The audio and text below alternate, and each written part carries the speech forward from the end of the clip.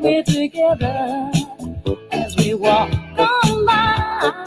And we fly just like birds of a feather. I want you no lie. All of the people around us, they say, can they be that close? Just let me state for the record, we're giving love in a family dose. We are family. Yeah. I got all my sisters with me. We are family. Get up, everybody, and sing. Sing it to me. We are family. I got all my sisters with me. We are family. Get up, everybody, and sing. Living life is fun, and we just begun to get our share of this world's delight. High hopes we have for the future, and our goals inside. We know we don't get depressed. Here's what we call our golden rule. Have faith in you and the things you do. You won't go wrong. Oh no, this is our family jewel. We are family. Sing it to me. I got all my sisters with me. Sing it to me. We are family. I can hear you, God. Get up, everybody, and sing. We have faith in you and the things you do. Hey, I got all my sisters with me. We are family. Get up, God. Get up, everybody, and sing. Good morning, YTBC. Peace, everybody. It's Friday. I hope everyone is doing wonderfully, terrifically, fantastically, all within the sound of my voice and the playback gang. We made it through another week, and this is the first show of 2024. You know what I'm saying? I've been at this content creation now on this channel for exactly 1 year. Well, not exactly 1 year, a year and a few months. This is year 2. We're into it. And yeah, man, I'm kind of excited. I'm optimistic. And we're gonna get into it. Hey, what's up, drunk? I think people will be filing in, slowly but surely here. I'm going to do my usual housekeeping thing while people figure out that I'm actually here and we're doing stuff. But yeah, let me just get to it right quick. Give me Control C this one. There's I don't know, man. There's what is it? Been a really kind of an interesting shift as boxing tries to find its way, in the post-pandemic world, where nobody really is tripping off the broadcasting anymore, and everyone's going to streaming, and boxing is a niche sport, doesn't have that kind of doesn't have a lot of leeway, a lot of margin for error. But it is sleek, the sport that we love so much. And while it may not be very deep right now in terms of its distribution, it is definitely wide, right? So we'll see if we can attract more fans, new fans, as boxing becomes 24/7, beaming all around the world. With all of these different enclaves and different fighters coming up, I'm optimistic. But it seems like this new kind of this new paradigm shift is opening up some really interesting fires where guys now have to compete within their own fan bases for I mean let's borrow a word from the thumbnail, right? For glory, right? So for glory, they now have to fight guys within their same fan base. It used to be that the big fights were about combining fan bases. You take your big fan base that you've managed to capture, and you fight somebody else who has another fan base that's different than yours. You come back, you bring those two fighters together with their with their respective fan bases, and then you get this mega fight. Now it seems the rules are changing a little bit. I think it's due to a couple of things. One is when a guy just gets big enough, the fight has to happen, and it seems like that's just happening these days. Like it's in the I don't know if it's just because of the sheer numbers of it all, because there's more of a global representation for fighters, then it just stands to reason that and within a division you'll get a couple of guys, even though they have the same fan base. They'll emerge because there's more guys to knock off with all these different sanctioning bodies and people really fighting for money and not necessarily for what they call legacy, but really what they mean by that is titles. Yeah, but I'm gonna get into it more in a second. Let me just let me finish this housekeeping. I don't want to go too deep into it, and then have to repeat myself over and over again throughout the stream. But I also, for the people who are here, and let you know a little bit of what I'm thinking about when it comes to this particular live. Yeah, we'll see. We'll talk about these so-called civil wars. When guys within the same fan base are fighting each other. We'll talk about whether that's worth it. We'll also touch on a couple of other things. Hold on, let me do this right quick. Anyway, yeah, man. Get to we're going to talk about Vergil'S return to boxing this weekend. And also we're going to talk about a little bit, this is an election year.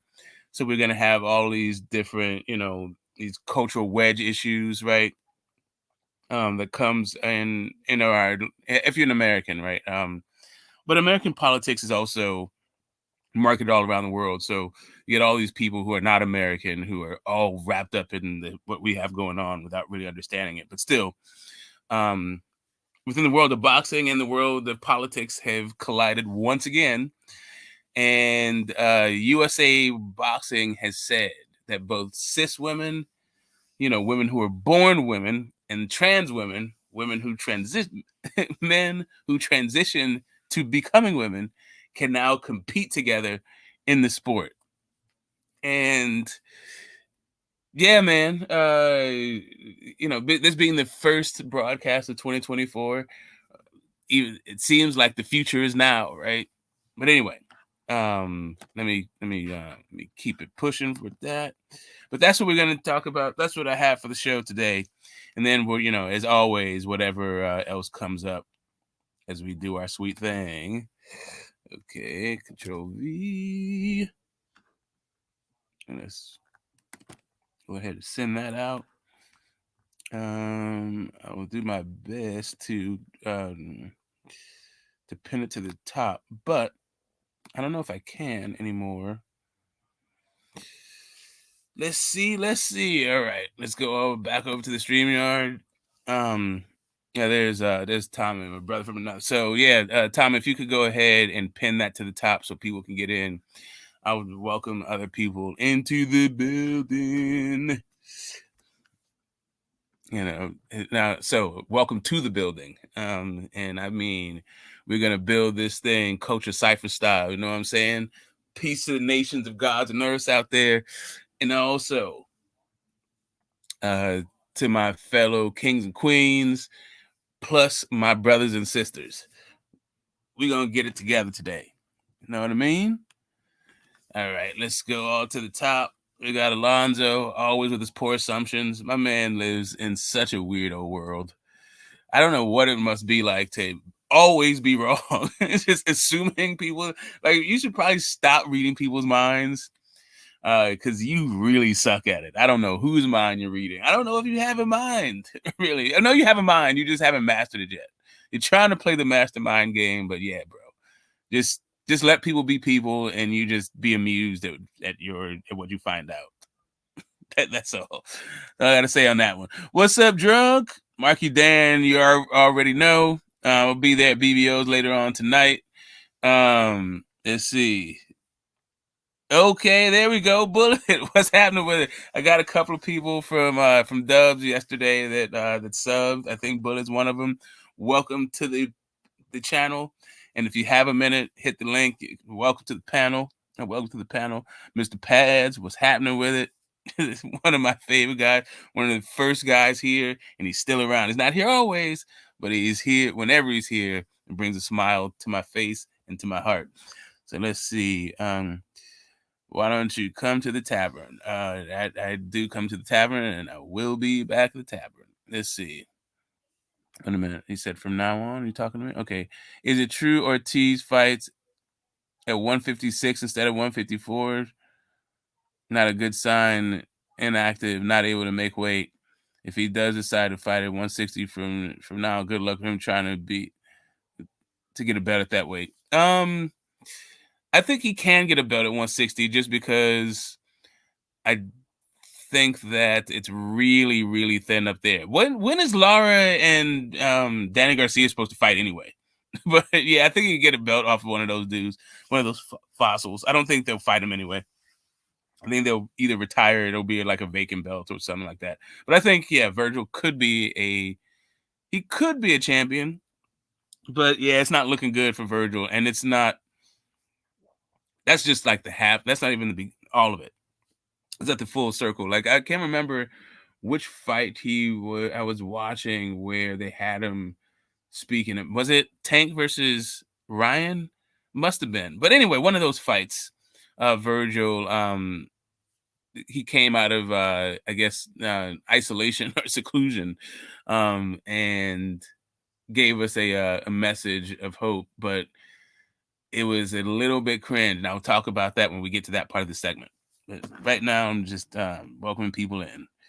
Let's see. That's off topic. Did you do a fight of the year, train of the year, knockout of the year, etc.? I did, but I did it in like early December just because I didn't think there was much of a chance for it changing. And for the most part, I'm like, I don't know. Has Ring Magazine done its fighter of the year yet? I did one, but knockout of the year was kind of weird. Maybe it came late.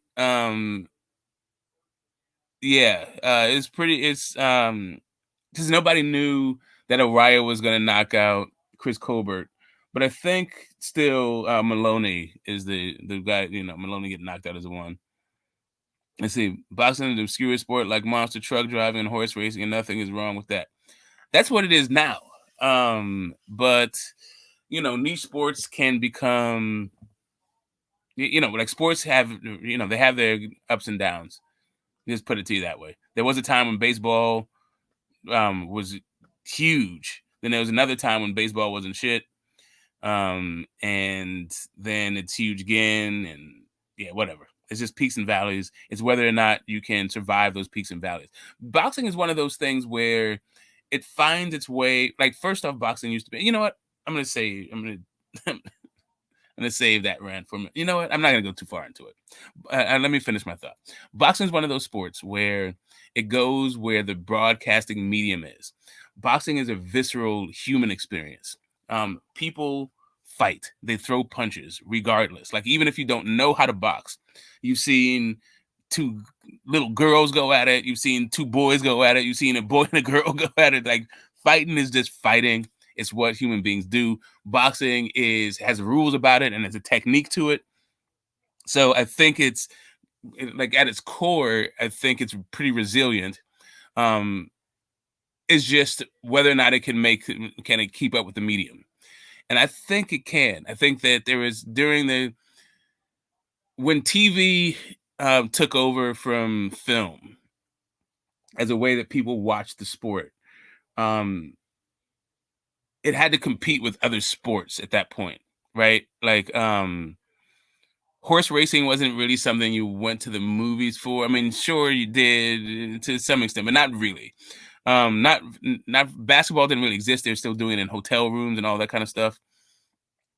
Sorry, in hotels, in hotel ballrooms. And yeah, baseball was just something you went to as the pastime. Football didn't really even exist at that point outside of college campuses. But in the 50s, with the advent of television, you could, from the comfort of your own home, experience sports.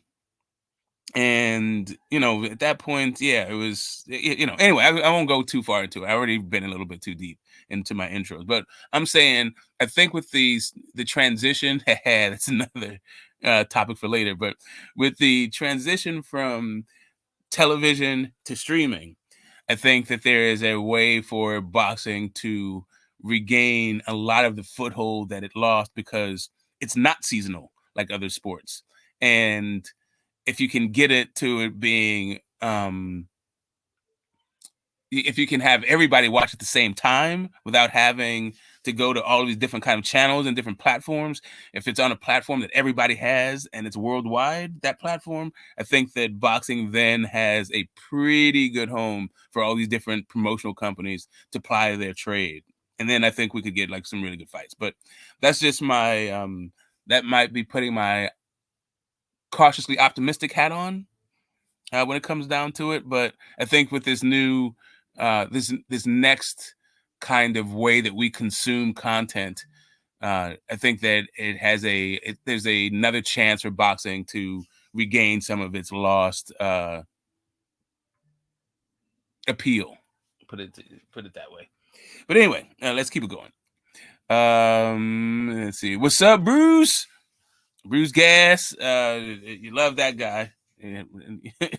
What's up, Rhode Island? Let's see. Champ Ross, what's happening with it? Always love Champ. I think Champ has made it to he's been here since the beginning. He pops in and out. I'm always like thinking, oh man, no Champ, and then he shows up. So yeah, what's up, Champ? Yeah, shit. Alonzo shared my live at the tavern. Well, thank you. Do you want a fucking cookie? Let's see. Oh, there we go. My guy who always hits the link before everybody else.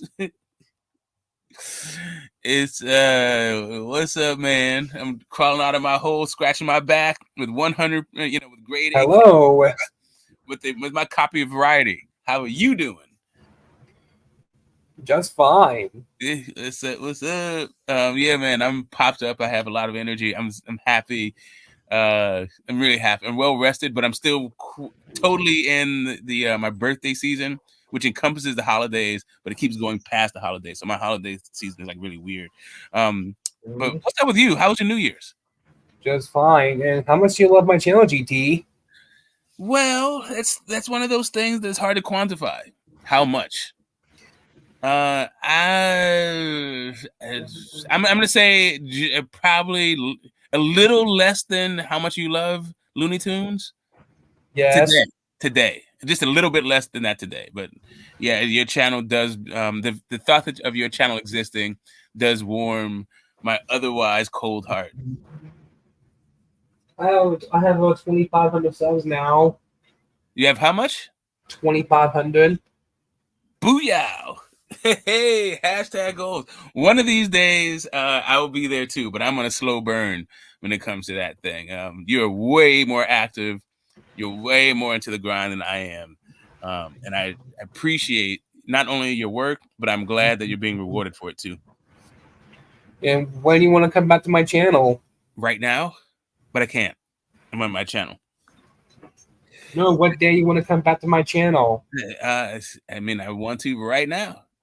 What? But I can't. I want to today, but I can't because I'm doing this. But I'm gonna keep telling you this though. As a retired guy, I don't know if you really recognize this. I did tell you. I don't know if you quite caught it though. I'm retired, and so the calendar just doesn't mean much to me. The days of the week they fall off. Really, if I'm not doing this today, I have only a couple of things that are like time and date sensitive in my life, so I don't really go by times or dates. Often I find myself not knowing what time or day it is. And the blue button that says streams to your audience is not there. Dang, let me see. Yeah, I don't know why they do that. Oh, how they do it or when. I should look that up now that you mention it. I put that in my yeah, let's figure that out. Like how is it that they do the simulcast? I don't know why they under what circumstances they give you that option That the whole Matt time. Chess channel has that. That blue Yeah, no. button. Yeah, no. I've done it Isn't from his that channel before, yeah. the stream we said on my channel? Yeah, maybe it's some sort of channel setting that I just don't know how to. Like, I don't know how to access yet, but I'll figure it out. Know what I mean? But so for let me plug your shit. Let me plug your channel. For all the people who have been living under a rock or are just new to my channel, this is Brandon, Looney Tunes fan, 2000. And he is a millennial baby. He is he's born in 2000. But beyond that part, the guy's a huge cartoon fan. So if you're one of these people who are still loving cartoons, or you just want to reminiscence about a kinder, simpler time where we just had racist cartoons that punched each other in the face and blew each other up, and for a good laugh, my man's got it. He got it for you. He's got all the homophobic joke. No, I'm kidding. No, but what I'm saying is, that is your Home Depot for all things Looney Tunes. He's got some Tex Avery. He's got some new stuff too. It's not, but yeah, Looney Tunes. He's your guy. Not only that, but Brandon knows a whole lot about cartoons and the cartoon making process, the directors, the studios, all that stuff. If you want an education when it comes to your cartoons, he's also got that for you. Hey, Brandon, why don't you drop that link in the chat, and I'm going to keep on welcoming people into this building. You know what I mean? A link to what? A link to your channel. But I do want to say this. I do want to hit. I do want to see that button so I can sweet stream this. Okay. But when there's more people, your channel will probably go triple X. No, but we do use some pretty strong language. You're gonna have to, like if you want to simulcast this place, first I have to figure out how to do it. But the second part of it is you might want to get one of those like programs to filter out curse words. Turn it into like space noises or like some Looney Tunes thing. We can do like Roadrunners. That's your guy. You can replace all the curse words with beep beep, meep. I should say, you know what I mean? Anyway, I thought everyone probably left my. Okay, let's see. Okay, let's see. They're saying what's up to parent. That's a question for the chat. Who is the best James Bond? I got Roger Moore. Roger Moore was my guy. I can tell you who the worst James Bond was, and that was Tim Daly. Pierce Bronson, I thought he would be a good one for a long time, and then when he finally took the role, he sucked at it. But who I think they should get to play the new Bond? Me. No, I'm kidding. Not me. They should get Benedict Cumberbatch. None other than. Or, oh no, they're saying Idris Elba. I don't want to see Idris Elba do that thing. Benedict Cumberbatch can't fight. Yeah, I don't know, but whoever they get, maybe some Pakistani guy or some Chinese person. I don't know. Yeah, Roger Moore is my guy though. Octopussy, View to a Kill. Anyway, Sean Connery's pretty good though too. I do gameplay videos sometimes now. That's cool. I am my game playing days are behind me, as I have repetitive motion from the controllers. My one thumb, I like my kick-ass thumb is dead after I play like 15 minutes of video games now. That's what happens when you. Hey, what if you had 24 on panel? What if I had 24 on panel? I would reduce at least 14 of them. At the very What will you do with 24 on panel? Kick 14 of them off at least. There'll be part of your channel probably X-rated. People will be arguing swim like crazy. Maybe. That sounds like it. Man, you got this whole slippery slope doomsday thing going on in your mind, huh? It could be great, by the way. 24 people on the panel could be phenomenal, could be mind-blowingly good. But at the same time, I don't care. I'm not here. Why have you had 24 sluggers? If there was 24 slugger, well, slugger for whatever reason doesn't feel comfortable coming to my channel. Manchester said the war will end. That sounds like an apocalypse to me. Let's see. Alonzo wants to know some more about what I got going on in life. Alonzo, amazing. I keep telling you. I keep saying the same thing. It's not sinking into you because you're so absorbed in your own experience. It's hard for you to understand other people's experience. That's what it seems like to me. But I'm going to tell you one more time. I have a gigantic family, right? Both immediate and extended. And all of their birthdays happen between really October and February. So while everybody's doing holidays and all that stuff, I have them too, but they coincide with birthdays. So I'm celebrating Christmas, but I'm also celebrating like 2 or 3 birthdays at the same time around the same like 2 or 3 days.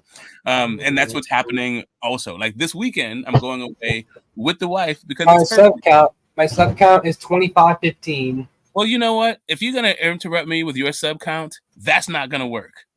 I might as well have 24 people on a panel. Man, you're awesome, bro. Yeah, you're awesome too, man.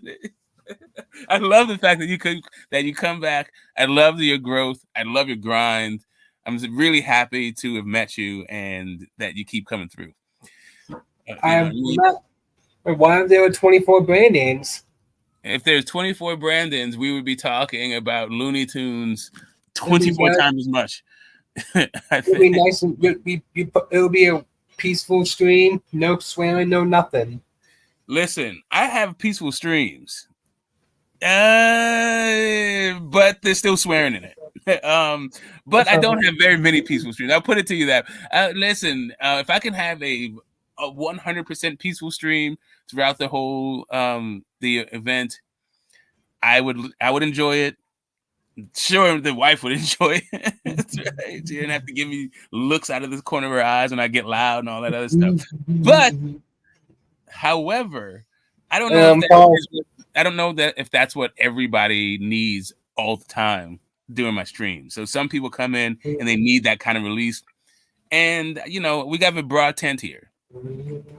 It's not as wild as the tavern because I like to keep it on point. With exceptions, right? Like you're an exception. I know you're not much of a boxing fan, but I really like my cartoons. So you get a pass on that one. You snuck in, you found the loophole. But I don't imagine many other people will. Maybe not anybody else, really, to tell you the truth. Let's see. Oh, and then we have another guy. Oh, wow. Hey, man. Keep going. What's up, Phantom? Nah, we got it. Hold up. The Phantom. This guy, if it's not Brandon hitting the link first, Phantom is another guy who I expect to be here as early as I am and stay for almost as long as I do. I really appreciate talking to this guy. Welcome to 2024. To the panel. What's up, Phantom? What's up? Shut up, Brandon. You fucking up my intro, bro. You can't fuck up the intro, bro. Respect the intro. I appreciate it, Smokey. What's the topic? What's going on? What are we talking about? Well, right now we're wrapping up Brandon. I think Brandon wants to talk a little bit more, and then we're gonna get right into this whole boxing thing. But yeah, we're doing until more people show up.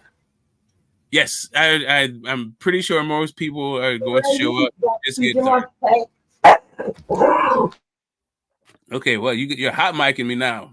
with your domestic reality there, Brandon.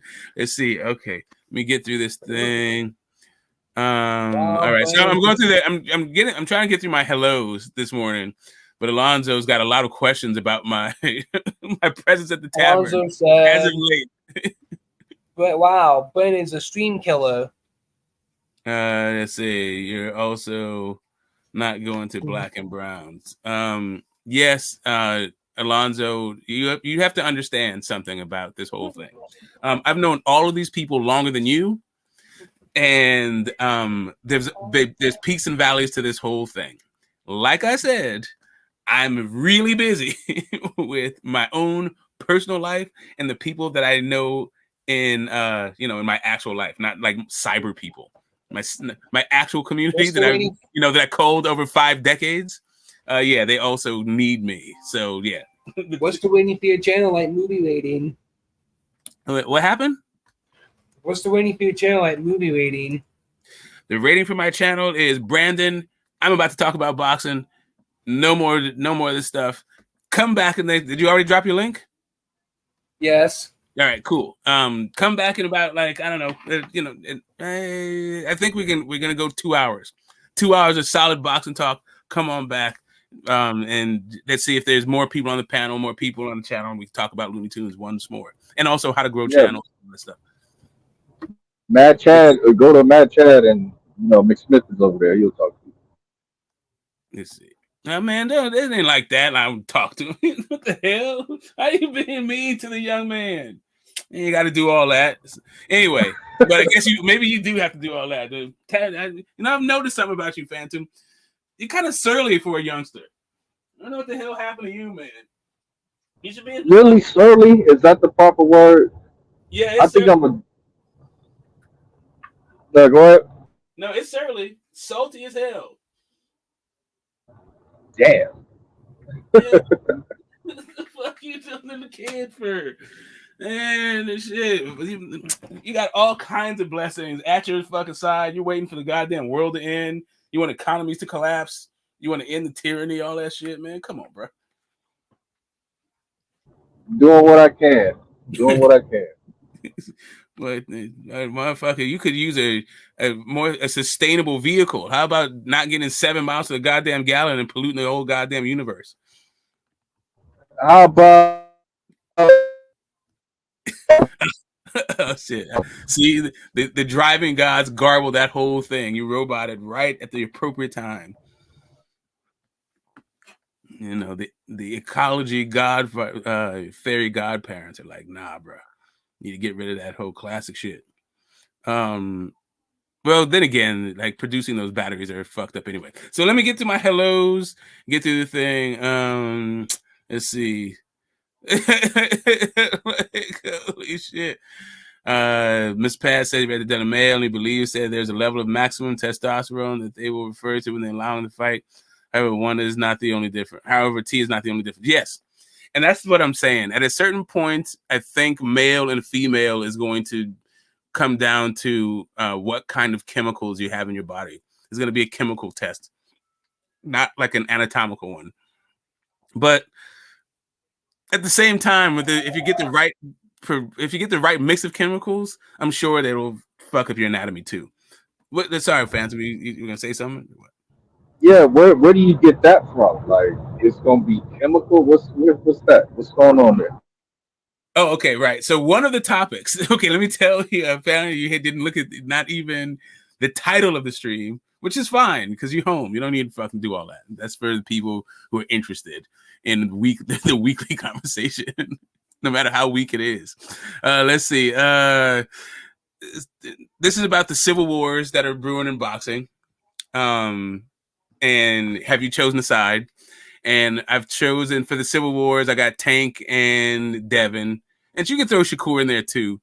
Then you got Better Beeve and Bivol. You got also you got Canelo and David Benavidez. To a lesser extent, just because he's got some Usyk problems, you got some brewing Tyson Fury and AJ. And I'm just wondering, that's what I'm looking at as far as the big guns in this Civil War of 2024. Just wanted to see if pick other people's brains if they see it the way that I see it. The other thing we're going to talk about is Vergil Ortiz's return, and he is debuting at 154. His return to the sport and his debut at 154. And the last thing, which is what we were just discussing, was the trans women boxers. Like the USA Boxing has okayed trans women to compete against cis women. Well, we got to be clear on that because that's at the amateur Olympic level. That is not in the pros. You got to be clear, bro. Well, that's when I say USA Boxing. Yes, sorry for the uninitiated. When you say things like a national boxing thing, for the generally speaking, you're talking about the amateur ranks. But for some reason, when it comes to the UK, there's no fucking difference. British boxing could be like UK boxing could be amateur or pro because that's how they fucking get down. But yeah, USA Boxing, that's the Amis. Let's see. Let's see. What's up, Cesar? Bruce, brother from another Marky. Sky Dog, what's up, man? Him hitting them notes, huh? What's happened to my boy Wilder? Wilder is there still pushing back against the idea that he shouldn't get the AJ fight, even though he got out-hearted and got his head binged off Joseph Parker's gloves. He's sitting there in his compound, surrounded by family, millions, and his gold-plated grenade launcher. Can't forget that one. His sports cars, which I don't know. I'm not a sports cars guy. Yeah, he's living his best life and doesn't really have a lot to do with boxing, as far as I can tell, outside of him wanting to fight a couple guys. Or what happened to him? What happened to him?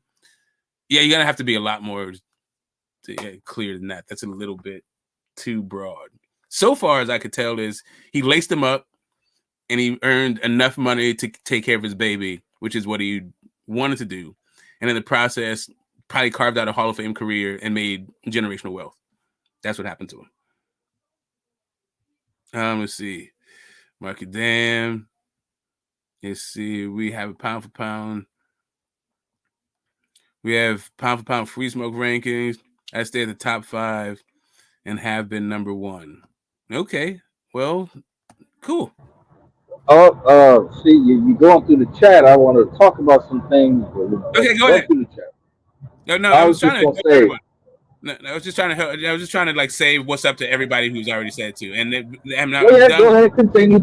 We got time, bro. Here's a last guy, Crush the Legend, dancing, dance machine. Anyway, all right. So, yeah, what's up, Crush, man? If you haven't subscribed to Crush, subscribe. That's one of the most creative fucking channels that I've come across. My man got puppets. He talks about all kinds of stuff. You gotta rock with Crush the Legend. Get some of that in your life if you haven't already. Crush, drop your link. All right, Phantom, what are we talking about? That Hall of Fame Wilder career, because at this point, I think he's the lower tier at it. I think AJ is above him. I think Fury's above him, and I think Usyk is above him. The issue is all 4 of them getting in and making it very hard for the other people who are not heavyweights to get in. That's true, but I'm saying if you put Wilder up against Tank when it's all, well, Tank might retire within the next 2 years. We don't fucking know. But Wilder and Nonito Donaire. Yeah, but you got to put a third. You have to put 4 people up because Wilder and Nonito Donaire probably could go in together. Is Mikey Garcia going to keep him out? Yeah, Mikey might. Well, Mikey's already there, so Mikey's already been retired for a couple of years, so they would be retiring together. So it's like, is Sean Porter going to keep him out? Probably not. Nope. Leo Santa Cruz going to keep him out? Nope. You know what I mean? Chocolatito is retiring pretty soon here, so Chocolatito could potentially. But here's the thing: Wilder's still active too. He is in the. Yeah, no, I'm saying these are guys who haven't announced a retirement yet, but they could. Right. I think Nonito is done, but I'm, like it's guys around here, like we all know that nobody's getting in over Canelo, right? Right. Is anyone getting in over Bud? That's a tough one. I don't think so. Hell no. Fuck no. Hell no. And I don't think anybody's gonna get in over Usyk. Nonito and Usyk vying for the last spot. The little dudes, it's always just kind of weird. I don't know. Like all of these dudes are gonna get in the hall. Like that's all I'm saying. It's just whether it's first ballot, second ballot, third ballot, fourth ballot. Eventually. I think all four of the guys you mentioned are getting. I think AJ's getting in, Fears is getting in, Wilder's getting in, Usyk's getting in. Right, and that's because we got thin division at heavyweight. But like, do you honestly believe Wilder has had a Hall of Fame career? I mean, that's the time will tell. Like the whether or not you get into the Hall of Fame is not an opinion, right? That's just a statement of fact. You go to the Hall of Fame, you see them, and they're in. Whether or not you think they deserve to be in the Hall of Fame becomes a different issue. Correct. That's what I'm asking. Oh, and so do I think he deserves to be in the Hall of Fame? Yes. But I have probably a different idea about the Hall of Fame than other people have. Most people think that it's about winning fights and the level of competition in those fights. And that has something to do with it. But when I say level of competition, I mean level of competition in people think that you have to fight the best guy out there. And if you don't fight that guy, then you didn't fight anybody. And that's not really the way the best works in the sport. The sport works from sanctioning bodies and writers telling you who the best is. So while other people might not think Bermain Stavern is worth anything, the sanctioning bodies thought he was worth a whole bunch, and so did the sports writers. The fight fans might not give too much shits about Chris Arreola or Luis Ortiz, but the sports writers did, and so did the sanctioning bodies. So it's like that. So it's like quality of opponents, the perspective, right? From whose perspective? Yeah. I mean, the sports writers, that's kind of their job. That's how they earn a living, And the sanctioning bodies, they're just putting people in fucking rankings and positions. I know what you're saying, but it's like we as the fans, we got to have our own opinions. And I want to know, what are you basing your opinion off of? Wilder has had. I'm basing I was basing my opinion on the Hall of Fame as it exists, not some Hall of Fame in my head, how I wish it exists. What ought to be. Yes, I'm aware. Right, so I don't have a special Hall of Fame. I don't have a criteria for it. I don't know how I would go about doing it. I just don't it's just not. It's hard enough. Like looking at the way that the Hall of Fame does it I see that it's such a difficult process. I don't have the time or the energy to try to figure out how they're fucking up. I see ways to improve it, but I wouldn't overhaul it and have a completely separate Hall of Fame kind of thing. Okay, of course not. I think you're being too abstract. No, I'm talking about even in abstract. I'm talking as a hypothetical. I'm saying as a hypothetical, like I don't know that I would take Arturo Gatti out of the Hall of Fame, for instance.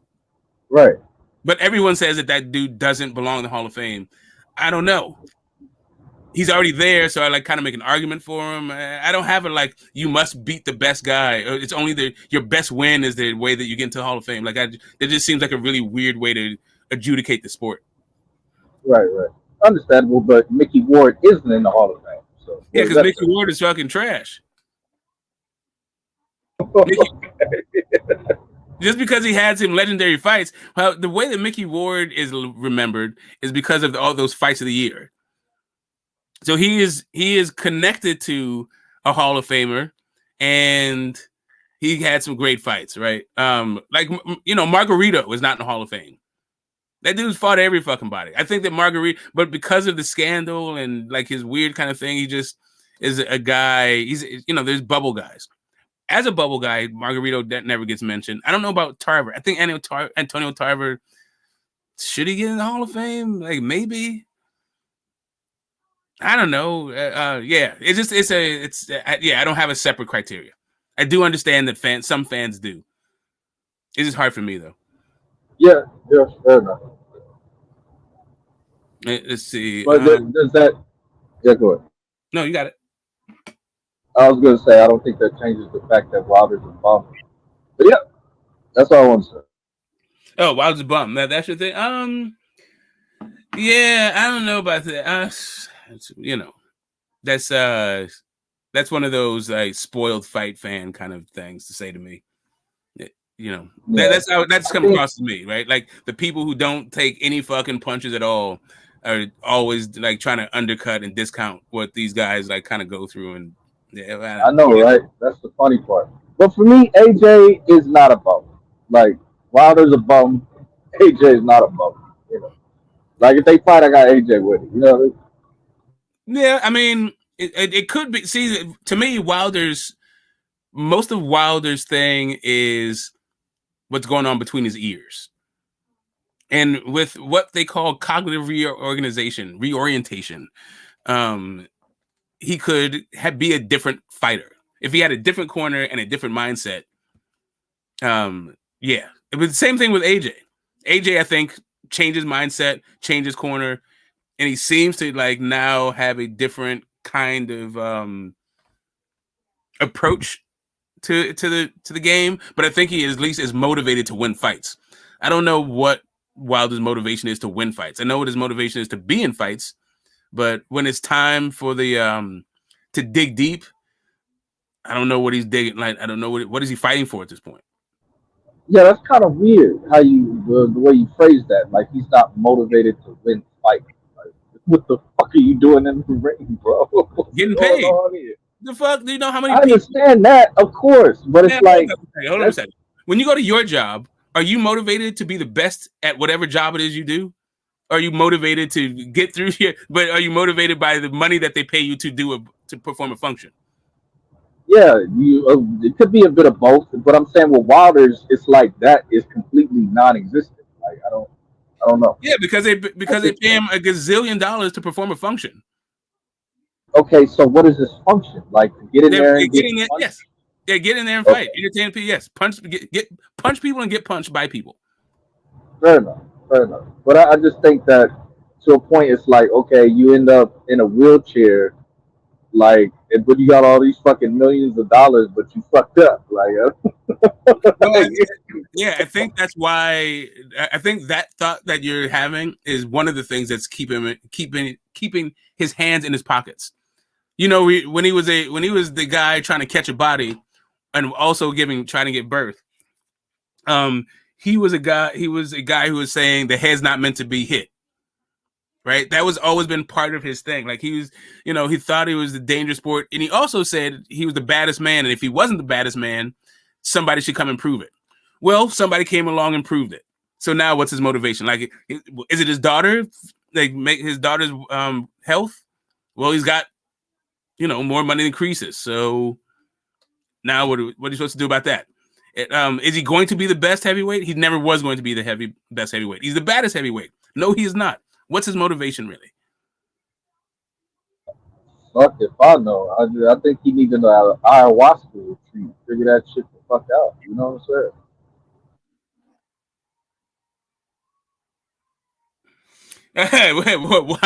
Wilder's motivated to yell "Bomb Squad." That's funny. That's fun. Oh shit! My guy, the troll kid, the troll hunter, Ronald Finkley comes through with the yeah man. That's funny as shit. That's pretty good. Okay. Oh wait a minute. Did somebody not put the link? Is that what's happening? I can't post the link.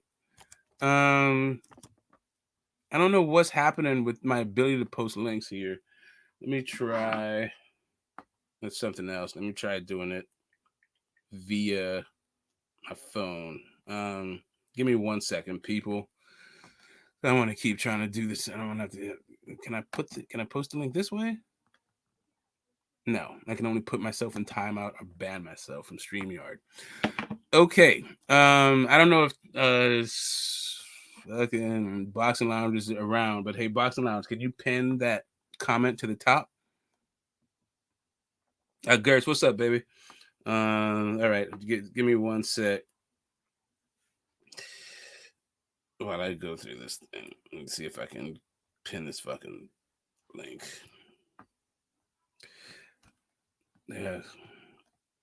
Hold tight, guys.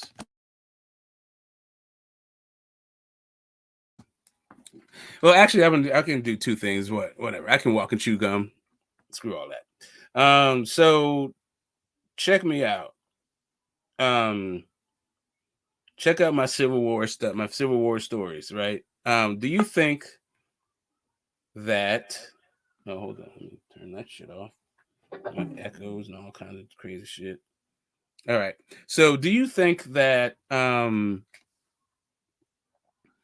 that the okay, wait, actually, let me rephrase. Who do you think will get the most glory out of these internecine conflicts, out of these civil wars, right? Who do you think is will come out like if these fights should happen this year? Who would think come out on top of these things? Who will get the most glory out of it? Will it be the winner of Devin versus Tank, the winner of Benavidez versus Canelo, or the winner of Better Beef and B-Ball? Well, I think you gotta throw Fury Usyk in there too. Well, they're not both from the UK, so it would be Fury and AJ, but it's just he got Usyk problems first. Oh, okay. You mean like from the same country? I guess. Yeah. Okay, fair enough. Or the same ethnic group, like Benavidez and Canelo, not from the same. Okay. Yeah, the same kind of, Just, same ethnic group, same. But I mean, you might be able to throw Usyk in there, but whatever. But everyone's claiming he's Mexico. a European. He is I think he is a European. He's just not like yeah, he's just not from England. That's all. And England has their because own. that might be my dark horse pick. I think Usyk might get all the glory if he beats Fury. And in the way he beats him, he's got to be like dominator. He can't just win a split decision. If he dominates Fury, he's getting all the glory. Yeah. So all right. What if David? What about you? Think you'll get more than Benavidez for beating Canelo? Yeah, because like Benavidez is the bigger man. He's supposed to beat Canelo.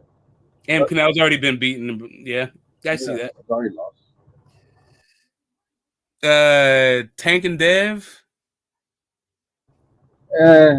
That's whatever. Because the weight thing and all that, and who knows how that'll go. Damn, the Russians don't have a shot at hell. So okay, so let's do a ranking then. Let's do a quick ranking. Number 1, Fury. Who's the number 2 guy? Number 1 would be Usyk, right? Oh yeah, that's what I mean. Usyk Fury, yeah, with Usyk, right? Yeah. Number 2, I would have to say Bevo, especially if Better Beef stops Callum Smith. Yeah, it would have to be Bevo. Number 3, depending on how the weight works out, like if Tank fights Devin Haney at his full healthy weight, that would be number 3. And then number 4 would be Benavidez. Huh. Yeah, I'm with that.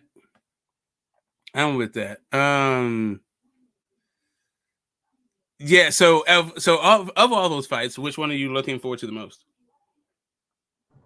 Well, I gotta see how the old man looks with Callum Smith because it better be go out there and stop somebody who's been stopping shit at his age. That's pretty motherfucking impressive. And that's the next fight we got coming up. So yeah, I'm anticipating. Yeah, I want to see that one for sure. Man, Ronald Finkley, man, you one of those guys. You remind me a little bit like Paul, man. You had your on the road to Damascus experience. You went from loving the LDBC to like bringing them up out of fucking nowhere. Did you only like Wilder because the LDBC like Wilder? Is that what happened to you, Ron Finkley? When you was out there being the LDBC number 1 guy, you were super LDBC. Now you're talking all this trash. All right, so no, I can't pin the chat. I can't pin the. What's going on with not being able to pin? Oh wait, here we go. Booyah, pin message, motherfuckers. Booyah, that's done and done. Cool. Well, you just sound a little bit bitter, bro. There's nothing quite like a reformed person that just sucks the jelly out of that donut, doesn't it? Yeah, Virgil Ortiz. What do you think of Virgil coming back? I mean, Golden Boy wants to keep, trying to shove him down people's throats. Let him. I thought he was going back to college and getting a degree. Now he's in a new weight class. I don't know what's going on over there. Well, shout out to him. Yeah, wasn't it? You know what, dude? I gotta say, I thought it was like really fucking sad. That he said he didn't know how to do anything else outside of boxing. I was like, oh, this is about to be a rough road for this guy. He just have no. I don't know. This is a tough road to hoe. Typically, I'm rooting for a guy, but if he's just doing boxing because he doesn't have anything else to do in life and he doesn't know how to do anything else in life, fuck, man, that's just tough. Especially if your body won't allow you to perform, to really be in the sport. That's the weird thing about sports. It seems like it's so time consuming and energy consuming that you have to pour your all into it. But if it doesn't work out, you're just left with like basically non-marketable skills. Yeah, that's true. Non-marketable skills.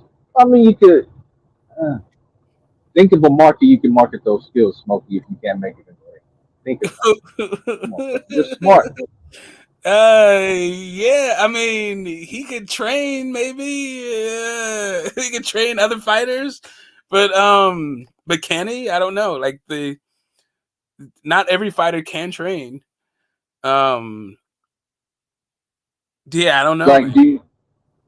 Like, do you think you can like be an enforcer for a drug dealer? Like, oh, yep, damn, there it is. damn. Oh, wait a minute, but he's a 154 pounder. Like the heavyweights can do that shit. But like, what are you gonna do when you... What happens when Vergil Ortiz goes to collect from Big Baby Miller? What do you think? How do you think that conversation goes? Good question. I don't know. Maybe he can. Yeah, probably have to hit him in the nuts. Yeah, swift in the nuts. One time in the nuts. Yeah, you're gonna have to have a shillelagh.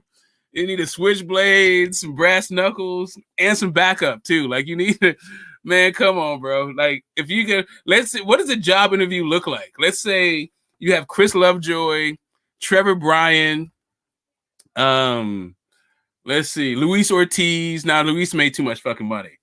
Ruslan Kajanu, let's do that. You got Ruslan Kajanu, Huey Fury, and goddamn Vergil Ortiz all like applying for the leg breaker job. Like, who are you gonna hire?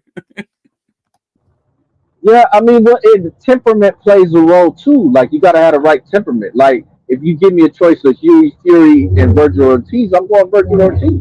Huey Fury be like, "Come on, mate. You know you owe the money. Just pay it up." You know that. Well, I don't know, man. Those travelers, they're a little bit different.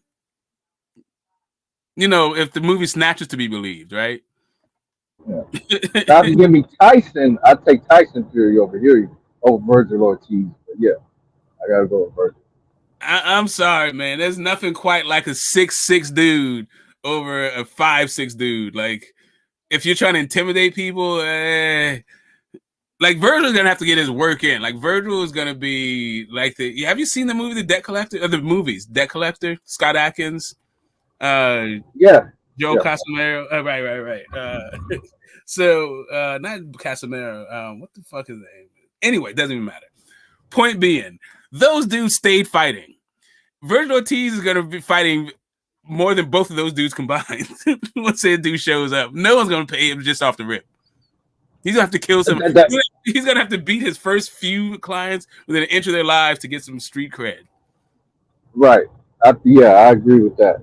But then here's the thing, though: if you try someone like Huey Fury and you see that he's soft, well, then that just ends the whole fucking. He's never gonna collect. But I think Vergil can like put the work in and have that crazy reputation. You know what I mean?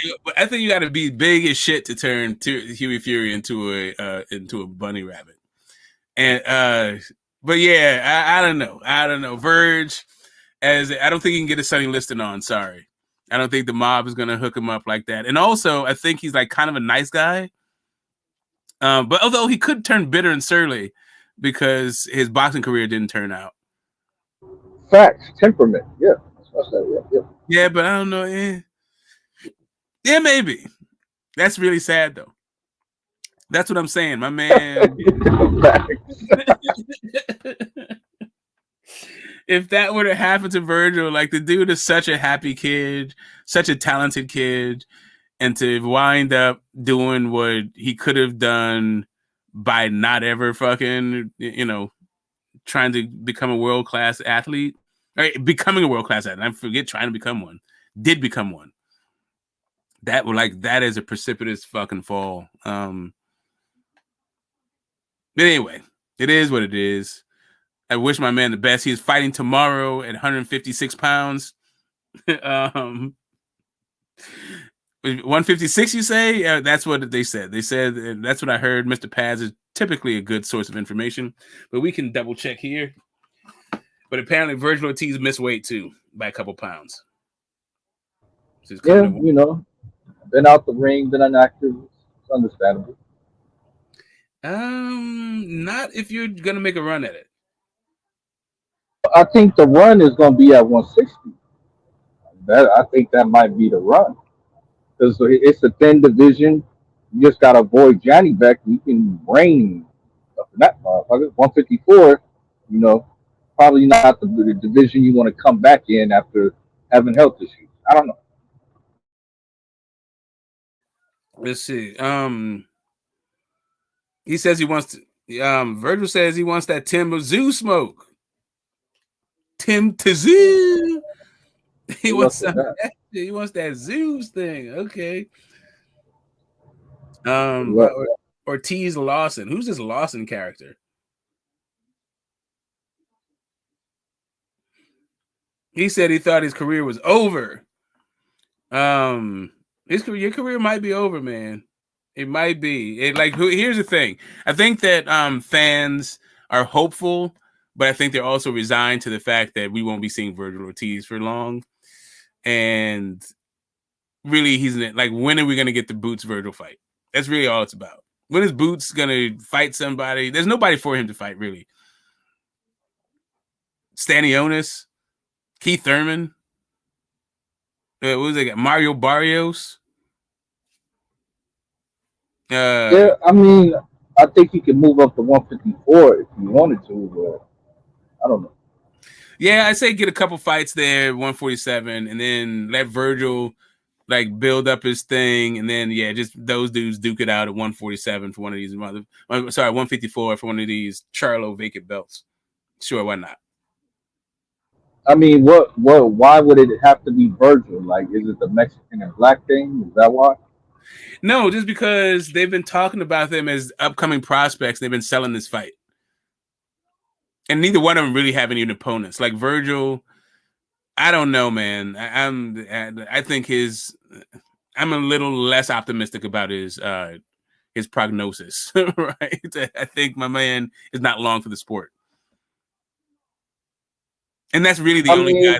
That's the only rivalry that Vergil's been associated with is Boots.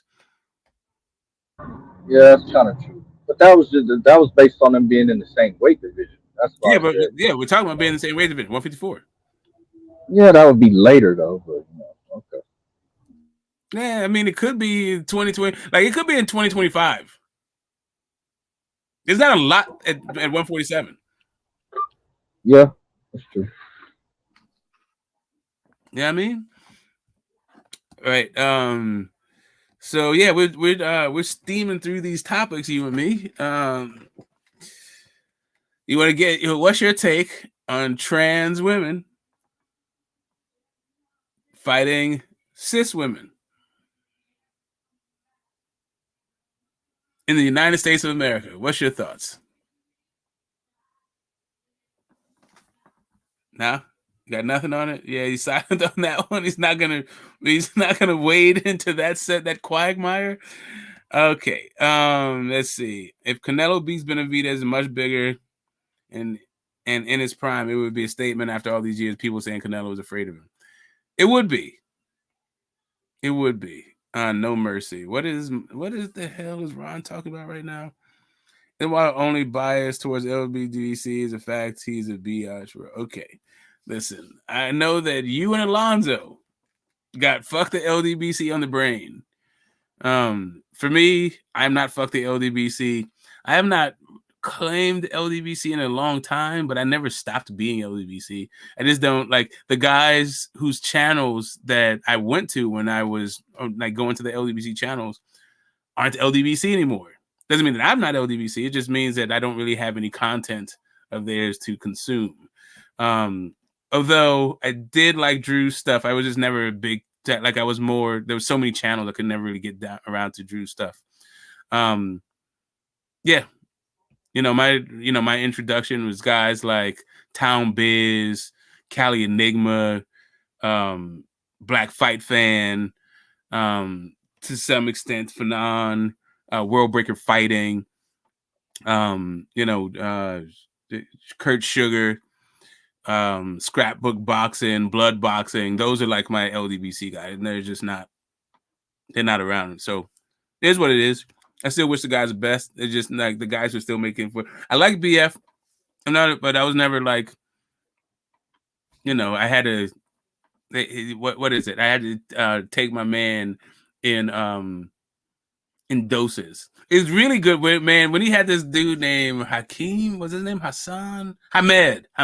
When Hamed was on that damn joint, and this other dude had, and basically BFTB was brilliant during the whole AJ Wilder era because of those fan bases and what was going on with the whole Eddie Hearn and the way that they came into the way the Brits are just in general. That was fun as shit. But yeah. Outside of that, you need a good enemy for BFTB. Otherwise, the dude is just on he is. It becomes overindulgent in sadism, right? Like the dude is just mean as a rattlesnake, and sometimes guys don't I don't know, they can't take it. Sometimes they don't deserve it, in my opinion. But that doesn't mean that they don't deserve it, period. It just means I don't quite get why he's going in on them so hard. But other than it just goes in on people. I've had a conversation with my man, it's interesting to interact with him on his channel versus other people's channel. But yeah, you got me talking about the LDBC. Let's see. Yeah. Hardline boxing talk. I know those guys. Who's hardline? Is that boxing librarian? You know what I did to piss him off, dude? Two things, man. Two things. Basically, I called him out on his bullshit. Yeah. It goes kind of deep, but my man has a bias. He has a blind spot. He thinks he knows more about America than he does.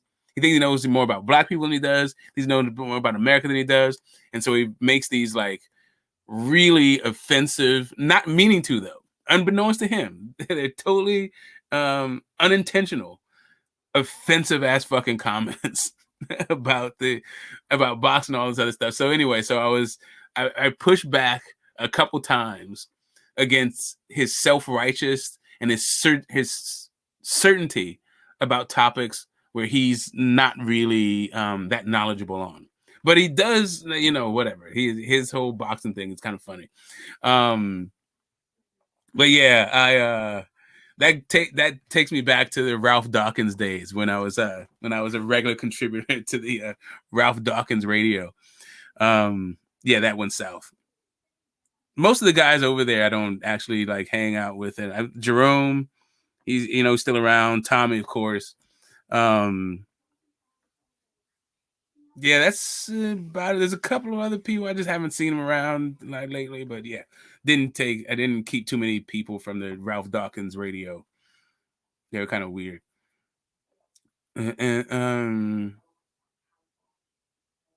Let's see. Oh, Mr. Doc. Yeah. Town Biz is anyway, he's run his channel. I could be in an elevator with fucking Town Biz and I wouldn't know it. You know what I mean? So there's that. But I'm gonna get into this whole like choosing a side in the Civil War, because for me, man, I don't really have sides. I'm not LDBC versus everybody, and I'm not that guy. I'm also not a guy that is Devin versus everybody, or Tank versus everybody, or any of these fighters versus everybody. I like the guys that I like.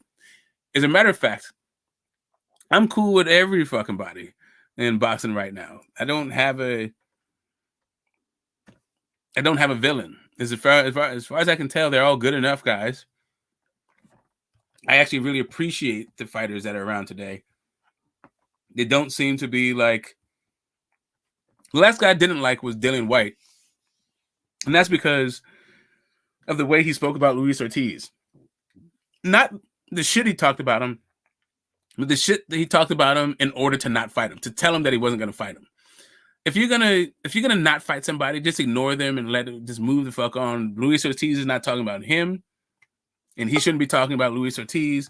But instead, he kind of went out of his way to depress Luis Ortiz's market value. Like, it was like, not only am I not gonna fight him, nobody should fight him because he's not worthy. Like, trying to fuck up somebody else's market value just because you don't want to fight him. I didn't like that shit at all, especially in boxing, which is a meritocracy. You're supposed to whoop his old ass, not tell somebody he's old. The dude's in there, he's getting paid. Go retire that old fucker. Or shut the fuck up and move on and fight somebody else. That's why I was so happy that he got knocked the fuck out by somebody who is even older than Luis Ortiz. You know what I mean? This shit was fucking poetic justice. But as soon as that knockout happened, that was all the vitriol I had for this generation of fighters. I like them all. Really. They're just a bunch of kids trying to make a fucking bunch of money and may have a career for themselves. Mr. Moore! 2024, what's happening with it, baby? How you feeling? Happy New Year to the brothers. What's happening, man? Right here. Say it. So what were you just talking? You were just talking about somebody was talking shit. You talking about Miller or to somebody else? No, we were talking about, it was the idea of, people talk like hating on Wilder, and I just don't have this whole thing. But it was really more about the Civil War that's brewing, right? The Civil War, like, you got Tank versus Dev versus Shakur. You got fucking Benavidez versus Canelo. You got the Better Beeves versus B-Balls. And what's brewing, I got my eye on it. It's bubbling right now, but it's just not full blown yet. I think it's gonna come. We'll see what happens with the Usyk fight. But I see on the horizon Fury versus AJ. Yeah, if he passed. If he gets back, yeah, he's got Usyk problems right now. That's what I said. It's percolating, but I see these Brits, man. They're getting ready for it. They're getting ready for Fury to beat Usyk, so they can talk all about how they have the heavyweight division locked up. And I'm very interested to see if they have a kumbaya moment, or do they fracture the way that the American fight fan base does. Well, isn't the fan base in Great Britain fractured anyway between AJ and Fury? I don't know. I don't think so. I mean, not in the way that not the way that Benavidez and Canelo is, and Tank and Dev and Shakur is. Not nowhere near like that. Yeah. I mean, that Tank Devin shit is really getting ridiculous, man. They now all of a sudden everything's about wait. Well,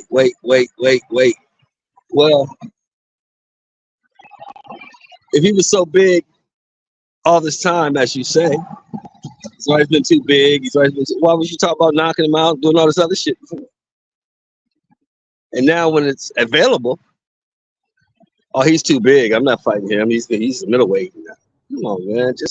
Well, here's the thing. Has Tank said that? Because I haven't heard Tank say that. It's always horrifically niggas say that. Like, I haven't heard Tank say that. I'm a pretty big Shakur hater. I like Shakur. What I don't like is the way that Shakur is being moved, or is moving in the media. That's what I don't like. I think my man Well, is. what's he say? What knowing do you say his now? What do you say now? He wants to fight Navarrete. He's calling out Navarrete. Oh, he wants to bring a little guy up. Yeah, like what the fuck? Right? Why not? Like, Why not? well, I mean, Everybody else does it. Tank did it. yeah, but you don't Everybody call else him does out. it. I mean, that's fine that everyone else does it, but you don't like. You can fight Navarrete, but calling him out, like, come on, bro. I mean, why He's was he trying to make calling a them out fight. when they were I at mean- the same weight class? Kind of weird. He's When trying to When make were a they in fight. the same weight class? That's all. When was this? The last At fight I 120. saw was, back then. That's why. But the Yeah. last Hold fight I up. saw When were they in the same weight class? At When were they 126. in the The same last weight? fight I saw, Yeah, was- the last fight I saw with Navarrete mentioned his name. Am I wrong? Wasn't at 130. Wasn't I at didn't hear you. No. The last we Navarrete saw just fought. Navarrete Chutton, he was taking a draw to a dude Shakur washed. He didn't Doesn't watch matter. it. He still mentioned Shakur's name. Though. He did. True. Yeah, he did. He did. And you know, despite the performance, I mean, he still had some momentum coming off that fight because it was still a great fight. But I don't like that shit for Shakur. He needs to go ahead and fight what's his name, Murataya. That's the real smoke I want to see because that dude is a killer. Who the fuck is more tired? Nobody knows. Damn, bro, you want Shakur to die? You don't know who the fuck Murataya is? I'm saying nobody knows who the fuck that is. They know who Navarrete is. Though. That's who the people showed up to see. Wait, hold That's what I'm saying. That's what I'm saying. You're a nobody, on. Marky Dan. You're saying you're a nobody. Hold it. First Wait, off, so now it's about drawing power? Wait, Marky Dan, hold the phone. Just hold that thought for a second. What's up, Puerto? What's up, Marky Dan? Welcome to the fucking panel and to 2024, the first Happy show. New Year. Happy New Year's, brother. No, man, like, yeah, I'm everybody. sorry I just combined both of you guys' greeting, but I know you guys are champing at the bit to get your thoughts off. So go ahead. Nah, man. Nah, Smoke. I'm blessed. Thank you for that, and blessings to you too, Pearl, and everybody on the panel. But no, I don't like that fight. Murataya is a way better fight. They both have a common opponent. That dude Nakatila that Shakur ran from. He stopped him in 2 rounds. I mean, go ahead and make that fight. Like the Navarrete shit, it's cool, but they're not gonna put that fight on pay-per-view, I don't think. So it's like, what's the point of even bringing up the drawing power, bro? But Navarrete brings out the fans, bro. It is what it is. You're a nobody, Marky Dan, so you don't count. What'd you say? Murataya ain't bringing nobody out. That's fanciful words, not mine. Where's Murataya I from? mean, I'm just talking about the fight itself. Well, which fight I would prefer to see? He's gonna watch Navarrete. Where's Raymond Murataya from? Where's he from, bro? I believe he's from Mexico or wherever the fuck he's from. I don't know. He's from California. Okay, so you don't know. He's from Covina, He's from California. California, right? Nobody know. Okay, no, Yeah. he's from Cali, but Marky Dan thought he was from Mexico. That's what I'm saying. Nobody knows who the fuck he is, but people know who Navarrete is. I mean, who gives a fuck? Edwin De Los Santos was. Hey, wait a minute. Hold on before we start yelling. Hold on. One question. To Phantom. Nobody knew who the fuck Nakatila was either, right? Yeah. What's your point? Yeah, that's what I said. Like, you looking like Shakur is a nigga like Tank or Canelo who's fighting on pay-per-view You and has to supplement the fan base you and the customers. Are too slow with your thought process. You got to understand, Shakur is trying to break into another market where he has value now. So of course you fight Navarrete. Of course that's the next fight you fucking make. That's market share, bro. What the fuck you need talking about? It's a business too, bro. Bro, he has no market, bro. He fucking gave that shit up his last fight. Bro, exactly. They came to see fighting like how he fought in his last Navarrete, fight, bro. The fans came to see Navarrete. That was the real main event for the fans. So you put Navarrete in with Shakur to bring the fan base out, bro. Simple. Yeah, but what does that bring to Navarrete? Nothing. It does. He gets his shine too. Being in the ring with Shakur. He already got his shine. He doesn't want to be associated with that fucking crappy boxer. He is going to be because you know what? That's where the budget is. Why would it? That's where the money is going to come from. Navarrete and Shakur. Bob's going to pay for it. That's what's up. Navarrete already makes If I was Navarrete, unless they offered me a bag, I ain't taking that shit. that motherfucker, he's gonna run from you. He's gonna make his Soon as you biggest hit him. bag of his I want to see a career, bro. Shakur fight ever again. He's gonna be the biggest bag of his career. Yeah, Navarrete, he gonna take that fight. He gonna just move up, let the dude run from him, then just move back down and keep fighting with his title. That's what it's gonna be. Shakur should fight Jake Paul. Navarrete fights on Shakur's undercard. Just put it like, I think he wants to get from underneath Shakur's shadow. The way you do that is by fighting that guy.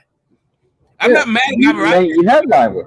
Like Navarrete should be calling out He's Shakur. not headlining, smoke. Be calling out no dude in a weight class below him. Like that's just bad form, man. In my opinion, I just don't respect that. I heard Navarrete. Not only that, didn't we get on Tank's ass about Hector Garcia? No. Yeah, and he didn't even call Hector Garcia out. Hector Garcia just got slipped in there. But if you're paying attention to the way Tank moves, you can figure out it's going to be Hector Garcia. But he wasn't calling out no damn Hector Garcia. Tank don't call out fighters. Oh yeah, that's true. I see what's wrong with Shakur calling out a shit. Yeah, he's calling out guys. I don't see what's wrong with Shakur calling out a multi-division champion. I don't see the problem. Listen, so you think that'd be fine if he called out Monster Inoue? Because Monster Inoue is a way, like he's a multi-division champion. He's also 15 weight classes below that dude. Like get the fuck out of here, dude. Fight somebody like 3 weight classes below. Like that's what Tank said. Tank said that's not a viable fight. Yeah, I know. He said he'd want to fight him though. He would love that fight. He also said that, but it's probably not viable right now. No, he didn't. We said that. Yes, he did. Classes for a reason. He said this before. I would love that fight. Sorry, bye. That's a fight I would want. He said that though. This was in lead up to the Ryan fight when he was. He said he's too small. He said too small. Yeah, he might have said something different now, but I'm saying he did say the opposite in the past. Nah, he sang him his praises and he thinks he's a hell of a fighter, but you know. The way that Lomachenko treated Rigo and the way that Stephen Fulton treated Monster is the way that you're supposed to treat a little dude calling you out. You're supposed to try to fight somebody. You're like, if that little dude wants some smoke, I got him, but I got bigger fucking fish to fry with bigger guys. And if the fight happens, but at least you're not sitting there trying to like bully a little dude. It's just bad form. I don't know how the hell you spend. Listen, to each his own. This isn't like a huge blunder for me. This is just a kind of this is my own personal preference. I don't even know if this is necessarily a misstep, but I just don't like when guys call out dudes from smaller weight classes. That's just it's me personally. But to me, I've been making a bunch of just huge PR fucking blunders. This isn't one of them, but it isn't it isn't that great for me either. The only I want to see is a Devin Haney, so Devin Haney could beat the ever living shit out of him. And I think Navarrete said at first he wanted to fight Shakur. It was just a back and forth, and now Shakur is making it known that I want to fight you next. That's all it is. Yeah, Shelton already made that point. Yeah, that's what I'm saying. It's like I know he called him out first, but what you're supposed to say is that little dude and do. Like what I'm looking for is the winner of Loma. I'm trying to get Loma in the fucking ring. That's what I'd be focused on, not no damn Navarrete. Well, Loma don't want to fight him. What is he supposed to do? That's fine. If Loma got a belt, like what he's being like, I'm trying to unify. Say that shit then. If you don't call anybody. Yeah, but Loma don't got a belt. Loma fighting George Kambosos. Right. Just say right. So say I want to fight the winner of Loma and George Kambosos. I'm pretty sure he's made that clear. He's wanted to fight Loma. Loma's doing something else. It's clear if you fight Navarrete, a guy who's never had he does not have a belt in that division, and he's never even fought in that division. So it's really not. Yeah, but that's my whole point. I'm saying Shakur has said he's wanted to fight Loma. He said this. Shakur says a lot of things. It's just Loma's doing something else right now. So who else in the division is trying to fight him? Pitbull Cruz turned it down. Williams Tater turned it down. Frank Martin turned it down. How about stop Thank God. Exactly. God. That's my point. That's my point. Is that Shakur Stevenson in the media is making missteps. The guy should be talking about unification, not people. Good point. He's so busy trying to stir up some controversy so he can have his name and so we have his name on our tongues. Like it's just kind of like, bro, you're doing fucking too much for no damn reason. Like let Navarrete, the undercard guy, pursue you, and you pursue where you're trying to get to. But if you're trying to Y'all get to, acting like some fans if you're right trying now. to get to the same, if you're trying to get to the same kind of cachet of a guy who fights not only beneath you in weight divisions, but is on your undercard, then what the fuck are you doing? And of course, Bob already told Shakur, I'm going to give you Navarrete, and then we're going to try and do Loma later. Shakur knows he's going to fight Navarrete. He's just building the fight now. Nah, he Stop blew that being shit. fans He blew and put that your shit. fucking thinking cap on, bro. He blew that shit. Why do you think they signed O'Shaquie Foster, bro? That's the fight now. Well, who blew what? What are you talking about? Shakur blew that opportunity. You don't think For that you guys don't think that Shakur's people talk with Bob's people and they lay out the plan that they want for the fights to happen? Of course. That's why I said he knows he's going to fight Navarrete. That fight's going to happen. He knew, but he fucked that up. How, Puro? How do you fuck it up? How do you fuck it up? Did you watch the fight? What are you talking about? The fight with De Los Santos? Yes. What does that have to do anything? What does that have to do with Navarrete? everything? Like literally, like, and I'm not even capping or whatever. Like Shakur, like literally ruined his career at the top level with that performance. Who told you that? What are you talking about? What do you mean? Who told me that? Everybody told you that. Shakur tells you that. Shakur literally telling his fans, like, if you don't like it, don't watch. Like, that's like the dumbest shit ever. Yeah, but to say he ruined his career, that's just stupid. You'll see. Excuse me. Said the same shit after the Nakatilia fight, and then he bounces back. He's gonna bounce back again. Whatever. But here's the question though: when have they ever gave a shit about what we wanted? Is what I want to know. In what context, Sheldon? What you talking about? In the context of they're gonna fight whoever the promoters line up for them to fight. They don't give a fuck if the fans want to watch it or not. They're gonna put the fucking fight on, and we'll go from there. Yeah, that's correct. where it usually works. Yeah, that's why it's gonna be Navarrete. No shit.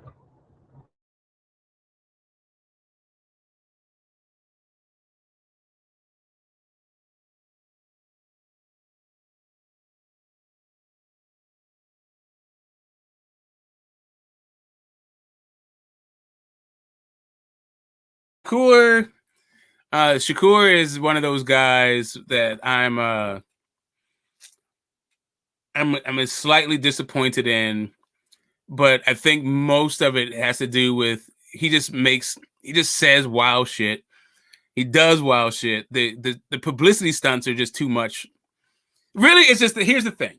My man is trying to cover up for his failures instead of just getting better. And he just needs to fucking get better. He needs better opposition. He needs better representation. He needs better management. He just needs better shit. I don't know how he's going to orchestrate that while he's just trying to deflect and make it everybody else's fault. But yeah, I hope he gets it together because I think he's supremely talented. I don't think his career is over at all. I think he just needs to stop saying and doing weird shit in the media. Just say Warrington to him. Get scared. Warrington, that was the fight that was supposed to happen, but the pandemic happened and he ate his way out of another division, right? yeah. Sounds like Shakur. I gotta get to work, fellas. Thanks for having me, Smoke. I just want to say happy New Year and hello. I'll see you guys later. All right, peace, fellas. My God, Raider, what's going on, man? What's up, man? Buenos dias to everybody. Second. Happy New Year. Happy New Year. What's up, man? What you guys talking about? Well, we're talking about a few things, man. We're talking about the civil wars that are brewing in boxing in 2024. The big guns. Part of that thing is Benavidez versus Canelo. You got Tank versus Dev and Shakur. And we got Better B versus Bivol. And perhaps percolating all potential fights on. Yeah, AJ. Well, Better Be than Bivol is signed, actually. Is that signed? That's what they said. They were like after the Callum Smith. It's apparently if Better Be past Callum Smith, we getting a b-ball fight. Oh, there's already a signed fight. Damn, that never looks good. That never goes well. Well, it went okay with Tank. It went Kind of okay like with the Wilder shit, right? Ward. It goes all right. Is that kind of like the Wilder shit? Wilder was already signed to fight AJ on the condition that he won. Yeah, I guess. Yeah, but Benavidez's not a bum. That's the difference. So the question is, for all these civil wars that are brewing in boxing, have you picked a side? Do you have a side, Tank versus Dev versus Shakur? Do you have a side in the Canelo versus Benavidez? You have a side I don't really pick sides. I just have an opinion on who I think is gonna win based on their abilities and skills. You know what I mean? Yeah, I'm with Raider on that. I don't have a side in anybody. I just want to see the fight. I just want to make the fight, and we can talk about who's going to win and why. I don't care about all that. Pick a side. I'm Team Shakur. I don't give a fuck about none of that. Oh, that's good. Hey, salute panel. Salute Market Dan. Salute Phantom. Salute Mr. Shelton. And of course, salute Smokey and Skirl if you up there. Hey, what's up, Gentlemen. Victor? 2024, Hey, gentlemen. baby. We here. Another Friday. The first Friday of 2024, and we're together doing this boxing thing. Go ahead. You know what I'm saying? And all the famous are here. All the number ones are here. Hey, Smokey. I appreciate what you just said a little while back when you said, Shakur, clowns around. Well, you didn't say clowns around, but it means the same thing. And this talk with Shakur chiming in with his fans, and in unison, they're like the best in the business. But you're absolutely right. It might be a little bit extreme to say Shakur's career is over, but he's got to elevate. And the first thing he's got to do is learn how to fight a little differently when he's got a different opponent instead of the same old shit that you got on the TV right now.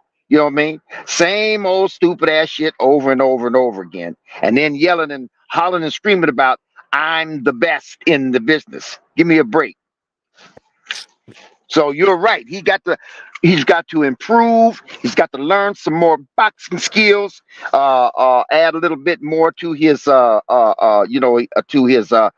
bag, and try to elevate himself. And by the way, there's this subject about Tank won't fight Shakur. Tank won't send Shakur a contract. And my argument to that dumb shit, that's some more of that dumb shit, is Ryan Garcia got to fight with Tank.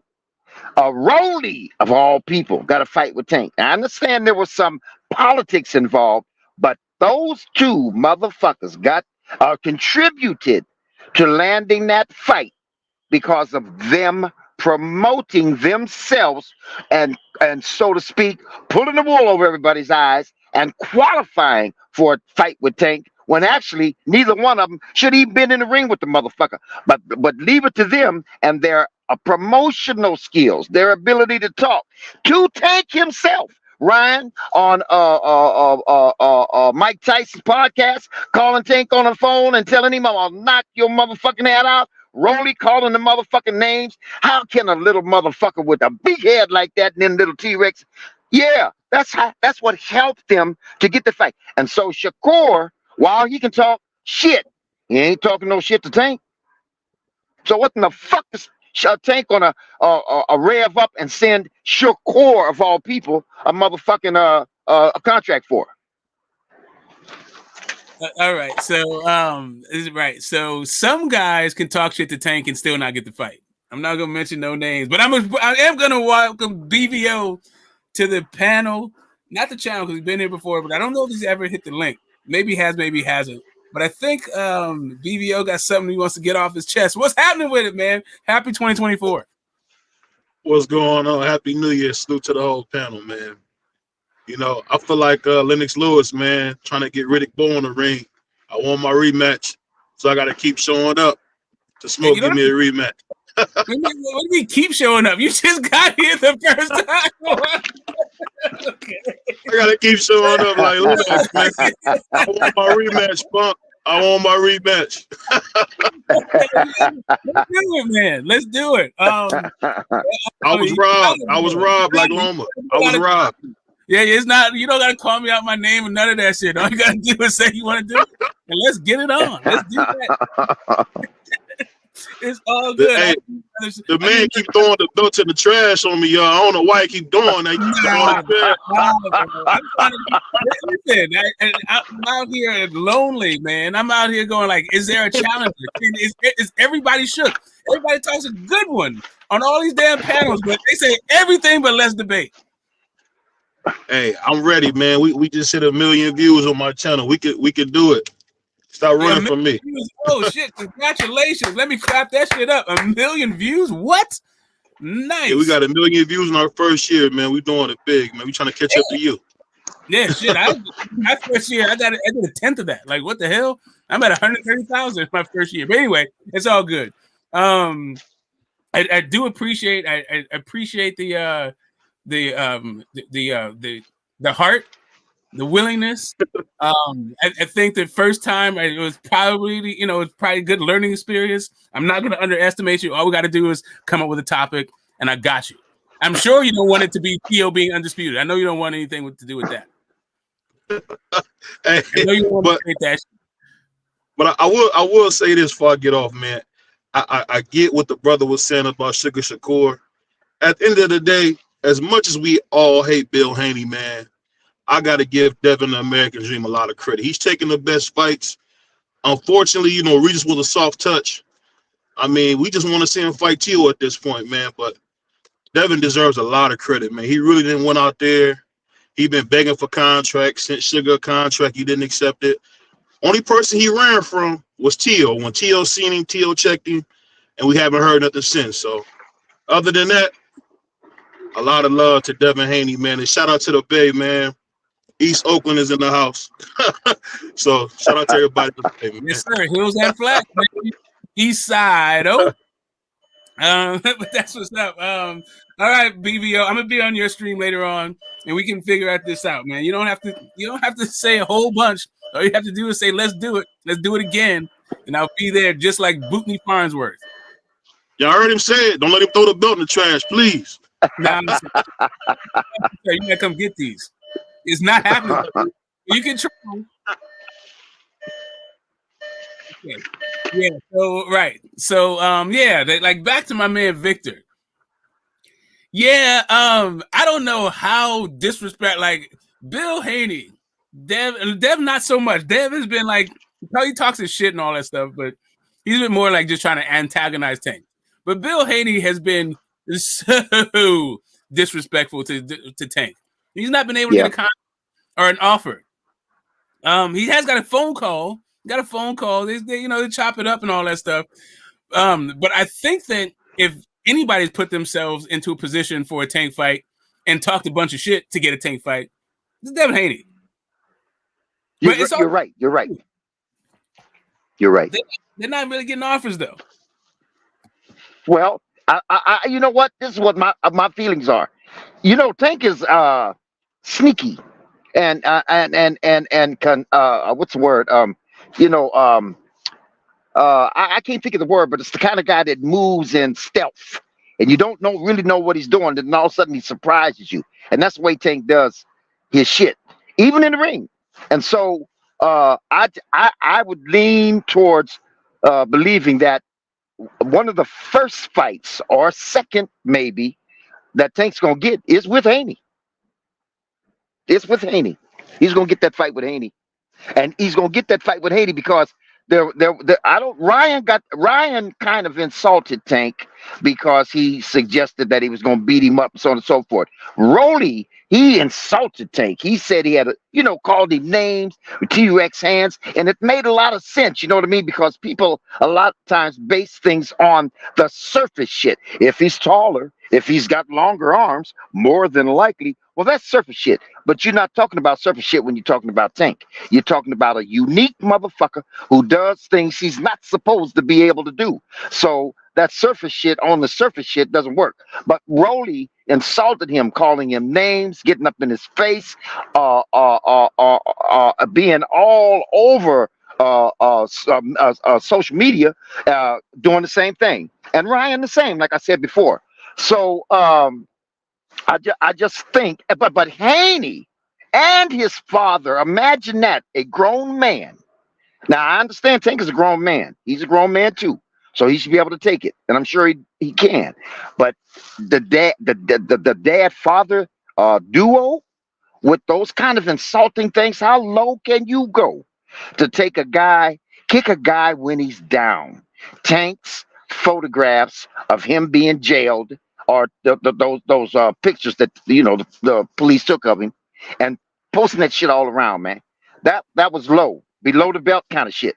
So make no mistake of motherfucking about it. As a matter of fact, his team, not just Tank, his whole motherfucking team is upset about that. They coming for Haney. Make no mistake about it. And they're not gonna wait too long because they want his ass. That's the way I look at it. Yeah, it sounds like they want his ass as long as it benefits, as long as we have a competitive advantage and he's at some kind of disadvantage. I don't know. The Tank thing, a little bit of luster has gone off the fight because of, for me, Tank's team. The way the Tank's team has moved, because I think that the Haneys have showed you that this should be a grudge match. It should be about bad blood and all this other stuff. But the Tank people don't give a shit about any of that. They're like, we'll see. He's too big. He's too all this other. Man, listen, if neither one of you guys can be at your best when you fight, then why fight? You just skipped over that. It's grudge, being offended, being insulted. That's enough for a motherfucker to want to get in the fight. Yeah, Go ahead. But I mean, it is enough to want the fight. But I'm just saying, like, as a fan, like, I see how the way that the Haneys are trying to sell it. They're trying to sell it as they've had bad blood since before anybody knew who they were. They got history, and there's nothing good. Like he told my man that he wasn't really the guy from The Wire. He told he stays on Tank, like you said. He's passing out. He's making sure everybody knows that Tank is a degenerate, is a reprobate, is a menace to society. All that shit. Yep. Like doing the most, and they're still like making business. They're still like, okay. Well, you're too big now. I need a rehydration clause. I need catch weight. Well, why don't you go fight Boots? Okay. I mean, are you gonna let Boots sell it for you? Like, okay. I mean, he didn't pass out. No. These guys are carrying their heads up high. They're not gonna stoop down low and get in that gutter with motherfucking Bill and that slimy shit. You just came through and just said they put him in a position and then they talk their way into it. Oh man, if you don't get out of here, big bro. No, I'm telling you, man. Listen. Wait a minute. Totally different. Listen. Hold up. Listen. Hey, Smokey, look. The guys are in front of the camera and they're in the public view. You got to walk a fine line there because you know what you can do. You can gather fans or you can repel them. Right now, one of Tank's expertise abilities is to gather fans, put people's asses in the seats, get high pay-per-view numbers. And the reason why is because he carries himself, he walks that fine line real nice so that he doesn't repel people. Now he makes the mistakes on the side. We ain't talking about that. I'm talking about when you're in the camera view and it's an opportunity for you to present yourself, your personality, your attitude, your character when you're in front of that camera. And so I'm suggesting that's what those guys are doing. They're not going to stoop low and start talking that rank shit. I know there's some areas where they've played a few of that, played that game a little bit, but they walk that line walk that fine line, right? So that's why you have that. And by the way, this catchweight thing, that is a technological, not in terms of technology. So well, it is scientifically in anatomy, in the area of anatomy. They're just trying to equal the playing field. I think that's fair. I think that motherfucker who can go up to 160 pounds by the time he walks in that ring, 160, 165 pounds by the time he goes in that ring, along with extended reach, extended height, and then you put all that motherfucking weight on that little kid, that's not fair. Period. It's not fair in anybody's eyes. I mean, the people that are seething just to see a fight and see somebody get knocked out, they wouldn't give a damn if they put a bunny rabbit in there as long as he knocks them out or beats them up or whatever. Anybody. But I'm talking about the fairness, putting some kind of equal playing field in there to apply to these two guys who are dimensionally very far apart. Height, reach, and weight. Tank can't even get up there. If he gets up there, he'll just be roly-poly. So and it's in the system, so to speak. I say legitimately, but legally, it's a tool that they use to try to equal the playing field. That's all. Okay. Right. So because Tank can't hydrate to the size of Devin Haney, it's unfair. Isn't the ability to rehydrate an attribute? Isn't that like a gift, like Tank's power or Tank's speed? Yep. So, like, how is it unfair? Like, is it like only guys who have the same punching power as Tank should fight Tank?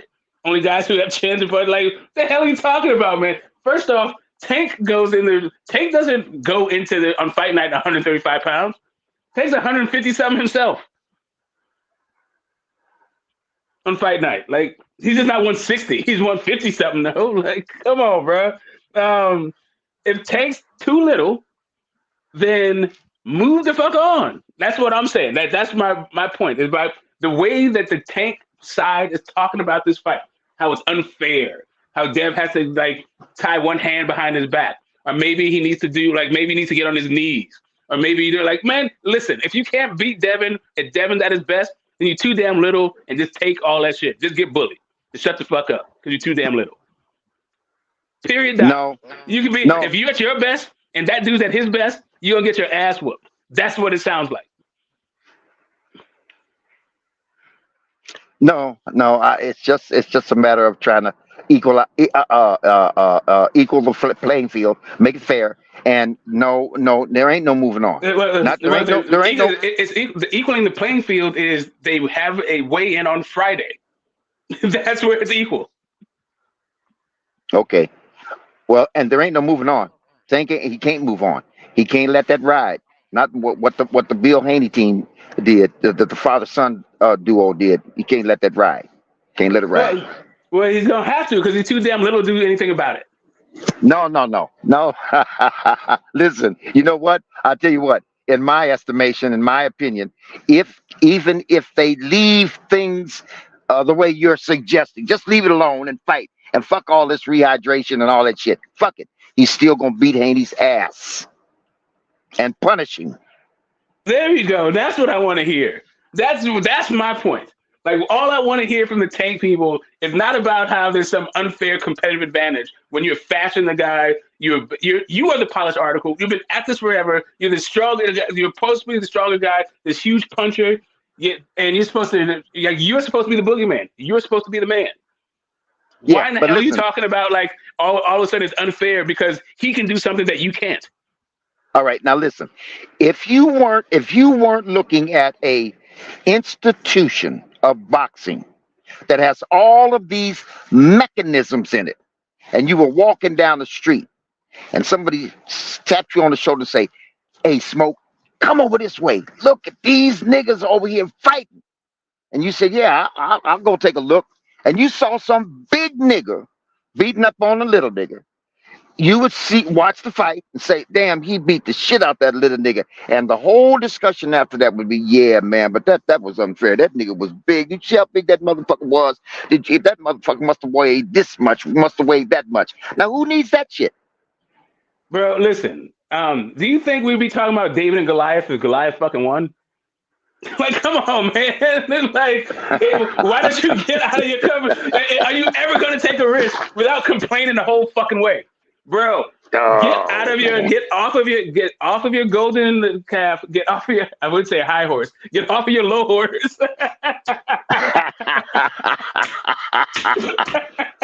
That's below the belt. That's below the belt. Get a ladder. Get some go-go gadget arms. Do what you got to do. But All stop right. complaining to me about it. That dude has All right. punked you. He's marked you. And all you can say is he rehydrates too big. Get the fuck out of my face, man. You're the most Okay. entitled fucking baby monster that I've come across in boxing. Shut the entire fuck up with that. Okay. Okay. Okay. All right then. I give. I relinquish. You win. You win. But Haney won't. Listen, all I'm saying is if they whatever the Haney's and Tank can come up with in negotiations, I'm fine with it. I'm just saying it's hard for me to like the way that the way that they're doing it is just like the way how you said before. It doesn't matter what kind of advantages you have when it comes to rehydration. I'm still gonna beat that fucking big ass. You're not good enough for me, you little kid. You shouldn't have been talking all that slick shit. I'm knocking you the fuck out. If you came with that energy, I'd have a completely different take on it. But the way that they're talking about it, they're just basically saying, "You're picking on me, Devin," and now he's acting like a victim. You're supposed to be the perpetrator. Like, why the fuck are you acting like a victim? Okay. All right. Well, look. Let me just say this. You know, we're talking about professional boxing, right? We're not talking about like once again people out in the streets fighting. And by the way, let me just say this. This is off of what we're talking about, off the topic. But let me just say this about this boxing thing, which is somewhat under the same guise of what I'm describing now. Is that you know hey, you remember this jingle? Dun, dun, dun, dun, dun, dun, dun, dun, dun, dun, and Pabst Blue Ribbon. You remember that? I don't know if I've ever seen a Pabst commercial, but I've drunk a bunch of Pabst. That shit gives Okay. you a headache and doesn't get you drunk. Well, what I'm implying, what I'm referring to is way back in the day, back in the Muhammad Ali days, and even before, that was the jingle to getting ready to put on a fight. And you know how they termed it? They termed it fight. Fight. That's the words they used. Notice that they've sanitized that word down to boxing. Why? Because it is more people, community friendly, a sanitized word. Fighting is something that the whole world suggests we shouldn't be doing. Anybody, war, men against men, learn how to resolve your problems without fighting, violence. So they reduced that, or not reduced it, but sanitized that word to continue the sport. The sport was being challenged about this fighting, fighting, fighting. What kind of sport is that where you got people in the ring fighting each other, bloodying each other? And so they sanitized that word up to make it more acceptable. The point that and in doing that, it's a professional institution, professional boxing. And that means, one, they have skills and athleticism that the average guy doesn't have. So that makes them perfect, but it's also the machinery, the mechanisms, the rules, the regulations. That all all of that is under the umbrella of that's what makes us different from being guys in the streets and guys in the ring. We are professional. See? And so what I'm saying is I understand what you just got finished saying. Get the fuck out of my face with that. You should be talking to the institution of professional boxing. It is part of their mechanism, a part of their system that they designed to reach that goal of trying to even the playing field so we don't just have, gorillas going in there beating up on little kids and shit. You know what I mean? That's part of the game, Smoke. It is, man. Listen, I'm not saying that they shouldn't have a way to, they shouldn't have rules, but that's why guys can't come in, and that's why we don't have 135 pounders fighting 150 pounders. If your fucking ass is if you're a cruiserweight and you can make 135 pounds and then blow up to 200 pounds, guess what? You're an anomaly. You're a freak. There's no rules for that. They're gonna make what special rules just for you? That's what the IBF tried to do. They tried to get at that whole thing with you can only rehydrate up to 10 pounds in a championship fight. But even that is like kind of a weird standard to have. If you weigh 115 pounds, there's no fucking way that you're blowing up to 130. You know what I mean? Like that is or conversely, if you're 175, if you're 200 pounds on weigh-in, chances are you'd be 220 on fight night are pretty damn high, right? So is it to me like having an arbitrary number doesn't really get at the problem. You can try to do it with maybe like a percentage of your body fat, but I don't know. At a certain point, fucking with the human anatomy this way just seems to be special pleading for Tank. If you're too damn little, shut the fuck up and fight the 135 pounders. If Devin, if you got such a hard on for Tank and you want that Tank shine, shut the fuck up and take his I guess within reason his stipulations. However, I'm just saying that Devin seems to be on more solid ground than Tank. Because Devin is saying, hey, I don't need any stipulations about this stuff. I'm going to make my weight, and then I'm going to come in, and I'm going to beat the shit out of you. And Tank can't say the same thing. Tank is like, but I'm too little. Okay. All right. Well, I would suggest to you that Tank can beat the shit out of Haney, regardless of what Haney's weight is. He just doesn't have enough skill to match that weight and that reach and that height with. He's not quite there yet to be able to match what he needs to do with all that size up with his skill sets. And Tank can bring his power up there to beat on a bigger motherfucker. He's shown it before, and punch him and hurt him, and that's all. If push comes to shove, then that he has something to resort to make up for the loss of reach, height, weight. He has something to make up for that, which is what I don't know. Before there's another word you got to put in front of power. It ain't just simple power. Because there's a variety of motherfuckers in the game that's got power. Tank's power is something different. I don't know what the right word is, but that power's enough to take Haney's ass out of there. Well, but because it's accuracy. He hits you with the right shot with speed, power, and accuracy. There's nothing like a Tank Davis trap, man. No, you want to fall in that shit. Like, the guys don't get out of the Tank Davis trap. Yeah. Unfortunately, part of the trap seems to be making sure you don't get too big and your rehydration.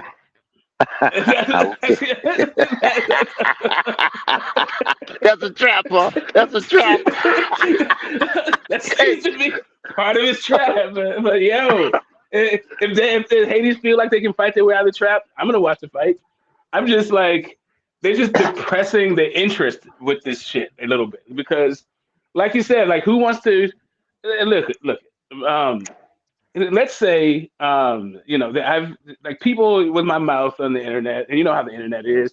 Everyone, they want to challenge me to a fight, and I'm like, okay, if you are close enough, we can lace them up. We can meet you at the gym.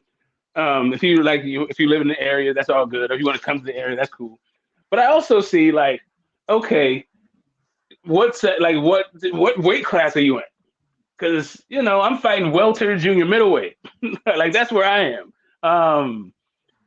If you're a heavyweight, I'm not about to spar you just because you don't like what I said on the internet. I don't give a shit about that. Like, I'm not crazy. Right. I might do it for charity if you can't fight. But if you're just a guy who can handle himself a little bit, why the fuck would I be sparring a heavyweight kind of shit? So, yeah. Right. So, and that kind of sentiment seems to be the kind of energy that Tank is bringing to a dude in his own division, division that he fought in. Like, okay, now you just kind of sound a little soft. Yeah. And I like Tank. I really like Tank. As a matter of fact, I've been a Tank fan before I even know who the fuck Devin Haney was. Like, I like Devin. I like Tank a whole bunch. I just don't like the way that they're approaching this fight. Yeah. I know. I got you. Hey, Mr. Shelton, let me say something to Mr. Moore real quick. Hello, Mr. Moore. Oh, he's away from his phone. Hey, what's going on, Mr. Moore? I'm here, brother. Can you hear me? Little bit. Go ahead. I just wanted to say hi, brother. Hey, how you doing, man? How are you? Oh, I'm good. It's a new year, and I'm grateful for it. That I'm blessed to see it. And how's that weather down there, California boys? It's Too a damn little cold right cloudy. now. Too damn cold for my liking. Yeah, yeah, It's calm. yeah. I mean, it's only But like Hey, it's probably like 55 degrees, right? It's probably like 50, like, but it's too fucking cold for me. yeah, hey, nah. fellas, I'm gonna jump. I'm gonna Well, hold jump on. off Wait, real quick. hold on a second, Victor. Don't go away. I just want to make sure. I want to get your thoughts on a couple of fights when it comes to Tank. Um, Okay. are you going to be at all disappointed if Tank debuts on Amazon Prime with either El Rayo or Pitbull Cruz? I will be with Pitbull Cruz. I won't be with El Rayo because he hasn't fought him yet.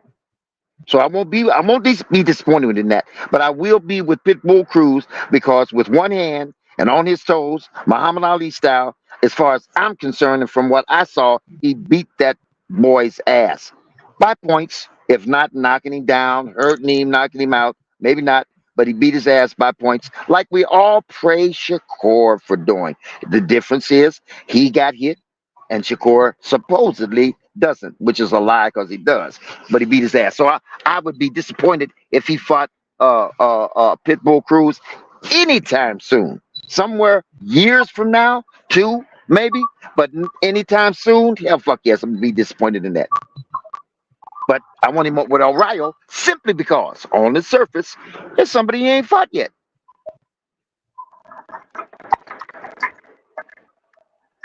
All right, Because that's what's up. Yeah, yeah, because it seems to be there seems to be a vocal, maybe minority of a growing minority of people voicing concern or displeasure at both Pitbull Cruz and El Rayo. I'm a little bit more sanguine when it comes to Tank's opponents. Like I understand that my man has created a gorgeous business for himself, and he's just plying his trade. Uh,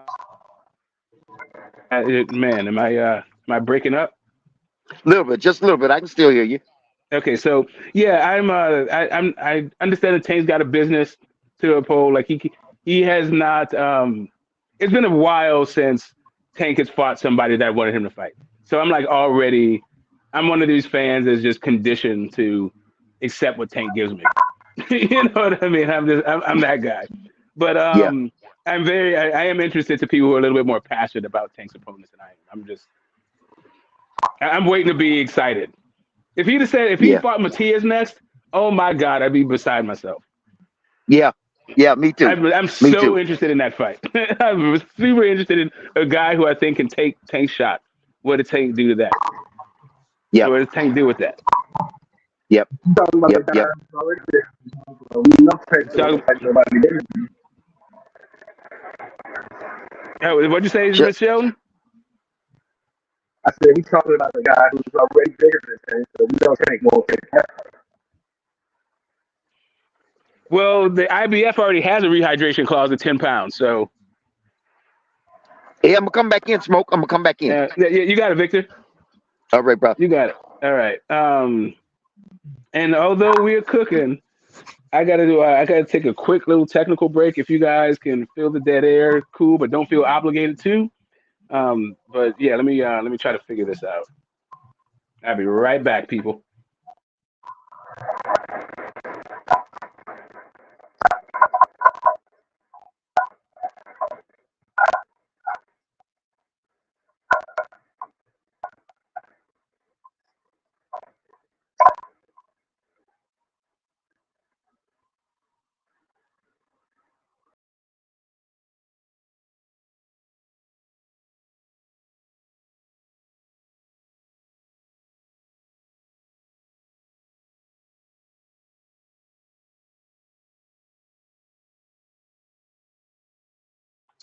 Well, all right, and okay, all right. So I don't know. There's not.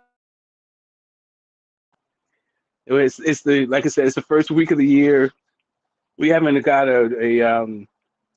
we don't have a bunch of fights signed just yet. I think Calvin Smith and Better Beeve are the big ones, and of course Usyk and Fury. Um, but there's not a lot of interest in those fights. Those are like that's part of the global nature of the sport as we're experiencing it right now. There's some big fights that don't involve fighters that Americans give two shits about, really. So there's that part of it. But we can keep with this Civil War thing um, amongst the fan bases, right? And somebody talking about all these internet gangs, right? All of them I've encountered and done a thing. MOB, definitely that's me. SBG, definitely that's me. LDBC, that's me. But whatever. But I don't know about gangs is the thing. I think there's separate communities. The idea that it's a gang kind of thing has come from a different place, right, than I have when it comes to this stuff. Like I like the different communities, TWT, and they're all just a bunch of friends to talk about about. But when it comes to like us versus them, I don't really have a gang that I rock with like that. Like I came to the sport through my dad back in the day, and I came to the internet to YTBC really because who got me into who helped me change from a casual fan to a knowledgeable fan. Showed me the whiz behind the curtains kind of stuff. But basically, I came to YTBC by myself, and I've joined a bunch of communities because I rock with what the hell they got going on in those communities to the best to my set. Like I like the TWT people, even though I don't claim to be TWT. They're the round table guys. I'm not a round table guy, but I like the round table a bunch over at Zone 6. I was never really like so. The MXBC, it's hard to say. I was never like claimed to be MXBC, but I was part of a lot of their content. I was never part of any sort of CCD content, just because whatever. It's just never been my cup of tea. But yeah, the us versus them, just in general in boxing, I know it's part of, I guess, what motivates people to boxing, and I want boxing to grow, but as a motivating factor, I think it pretty much sucks. I think if the only reason you're here is to play like identity politics and to be narcissistic and just to like do a bunch of navel gazing and live vicariously through other people, make yourself feel better about being a member of a group, it's pretty fucking lame, gotta say. Uh, I hope it, I'm not trying to offend anybody at all, but as a member of a bunch of the groups that were mentioned, yeah, this us versus them. It is not a gang, and there will be no gang banging. Not on my part.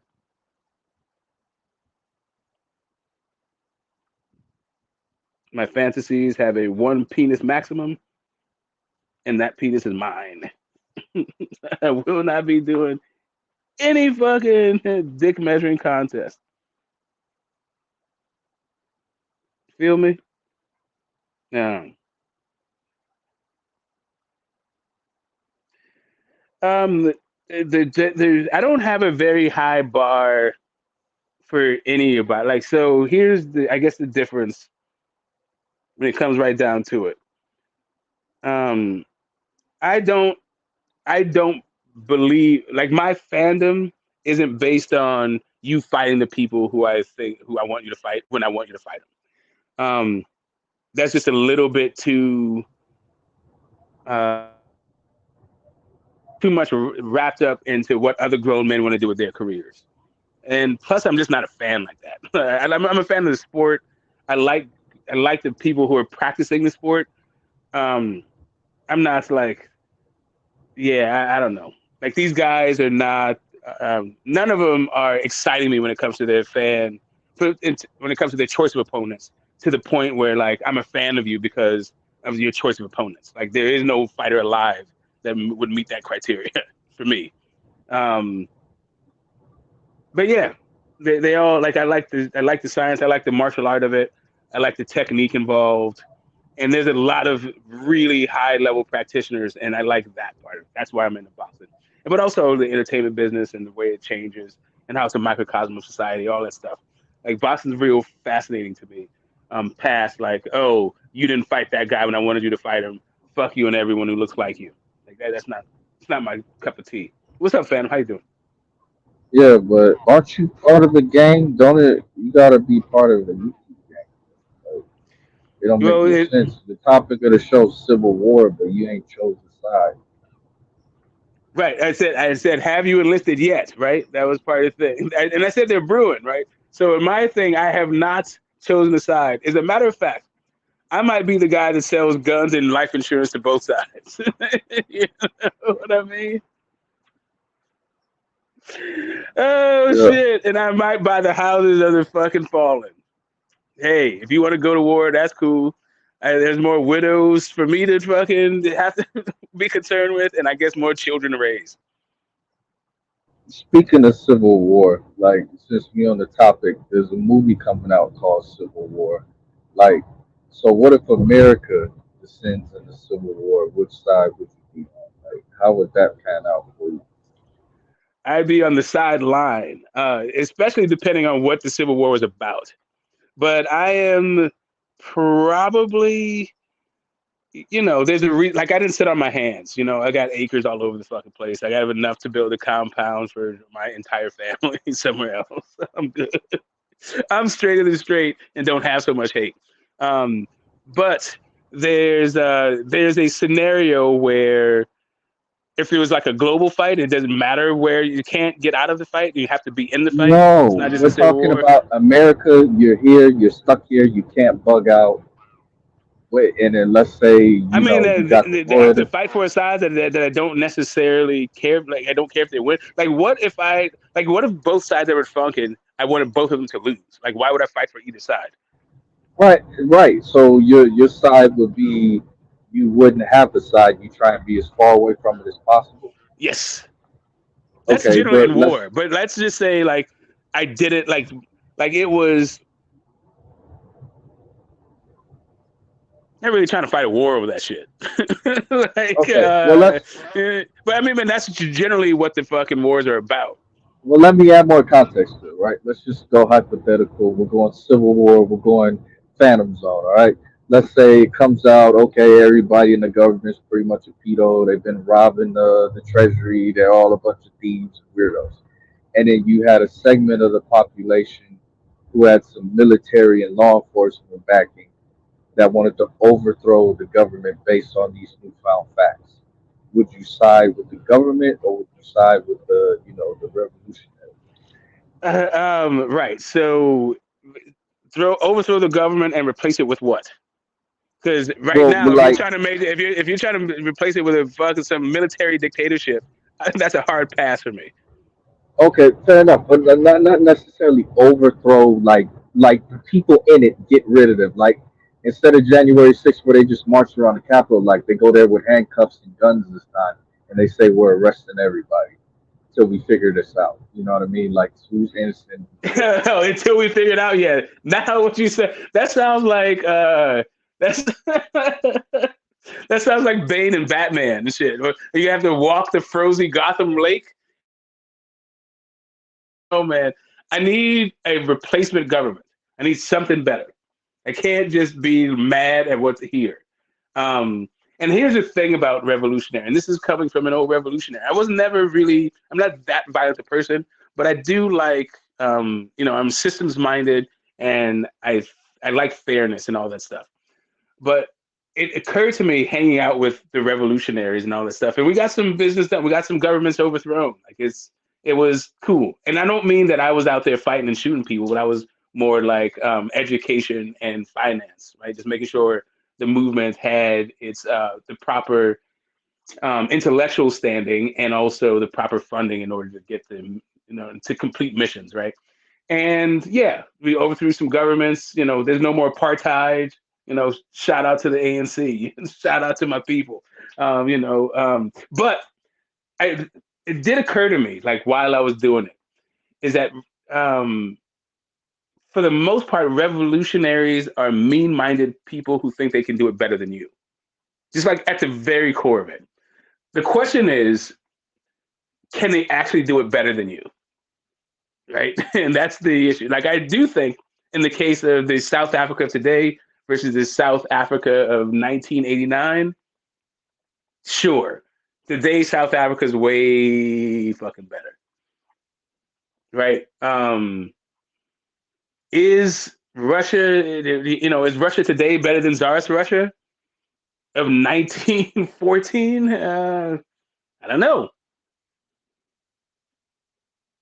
Well, I mean, South Africa is kind of descending into a shithole with rolling blackouts. Like they can't even keep the lights on. So, I mean, it's Uh, debatable, however, which way you want to go about it. But what I'm yeah, they saying never is, really had a reliable. There wasn't like in the apartheid days. There was like a reliable, electric grid, a power grid. Like that's just yeah, developing but countries in general. should be able to figure that shit the fuck out by now. You've been almost 40 years. But what I'm saying is this: if you have a situation where like you find out that the government is like in unsalvageable based on the level of corruption they've engaged in, what do you do at that point? Do you continue to support it, or do you try to like scrap it and replace it? If it is too, all right. So when a government becomes too corrupt to stand, it collapses. That's just the nature of governments. That I mean, it's inherent in the characterization, right?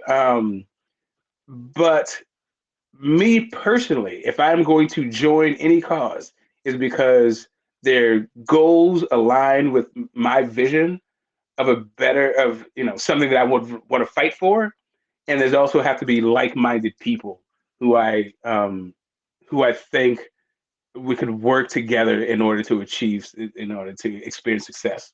Right, that's my two criteria. Right, I need to know that your vision aligns with mine, and that you have the talent and the motivation in order to get it done. And then we can build the organization. I'm cool with Okay, that. so you wouldn't. Well, I don't know. You kind of sounded like a separatist more so than a loyalist, but it's like you want it on your terms.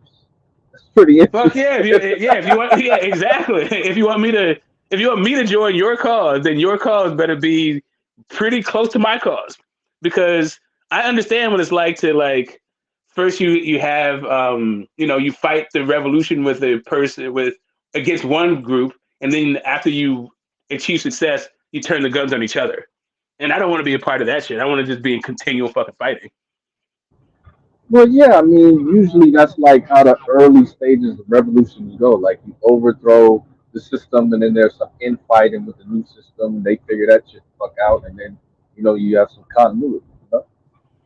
Yeah, but um, hopefully there's if you can get 100 years of peace, I don't know, man. It's kind of a weird thing, um, because right, you take the American Civil War, right? They wanted to administer and have more of a say um, in the administration and the management of the resources, right? And England was like, no, we're the king. Fuck you. You're just subjects. They're like, okay, cool. So over that point of distinction, a little bit more autonomy, they went to war. Did they create a better society as a result than like it was in the colonial time? I don't think they did actually. I think that really they just inherited this the they inherited the inequities of the colonial regime and just expounded on them. Sure, you have more autonomy, but it's more autonomy to do the same old shit on a bigger scale that benefits you and nobody else. That's what happened. So yeah, like it's cool that you don't have to you don't have to kick up to a king for all the way 3,000 miles away. I guess for me, well, actually more like 8,000 miles away from me. But the point being is still there's still all sorts of inequities in our society. Um, so Am I about to Well, I pick up a think gun for the shit in order so I'm better represented? No. well that's interesting. So even if you aren't being properly represented, you say that's not worth fighting for. So long as you got yours, pretty much, right? Well, it's not that so much long as I got mine. It's to like replace it with what? So you had the so there's a Malcolm X had that famous thing, um, the house Negro versus the field Negro. If you tell the house Negro to run away, he says, well, where we're gonna go, and the field Negro is like, anywhere's better than this. Um, Yeah, yeah. What's your point? I'm in the more of the camp of the where you're gonna go,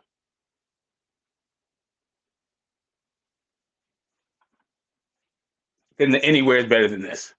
I don't think anywhere is better than this. I've been to a few places. I left for this metaphor, right? I already left the plantation.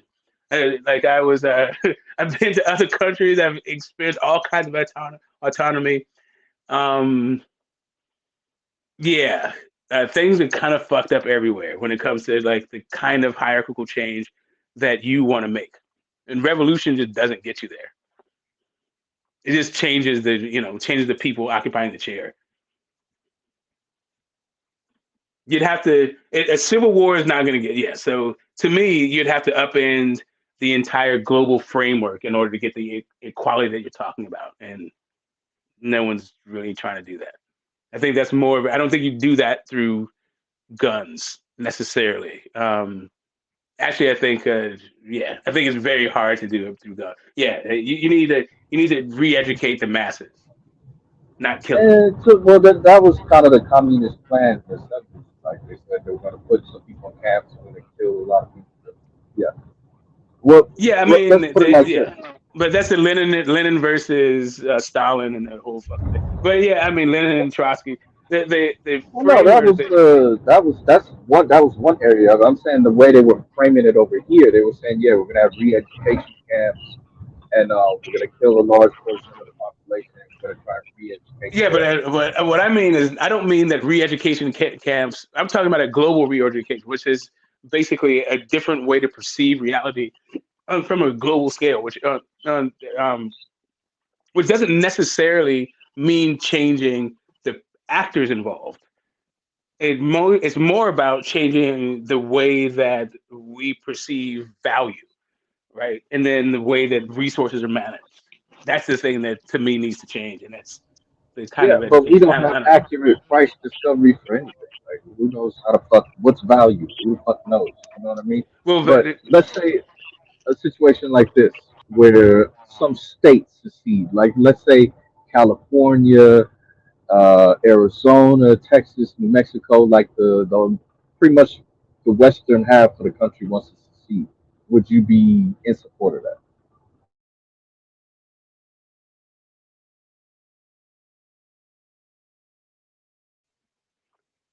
I'm sorry, dude. I don't know if you blanked out or I did.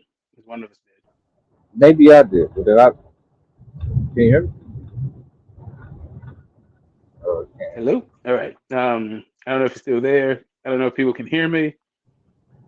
I can hear But I'll me. I keep don't know if talking. you can Is my hear me. ring ringing? Hello, can you hear me? Holler if you hear me. You guys, like, just hit one, hit somebody if you can hear me. So fix. Hello, hello. Can you hear me now? Okay, cool, cool, cool, cool. Right. So my question was not whether or not was it feudal or anything like that. My question is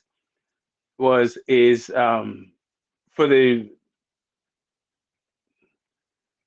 okay. So here's the thing. Because this is going to be Can you hear me, Smoke? Can you hear me? going to be hard to do this one-to-one comparison This nigga can't hear me. easily. So let me just gather my thoughts so I can present to you what I'm saying. Um, we can all agree that there's been a huge leaps in the lifespan, the quality of living over the last 100, 20 years kind of thing, right?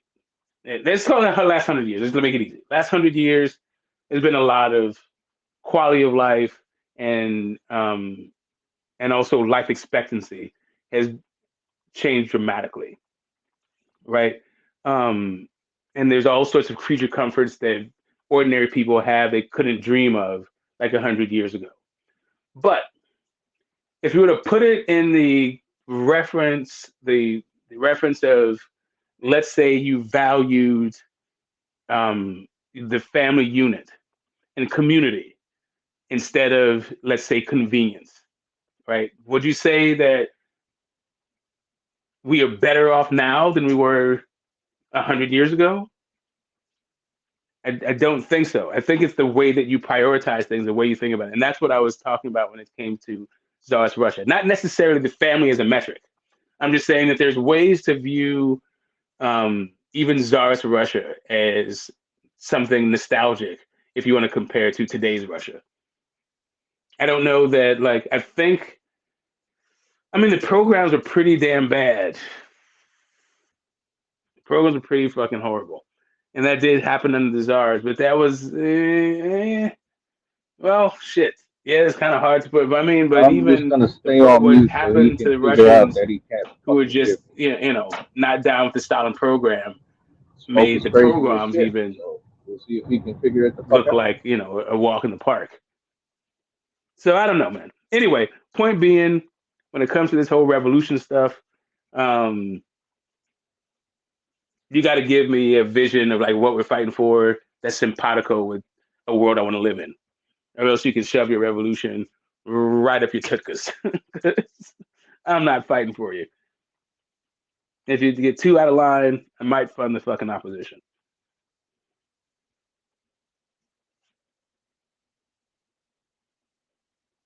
Hey, wait a minute. Can you hear me? Okay. Okay. Cool. Let me go to a thing. Okay. Cool. Cool. Let me switch this thing out. Like that.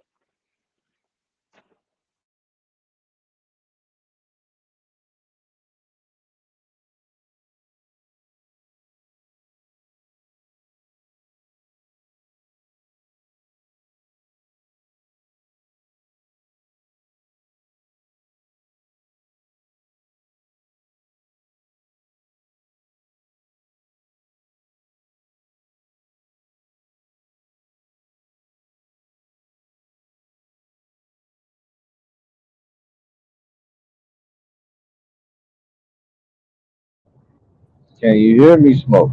Yeah, I can hear you. Okay, I could hear you the whole time, but you couldn't hear me. So That's bullshit. My phone's tripping. I don't know what's going on. I must have downloaded something. Like, I don't know. I have all kinds of technical issues on my phone. Sorry. So what were you saying? And okay, so no. sorry for the chat that needs to hear it again, but I missed it. Oh well, I was talking to the chat because you couldn't hear me, so I was just talking to them for a quick second. But it sounds like a civil war.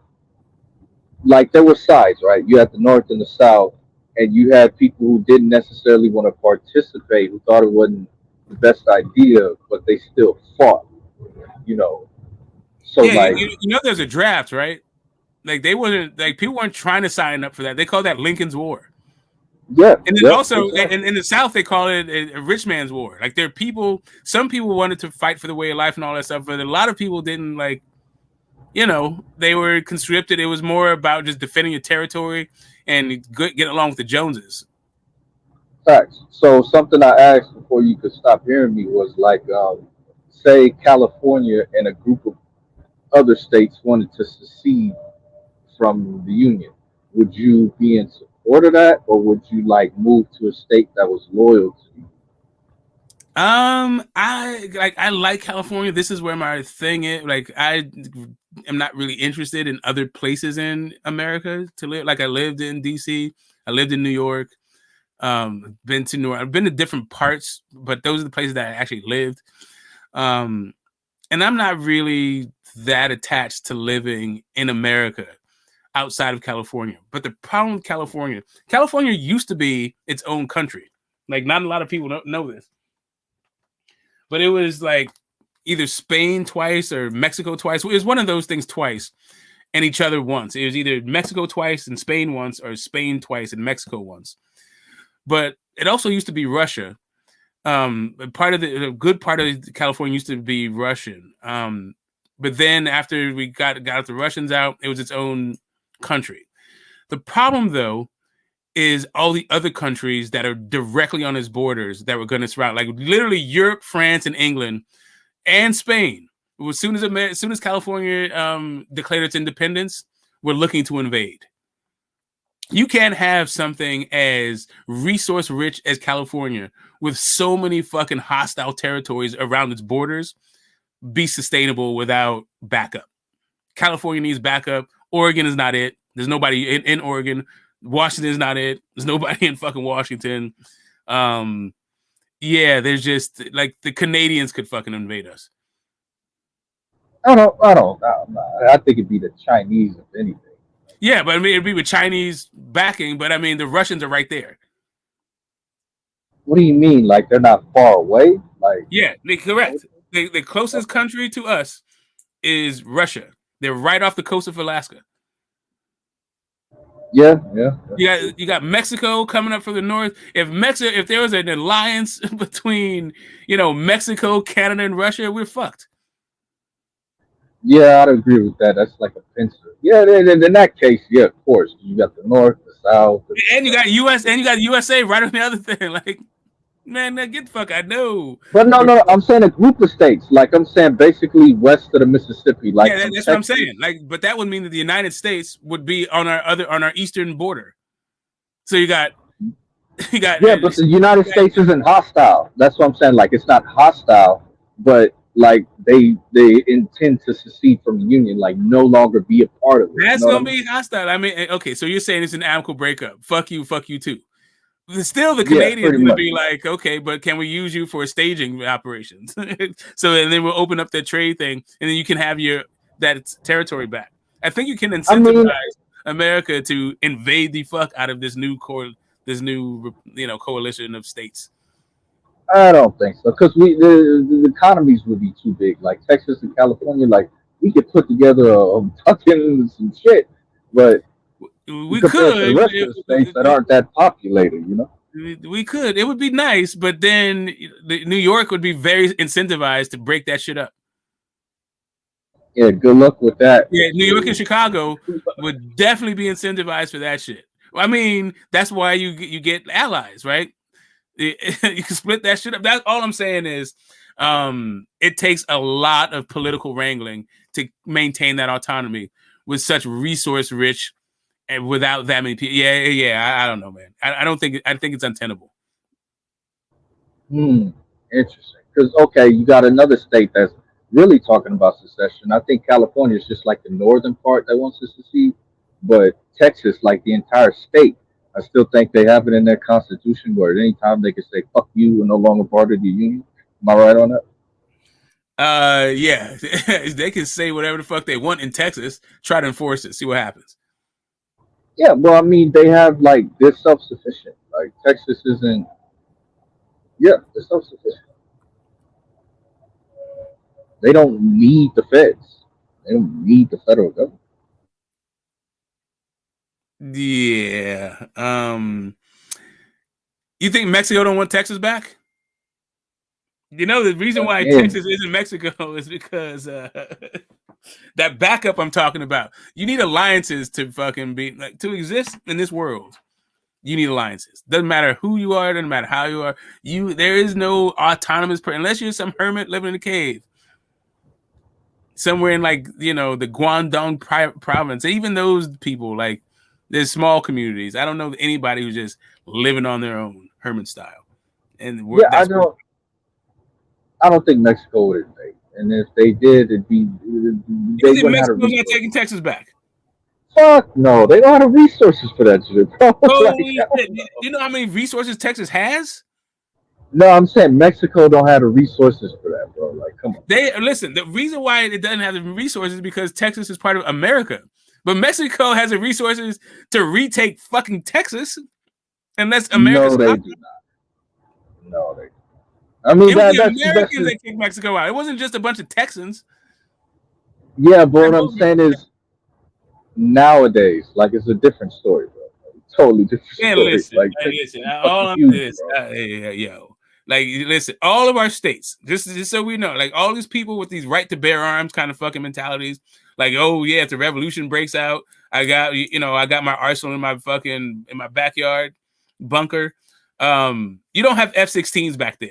You don't got bomber jets. You don't have fucking Star Wars defense satellite, missile defense systems. We don't have this type of shit. Yeah, but Texas does. Mexico don't. That's my point. But what No, I'm saying Texas is don't this, have right? it. America has it. Texas has it. No, Like Texas. No, Texas has America. its own Texas shit. does not. Texas has military bases, bro. They have that shit. Yes, those are American military bases. Those are not Texan military Yeah, bases. but that's what I'm saying. Like, if Texas secedes, it's gonna be like, fuck you. We're keeping all this shit. And No, America's, you're not what the understanding fuck? you're not understanding how a military base works. A military base in Texas is not populated by a bunch of Texans. It's populated by a bunch of military people from all over the country. If you I'm were just aware of that. if you're only going to be a Texas-based country, then your entire military would be made up of Texans. There's not that many of these fuckers, and they don't have planes. What they have is the guns that are on their fucking pickups. They do have planes. What I'm saying is this: what if Texas were to secede? They would tell the feds, "You can take whatever equipment you with that's not ours, that doesn't belong to us, and you can fuck off." Texas does But it's not not have like any of this stuff. You're not understanding what I'm saying to you. okay. All of this stuff. If you're talking about like individual police fucking stuff, like the armored personnel characters they have for police departments, that's cool. But there's no Texas tanks. Even the National Guard, I think, leases their tanks from the federal government. I don't think that like the state of Texas even the National Guard owns that shit. Yeah, you might be right, but I'm under the assumption that like if they don't want to relinquish it, they wouldn't have to. Like, I mean, what And are the then, feds gonna do? Say we're gonna invade Texas? no, but then you're gonna be fighting. Then you're gonna be fighting goddamn, Mexico with whatever date you fucking seceded from the Union's weapons. Like, I'm pretty sure that these guys. All I'm saying to you is, as an individual state, especially if you're a border state, you're probably gonna get picked off. There's a reason why, like, the English invaded a bunch of times, burned New York down. There's a reason why our capital's in D.C. and not in New York. Well, I mean, that's something that happened in the past. But what I think is that if you have a situation where there's a civil war, I think it'll be like certain states will be more participant than others. Like, I don't think you're gonna be able to call up fucking New Hampshire to participate, but I'm sure Texas will if they were to secede. You see what I'm saying? All right, so you're saying some strategic alliance that would have Texas be more beneficial to the United States than it is to Mexico. And that's what I'm saying. It's this kind of tightrope because you're stuck between two powers licking their chops and wants your resources. Like, it'd have to be some benevolent, like, why in the hell would the United States give up Texas? And why would Mexico let Texas be autonomous? There would have to be some kind of political wrangling that was ongoing for the Texas' entire existence. Because it's the entire time Texas is autonomous, somebody's going to want to invade it. Huh. Interesting. But, okay, so if they were to invade it, you still got a water border with the Gulf. And then Mexico ain't on shit. And not even I don't know how you think Mexico will invade Texas. But No, I'm not saying that maybe Mexico don't have shit for the United States, but Mexico got something for Texas. They got a lot of I shit. don't know about that. That's why. Why do you think the two most populous states when it comes to people of Mexican descent, Mexican ancestry, or people who identify as Mexican is Texas and fucking California, the two largest and most populous states. So you saying we got the enemy within our borders already? No, I'm saying this place used to be. I'm saying Texas used to be Mexico. California used to be Mexico. There's no fucking way that Mexico does not want to reabsorb that as part of their portfolio. This place is resource rich. Like, what the fuck? Do you realize the reason why people are still coming over the border was because Texas was one of the biggest places that people worked when it was Mexico? Yeah, but what I'm saying is the expenditure for that to reclaim it it'd be too fucking costly. I don't think No, it would Mexico not. will want anything to do with that. Nah, bro, nah. Especially when they can't even win a I don't even know how you could keep the Mexicans out of Texas if it's Mexico can't win a war within their own borders right now, bro. They can't beat the cartels. Right? No, but the cartels are part of Mexico. Yeah, they got their own civil war going right now between the cartels and the military.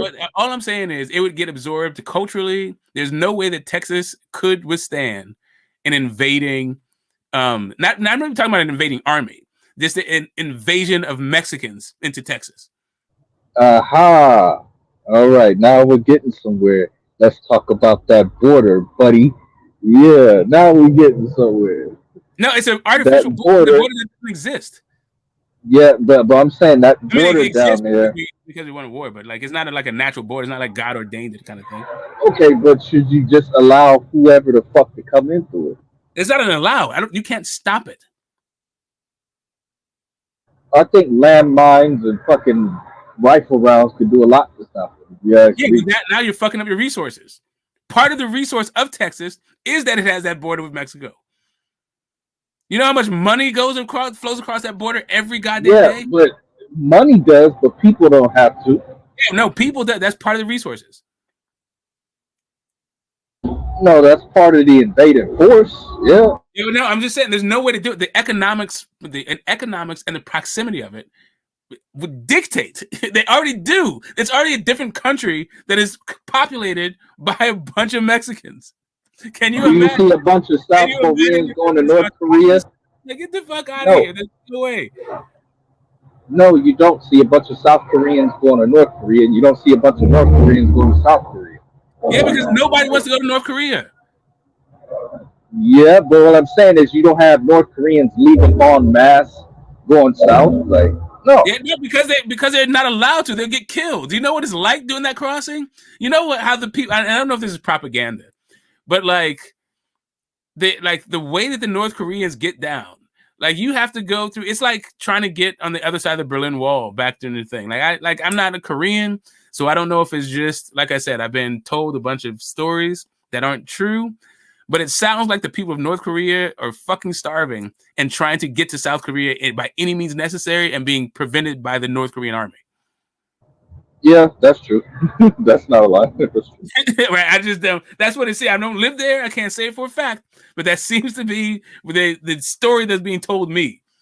I don't like. Yeah, bro, get the fuck out. There's no way that Texas can keep out fucking Mexico.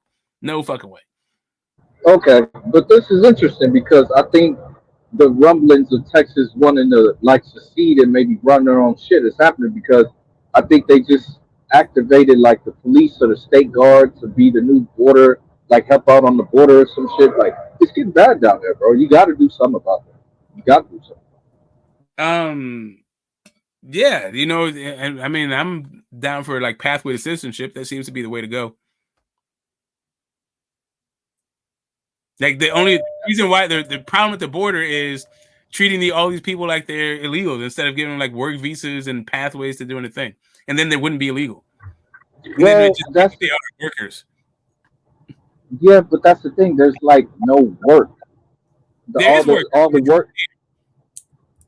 They're not coming all the work is to be in Beyonce's video. Even if they are, that's still work. Yeah, but it's like they don't want to pay them, and that's why you keep them illegal. Like it's all slave labor. Like they're finding kids who are working like 15-hour shifts in factories. Right, that's the whole point. That's all my point. Is that like what you want to do is kill the capitalist bottom line because that's the thing that's creating this entire thing: cheap labor. Yeah, but that defeats the purpose. Then. Yeah, but if you correct, it's a double-edged sword. If you fix it at the naturalization process, if you give them all work visas and all that shit, then that's not where the cheap labor is. And that's what you have to keep doing with the capitalists, because they're going to keep trying to go all over the fucking world to find the cheapest way to manufacture their good and service. Yeah, but that's what I'm That shit up. saying. Like, then you prevent the reason for allowing them to come, which is to treat them like shit and to farm them, basically farm these people. Well, the thing is, you can't give them cheap labor, right? That is close proximity to your borders is the reason why we're having this political issue. It's an economic thing that's being caused by the way that some people in business are practicing capitalism. But if you close that loophole, then the politics of it totally fucking go away. I don't know what you mean, because when you have, like, this is a situation where you have non-government organizations who are organizing these people in their home countries to come up to the border. It's not just Mexicans; it's Guatemalans, it's Africans, it's Middle Easterners, it's Chinese. Yeah. Like, yeah, I know. They have cafes. Yes, they have entire mapped out planned Correct. routes. Like, you have cafes in like Colombia or some shit, Correct. where like and Chinese go, like, it's the waypoint. Hey, listen, the nation of origin is immaterial to me. The point of it is, how do we treat them once they get here? And if you treat them like illegals, then we have a completely different situation where now they feel like they're outside of the system. They can be preyed upon. They feel vulnerable. They start preying on other people, all this other stuff. But if you actually treat them like human beings and also some class of citizen, then yeah, a lot of that shit just goes away. I don't think so. I think you're missing the larger point here. The point is to not ever have a situation where they're treated like citizens. Citizens are going to be treated a certain way, but they're going to be treated a certain way. Because that is the economic reality, because of the way that the business is practicing capitalism, right? But if you regulate that, then guess what? You don't get that cheap. You don't get to actually have illegal immigrants undercutting the workforce. You can't have slaves anymore. We regulated that shit out. You can't do prison labor anymore. Just like that whole idea about like trying to just get like pay people as little as possible so that you can reap benefits. Fix that thing, and then all of these other dominoes fall into place. Yeah, and that goes back to what we talked about like months ago, is that if you lowered the prices for things, then people would have more That's wealth. not it. Listen, it's a fundamental misreading of capitalism. Capitalism is all about profit margin. It's not about producing something at the same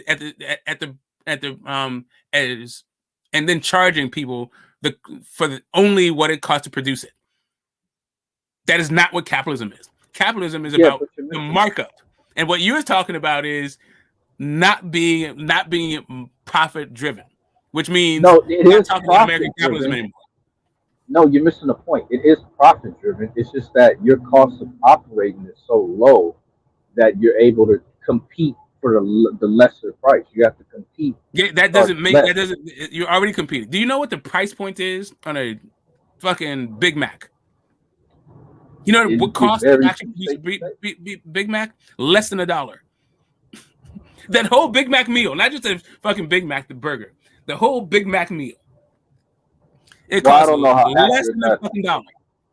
I don't know how accurate that is. I don't know how old that your stats are. No, okay. I'm talking about it as of oh shit, 2021.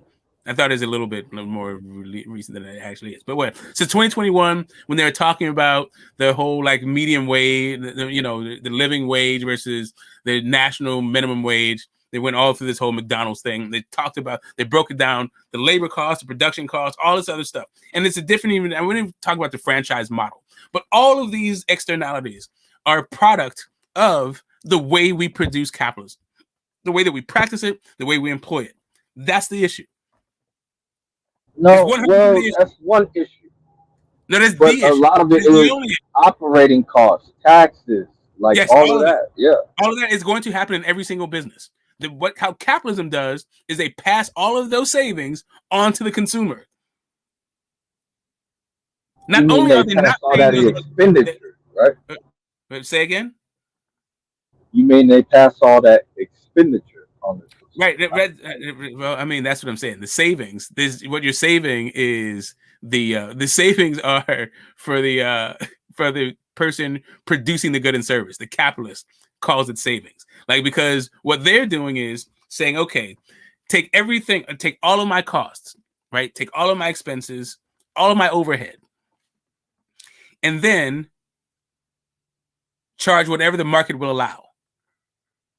And so if your competitors have something to do with that, because you don't want to be undercut by your competitors, that's one of the market forces that take it. Regulation, all kinds of things that can affect the value of your company, all right, and also the value of profits, right?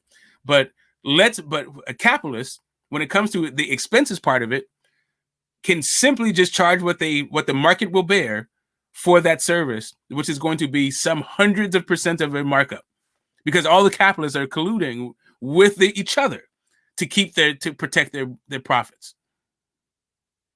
Price fixing, to an extent. No, actually, not just to an extent, to the point where unless the government can prove price fixing, you can do whatever the fuck you want. Because look at it this way: if that's the case, then we would never have sales. You would. What the fuck's the point of having a sale there? The point Obviously, of you're having competing the, to have more revenue come in at a certain time. right. The point of having a sale is to incentivize them. All right. So if I say, right, let's say I produce something for $1, and 20% of that is my labor. Let's say like 50% of that dollar is my my expenses, my cost to exist, and I charge $1 for my for the good of the service, right? Let's say it's a 50-50 thing. It's not even close to that, by the way, in American capitalism. Right? That's pretty good. That's the way like mom and pops can sort of eke out existence. But let's say you get to like a medium-sized company, something that has like a couple hundred employees. Chances are that 50%, that 50 cents total cost to exist, they're charging you somewhere in the neighborhood of $5 for the good of the service. So when you have a sale, let's say you do a half off sale. Now you're only charging $2.50 for something that all you needed was 50 cents to exist. That's American capitalism. Correct. But what I'm saying is, then if it was just okay, greed, I need it, give me, you would never have that reduction. I think if you have a situation where prices have to continue to rise to make the market seem like they're functioning, then you're never gonna have real prices. We don't know the value of anything right now. Everything is just fucking wild west. There's no real valuation for anything. That's what Well, the value, right? So that's the thing that's what I was talking about when it comes to the cognitive reorganization. The value is not in commodities like that. The value is in its sustainability for human beings. If you had that as if that was the idea about from which you operated, if that was the idea from which you operated from at every level, from the beginning to the end of your process, then you could fix it that way. But now you're probably dealing with something that is more closer to socialism than it is to capitalism. Yeah, to an extent, because I don't think we have capitalism now. This is socialism. Like No, they're socialism all for mixed the economies. rich. Like there's no pure capitalist like economy. They're all mixed economies. But it's just to Right, what extent are they mixed? but what I'm saying is that I don't, because how do I put this? Like what gives value is the dollar, right? Is that or are we, can we operate from that? The dollar gives value to things which you pay goods and services. The value is a different thing. That's the currency at which you can trade for the good and service. Legal Right. tender for all debts, public and private. But that's what dictates the value of the good and service, right? No, what dictates value is the user. Okay, what do you mean by that? Right. So let's say I have a house, I want to sell up my house, and I want 1.2. I want some price for it. Unless the buyer agrees to that thing, I'm just living in a pipe dream until somebody also agrees with me, or that they see the value that I see in it. Now the market could dictate that thing. Like if you want to live where I live, there's only so much inventory, and this is what it goes for, yada yada yada. But it's really the end user that And is the person 1.2 that dictates chickens. the value. Yeah, no shit, smoke. What I'm saying is, you're not paying with 1.2 million chickens. You're paying with 1.2 million dollars. That's what I'm It saying. Like, depends. so But no, hold up a second. that So gives the value. let's say it's a different thing. Let's say I kidnap your children, and I say sign the title of this deed. I'm putting your head in. I'm pumping 2 in your daughter's head. Then I don't have to pay 1.2 anything. It could just be 1.2 bullets. Literally one bullet. It won't cost me like $5. Is this what you value? Okay. Okay, but what I'm saying is, we use that as a measurement for value, correct?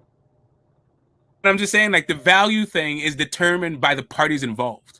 The market can say something Yeah, about it, but the value in and of itself, intrinsically, like money doesn't mean anything. correct. Like money can But go away is it a tomorrow and still have measurement? the Yes or value. no? Say Is again? it a measurement? Yes or no? Is what? Is it a measurement, bro? Is what a measurement? Can you measure value in dollars? Is it possible to do that? Yes. Okay, so we're operating from that premise. So who's in control of the measurement? Who controls what? Who's in control of that measurement? Who controls the value of the dollar? It is a combination of the Fed and the federal government, but it's mostly the Fed. But there's some responsibility for the Okay, federal government. okay. And who's above the Fed? The Fed is a network of international banks. So I mean, it would be. I mean, the Federal Reserve is a network. It's not just our bank. It's all of them. It's all the state Right, banks. right. So basically, you have some supreme They're entity autonomous. that's They're not anything. There is no other. I mean, you could say, like, all right. So there's other. So you have the World Bank and you have the IMF, the International Monetary Fund. But I wouldn't say that they're above the Fed. They just work with the Fed. correct. So basically, you have an entity that's not regulated, who's in control of this measurement that we use for pretty much Wait a minute. Who says it's not living in regulated? life. Wait a minute. Who says Who it's not regulated? regulates the Fed? Who tells them you have to do this in order to be in compliance? Who tells them that? Compliant? I don't know about compliant. It's just the way that the things are. Like, you know, all right. So take the thing of like Zimbabwe, right? So Zimbabwe's you know, they're I guess what they have for their Fed, right? The Zimbabwean National, not the national bank, but their state bank, right? They told them, okay, your economy is this big. There should be this much money in circulation, or the value of your currency will drop. The government then says, we don't give a fuck what you say. We're gonna just keep printing money, and you know, the government is no longer compliant with what the Fed said, but the government still reserves the right to print money if they want to print money. It's just now they've completely depressed the value of that currency. And so now, like, you know, 100 million Zimbabwe dollars is worth less than a quarter. The US in US currency. You know, Right. not even a quarter of the price. I mean, 25 cents. $100 million, like 40 cents or something. Okay, so what I'm saying is this: like, you basically have the entity that's over specifically the U.S. currency, and that's the most powerful entity. Is that right? The most powerful Fed entity, basically the New York Fed. No. Really? No, it is the U.S. Federal Reserve that does our banking. It's not anyone. Like we have, like San Francisco has. There's there's regional representations, right? That have it. So they the California Fed takes care of a bunch of stuff. The New York Fed takes care of a bunch of stuff. Philadelphia, but it's all You about the know the New U.S. York Fed. Like Fed. they're all subsidiaries. They're just they're branches of the Federal Reserve banking system. They're not like autonomous to this. Yeah, but They I'm just saying the New York Fed is King Fed. Like that's the one that's the that swings the dick around. huh? Gives a Well, fuck I about the mean, California Fed, bro. no, I'm saying that all of them are just part. That all you're talking about is regional. They're local representations of the banking system. They're not the head of the thing. Like our Federal Reserve System, there is no. It's a network of like really. If you want to ask who was the head of it, it's the London guys. The London Bank is really where the headquarters, where a bunch of the like these so-called rules and regulations, but more so is just more of the management it's done in England, not even in the United States. Yeah, I'm talking about, but our system over here is the New York Fed. Like the London guys are over Right. I mean, yeah, sure. there. The New York Fed is that here. That's what I'm saying. Yeah. Okay, so they don't. Huh. All right. So the New York Fed is the oldest, right? And Wall Street is there. Wall Street is, the investment banks, the financial industry is mostly in New York. But as far as the rules making that you're talking about, doesn't come out of New York. That's where the activity happens. Yeah, but what I'm saying is when they Houses in Philadelphia, there's another. I don't know. It's the way that you're describing it. It is a little bit hinky for me. I'm trying to. yeah, I'm just saying the New York Fed gives the marching orders and all these motherfuckers fall in line. Like Cali Fed ain't But they running don't shit. They're though. not making any decisions.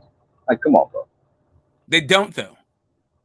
Yes, they do. It's the U.S. Fed that does it. It's not the New York Fed that does it. It's the U.S. Fed that does it. And the New York But it's a from there. it's a synergistic relationship, right? Because the New York Fed has to work with the investment banks, and where are they centered? In New York.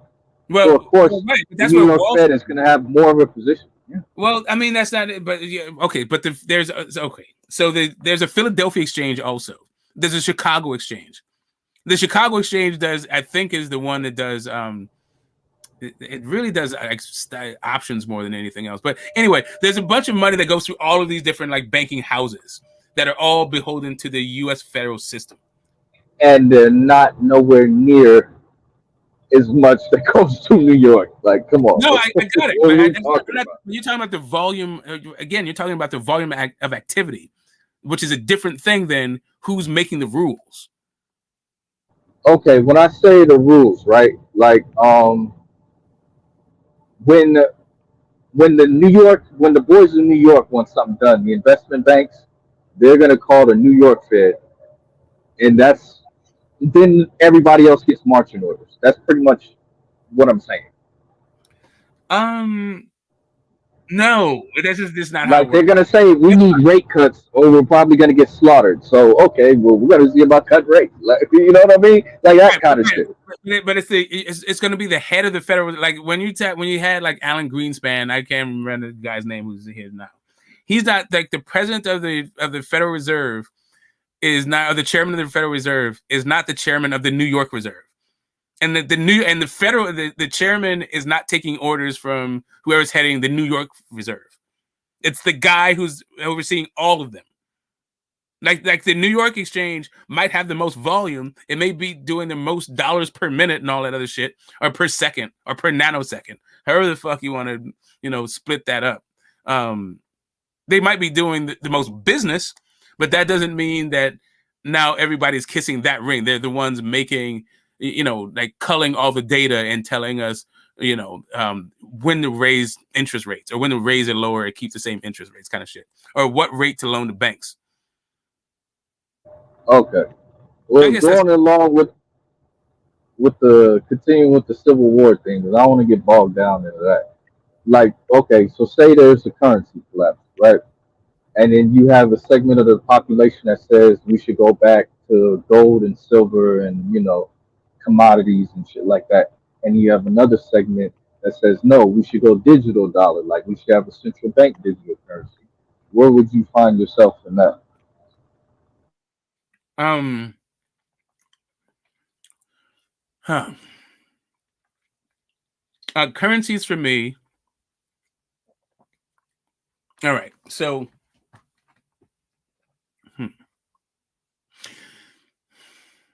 the most egalitarian social organization that existed, right, that we could see is hunter-gatherer societies, right? And the more that you get away from hunter-gatherer societies, the more inequality happens.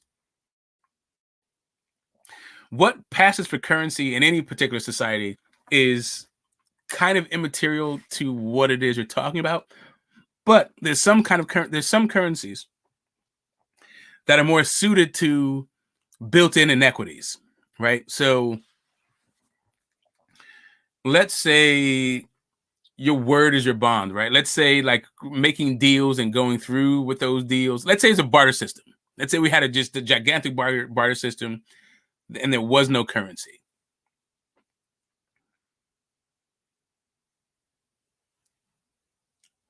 The gold standard doesn't matter, and neither does crypto, and neither does a connected global economy. The question though is, how do you go from one region to the next with the barter system? Because your good or your service might not be worth to somebody else what it is to another person in a different place. It just becomes really localized. Like the currency is just like, it's a way for societies to do business with each other, really, at the end of the day. Yeah, that's true. But if you have a system where it's more, I guess, open and like less likely to be manipulated, wouldn't that be preferable post currency collapse? Like, I don't know, you know? Less likely. I mean, you might be fighting wars for amongst margins, right? It's just kind of like, I don't even know. Currencies are going to be manipulated. They're going to be regulated, and they're going to be susceptible to counterfeiting. They're just going to be, like fraud is built into it. Like they're just going to, like, is it enough that it's like that the system collapses and you need to fight wars over that shit? Now you're fucked up. Like if your currency has depleted to the point where, like Zimbabwe, it just starts causing social unrest. If your currency is not in line with some of the market forces, then your currency loses value, and then that creates social unrest, and then people want to overthrow every fucking thing because it takes $3 billion to buy a fucking bottle of water. Yeah, I don't think you'll ever have that in America. I think it'll just like evaporate. Like you'll wake up one day and it'll be like, oh, fucking money is not worth shit. Oh, that'd be funny as hell, bro. I'm sorry. What would be funny? I said like if you just wake up. I don't think in America you ever need like 3 billion to buy a loaf of bread. I don't think it'll go like that. I think well, see, the thing is, if that was the case, can I finish what I'm saying? No, hold on a second, because I'm getting back to your crypto point. If that was the case, then crypto would be the preferred method of currency, because who the fuck wants to like back up four brings trucks in order to buy a bottle of water, right? So if you had like hear me, then let me finish. Yeah, you just run the fucking card. Let me finish. You jumped the gun. I said I don't think it'll be a situation like that. I think the currency will just evaporate. Like you'll wake up one day and the dollar is just no longer accepted. Like you can't buy. Right, but then that would be crypto. But I'm just saying, like, even if it wasn't in America, like wherever it was, if it took you $3 billion, like in Zimbabwe right now, a loaf of bread might cost you a couple $1 billion.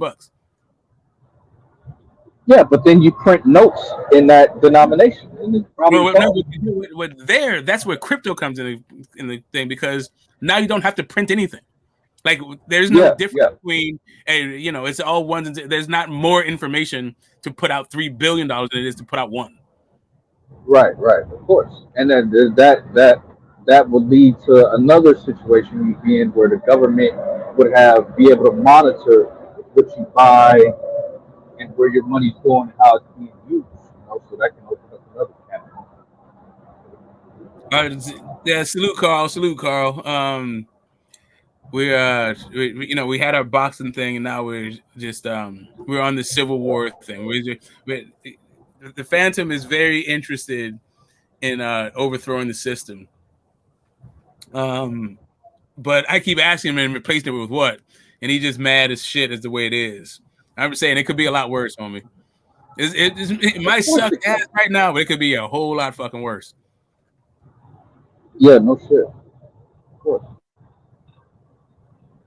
But what I think is that it's more of the whole system is more of a protection racket for the haves versus the have-nots. Like that's why we have a society, it's civilized. It's because we don't want you all doing your own thing and rising up against us. That's what I think is more of the thing that's going on here. You know what I mean? Yeah, of course.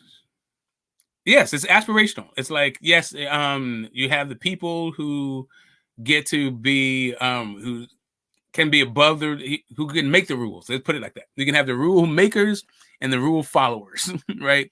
And the aspiration of the rule followers is to become a rule maker. But some of the rule maker people who one inspire to can't actually do that job. So they're going to be rule followers no matter what. And yeah, that's just the way it is if you have a hierarchical society, right? But Mr. Pads asked a question. Do you think utopias could ever work? Personally, I don't. However, I've seen lots of people talking about it. The thing about utopia is that it's a subjective thing. It's like my utopia might be somebody else's dystopia, right? So is this kind of like let me put on my secular humanist hat, right, for a second. Like if the idea is just to increase well-being, and if the idea is to increase well-being for humans, that sounds utopian-esque as just even having that as an ideal. But in practice, increasing the well-being of human beings could actually, the practice of trying to do that, even though you have that as intention, you might just get it so fucking wrong every single time that you never actually achieve that goal. It could turn out to just be a platitude, right? So it's the idea about utopias, I think, come from, how many people are actually happy and flourishing within that society. And that depends on the fucking society. I don't know. Well, here's the thing. Here's an interesting little curveball. So, is there agreed upon dystopia? Like, because for some people, what if their utopia is the majority of the population starving, subsisting on uh, bug protein, or impoverished and with no assets? What if that's their utopia? That is some people's utopia. That's what I'm telling you, man. There's some fucked up people in this world. I know a couple of them. Right. And, yeah, like, So that's not I a know a guy that's not he made 50 million lifetimes of a fortune, repurposing companies, corporations, retirement and pension plans up to the fucking up to the board, the boards and the capital investors.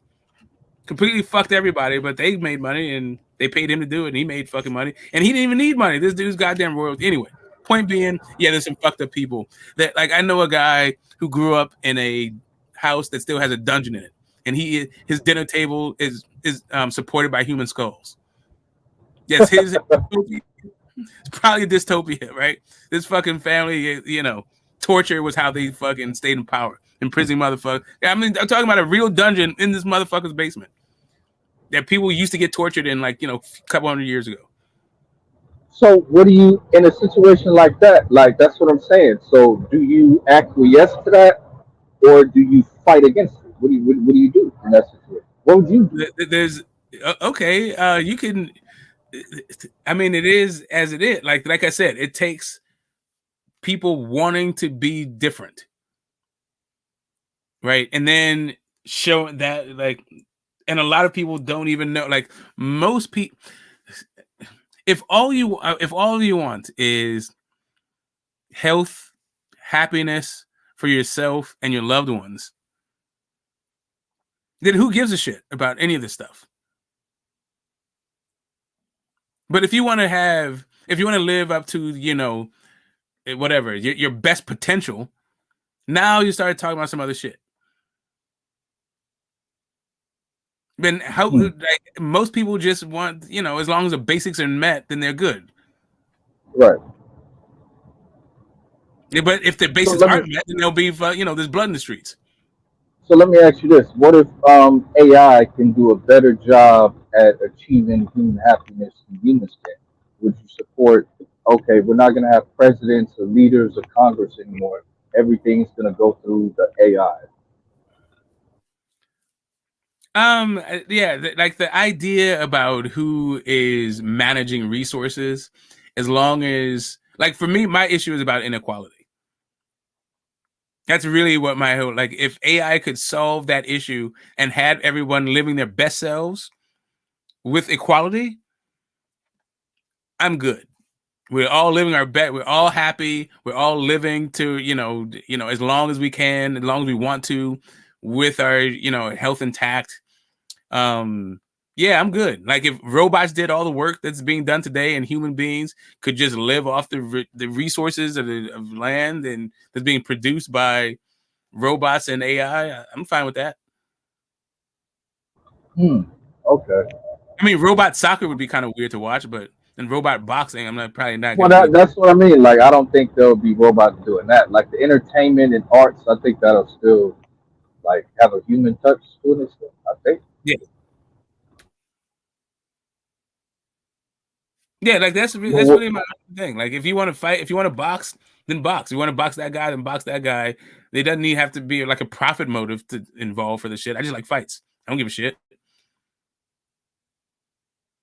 If you did away with currency and everybody had their needs met, everyone was in, like, if it was like Star Trek, for instance, like there's just no currency on Star Trek and nobody's ever fucking hungry or anything like that. However, it's militaristic as fuck. There's still hierarchy involved. You still got to lick the captain's boots, but everybody's happy with that whole thing. Nobody's like hating on the captain and all this. I don't know. It seems a little bit like a pipe dream that has this fucked up aspect to it. But I think you can get to a place where people's needs are met and you don't need a currency. huh? Interesting. I don't know how that will fucking work, but yeah. I mean, we went to AI part of it. So if you're gonna go AI, Yeah, I mean, the AI will figure it the fuck out. Yeah, yeah, that's the thing. I think that's where. I think that's the end game. I think that's the end goal. Like eventually, AI is going to be running everything. You know. yeah, that's what I'm saying. But if people started living, like, modern science can get people to probably 120, like 130 years right now. I think actually not even modern science, but yeah, you can get to, with diet, health, and like, if people understood what it was to be alive and wasn't just so focused on not being homeless and not being hungry and not being naked in the street. Or actually, let's say if you had the climate in order to be naked, nobody's tripping off whether or not you had clothes. Like, let's just say, like, most of the shit that we pay for, that, like, if you took care of those kinds of things, people would probably live longer. I don't know if they'd have more kids though. That's the other part of it. Like, if you start living to be like 300-400 years, like, why have children then? Like, you probably have only a couple kids every Well, once in a yeah. while. What do you think about Elon saying that we should have more people on the planet? Like we should have 10+ billion. Yeah, 13 billion Instead of is the trying to they're shrink. talking about for the resources, but that's for the people who manage the resources.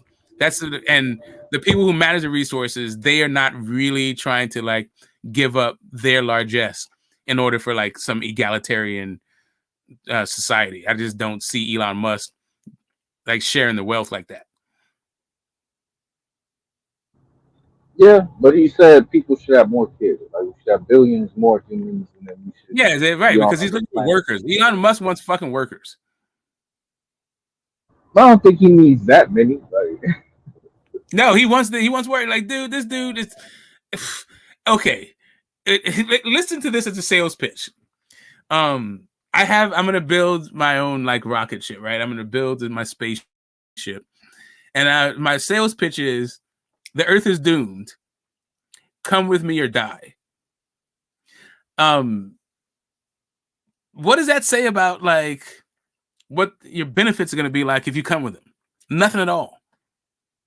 Sounds like you'd just be working for this dude on his spaceship as you fucking hurtle through the stars and shit. I might want to do that shit, dude. Get the fuck out of here. This dude just wants to be an emperor of the galaxy. That's all. You think so? Damn. That's crazy. I thought either he said he's pro-human. He wants more humans. He wants to, Yeah, because he you wants more know, warriors. He didn't say I want somebody. He's not saying, hey, I want people to like, hey, let's all come together and create a new tomorrow. Where he's empowering people. So Jack Walsh, the president of GE, like his whole thing was how many executives and millionaires he made. Right, that's what the measure of his success was. The success of other people. That's not what Elon Musk is on at all. damn. So we got an Elon hater. You an Elon hater. No, I'm just saying. I'm not even. I respect the hustle. I respect the hustle, but I'm not like him saying have more kids is him saying I need more workers. That's like the same thing that like in the Old Testament, like when you took slave wives, like when Israel laid siege to a place and you took the fucking virgins as your wives and shit and made more babies. That was just to serve you. That wasn't because there's some genocide. The way I hear him explain it, right? It's like a numbers game for him, right? Like if you have more people on the planet, you could have 1,000 Einsteins instead of just one. Or you can have 1,000 Mozarts instead of just one. Like playing the numbers game of it. Yeah, but he wants to own Mozart's music though. Like, more. Yeah, that's fine, but he's not trying to have Mozart become him. He wants to own Mozart like he owns everybody else. Like that, the fuck he's talking about. That's like listen. Yeah. Just to put it in America, like to put it in, let's call it like the antebellum America, right? Of course, the plantation owners wants more workers. Of course, he wants the slaves to have more babies. Like, no shit. So you think Elon wants everybody to like be under him, and he's like the God King of everybody? That's what you think? Yes. Yes. Damn, I don't know about that one. I think he's all right. Why is it not called Twitter anymore? Why is it black with an X on it? The fuck are we doing, bro? Get the hell out of here. Of course so.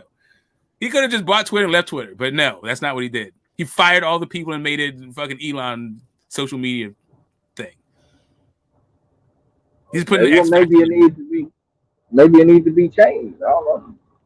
That's cool. Listen, Donald Trump wants to put the Trump wall up there, a big beautiful wall. Like all these dudes are the same. But come on, listen, Phantom. If you had, let's say, for whatever reason, you woke up tomorrow with $200 billion, you're gonna get some very strange notions about like humanity, and most of those notions, I promise you, are gonna benefit not too many people, not name you. Just straight the fuck up. That's just how it goes. They try to act and for the good of everybody, but they can't be everybody, and they don't know how to relate to anybody outside of themselves.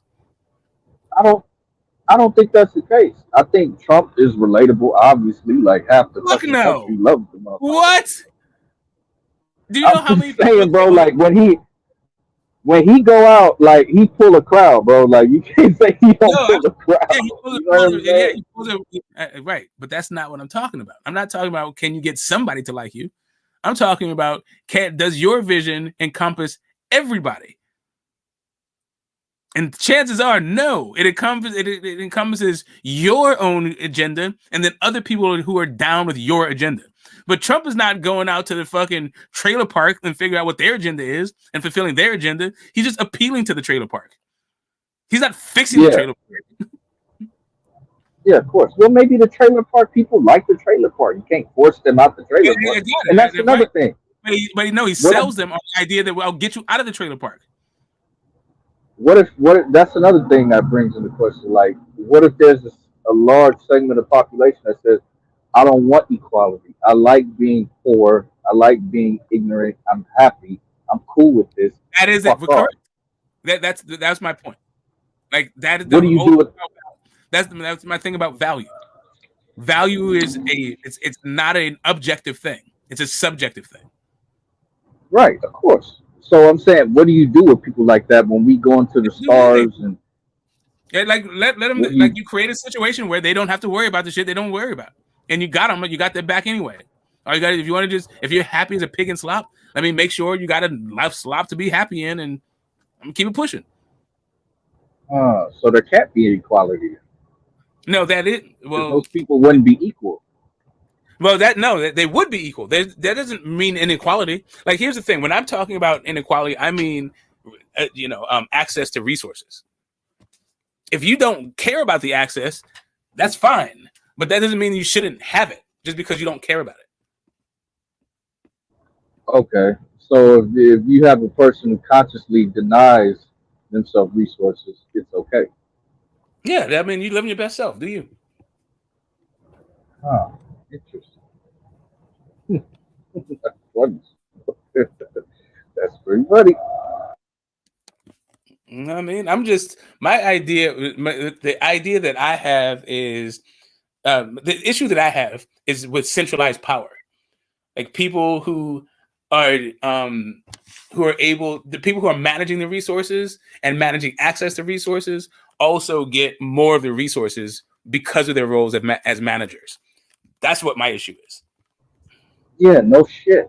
Like that's the way it's gonna be till you get like a dispassionate. Well, until people rise from dumb to smarter. Yes. No, that's never gonna happen. That's where AI comes in. That's never gonna happen. You're never gonna have managers of resources saying, "Oh yeah, we're gonna all be equal now." Like, no, it's not gonna fucking happen. Okay, let's see what the chat's talking about for a minute. We chopped this, so let's see if they got anything to say. A submarine, huh? Elon doesn't care about humanity. Yes. I do, like, there are, all right, so I also know some, I have a loose affiliation with like some millionaires and billionaires, right? And when I say millionaires, I don't mean seven figures. I mean really 9 and 10 figures. But close to 8 figures is good too. But whatever, you can throw some 8 in there too. But that's not who I was talking about. I was talking about 9 and 10 figure people. There's a couple of them of, let's say, about the dozen that I know, like off top, that fit this category. There's like 5 of them that are really hardwired intrinsically to sacrifice their own comfort and well-being for the good of other people, right? Like they will, but like how much discomfort do they actually feel, right, with those kinds of resources? So there's one guy I know who travels the world without a passport in order to break down the idea of borders, right? So whenever he's going anywhere, he flies private, he goes through customs, they ask for a passport, he doesn't say he has one, we won't have one, and then when the bureaucracy kicks in, he's able to, basically as a resources to not spend too much time in confinement, right? But he's willing to actually be detained. He's willing to be confined in order to break down the borders around the world, right? He's like one of those kind of guys, and that's just an example of like a few different like kind of ideas. But pretty much what happens is once you have those kinds of resources, you're just trying to remake the world in the way that you want it to be. If your vision for the world, and you use your resources to express that vision. That's so far, like to a person, that's what they're doing on a really just a fundamental level. Now, what their vision is wildly different. I know people who don't give 2 shits about their own goddamn mom and actually delight in other people's pain, right? Forget like not caring about other people. They delight in other people's suffering. So their whole mode of like everything they do will generate like money and all this stuff. They have all of the resources anyway, and they just invest in misery. That's it. All right. Anyway. So is that a good thing or a bad thing? So now you're asking me about my meta ethics, right? So which is also kind of a complicated question, but for the most part, I'm a moral relativist. So it just depends.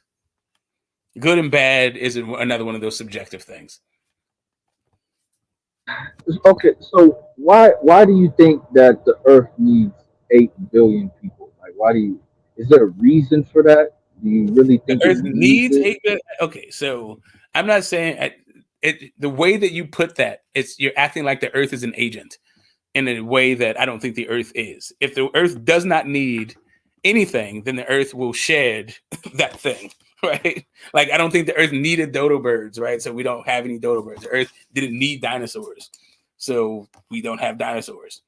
I mean, Right. to like T-Rexes and whatever, pterodactyls, woolly So here's mammoths. here's my thing though. Like you're knowledgeable. You're aware that there's that many people on the planet. What if in 50 years a cataclysm were to happen and there were only 2 million people left and you were one of those 2 million? Would Oh, you would you be okay with that? Would you embrace that? probably. I mean, it depends on the other 1.999 million people, right? Like, I'm not trying to live by myself, and there's also, I'm just kind of set in my ways. So there's a bunch of people that I don't necessarily want to go through eternity with, or go through life with. Certain conversations they just get boring and shit. But I mean, sure. I mean, within reason, it's fine.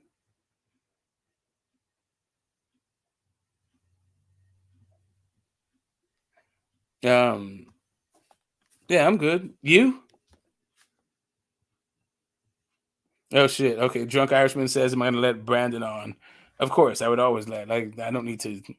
I don't. That's funny that you said you'll make my promise to Brandon. I typically keep my word in general. Yes, but I let Brandon back on if he came. I'm feeling with modern science. It's 150. That's the last time I heard AI. I heard AI Big Pun song. It sounded good. That's fucking crazy. Tupac's about to come out with another album. Fucking AI Tupac with the hologram shit. Okay. I don't need to hear another like my gangsters are gonna live forever song though. Fucking hell. Let's see.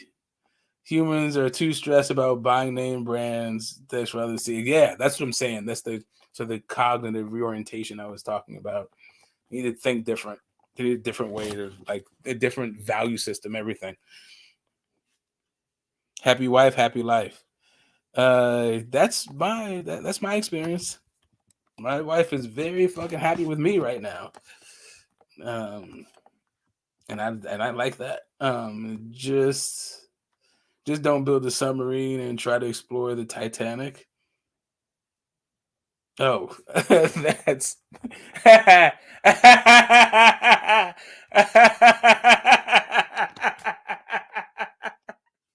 oh, that's fucked up, but it's funny at the same time. Yeah, I like that one. That's fucking pretty good. Okay. Let's see. Why not happy spouse, happy house? Why does the wife only have to be happy? Oh, because the wife was the put upon person when it came out, and I have a little bit more of a trad wife, so she likes to be catered to.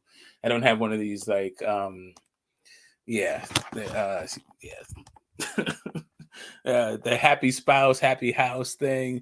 That is more about when you have 50-50 of splitting of everything, not these like traditional kind of roles between men and women, but like everybody splits everything. Um, so yeah, like if the woman's out there working, then the man should be definitely helping raise them damn kids and make some goddamn food and washing dishes. Or you can just do a division of labor for like strengths and weaknesses. Maybe you can get some more happy spouse, happy house with that kind of thing when you have a more modern division of labor. But if you have the traditional division of labor, chances are that woman is taking a whole lot of fucking shit from a whole bunch of people, and is dependent upon you for well-being. So sure, you can do some capitulation, do a little bit of catering to her happiness over other people's, because they give up their identity to make the shit go. That's the trad wife position. And by trad, sorry, I mean traditional. Yeah, mine's a little bit more traditional. You know, take your last name and do all that other shit. Okay, anyway. Let's see.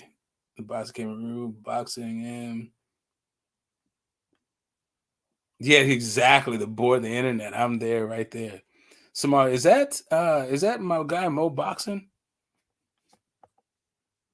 Just a thought. Yeah, I hear you. Elon does not care about humanity. Not from what I can tell. If he cared about humanity, he wouldn't wear those fucking shorts. I know that. Yeah, why so much hate for the African? What the African do to you, bro? Wait, What the that's nigga hate? do to you, bro? How's Why that y'all hate? hating on the African? All I said, I just hate There's his some choice for African short. discrimination going on here, bro. Okay, This is well, very what it is. discriminatory. Nelson I think I Mandela gotta was fine. leave, take a break. All this African racism is really getting to me, bro. Yeah, Nelson Mandela was just fine. And Elon is too, goddammit. And That's then another African. Elon's all right. Listen, I don't have that big a problem with Elon. Like the thing about Elon is just he is a typical he's a typical capitalist. But beyond that, like all right. So there's about there's roughly about 6,000 people on Earth that manage the resources of about 5 billion people. If you want to get to every single human being on Earth, you'd have to get closer to 10,000. But let's say like the majority of human beings are being managed. The resources for the majority of humanity are being managed by about 6,000 people. Elon is one of those 6,000, and he's pretty typical. Like he's just like, the world looks the way it does because a lot of people are living in Elon's vision.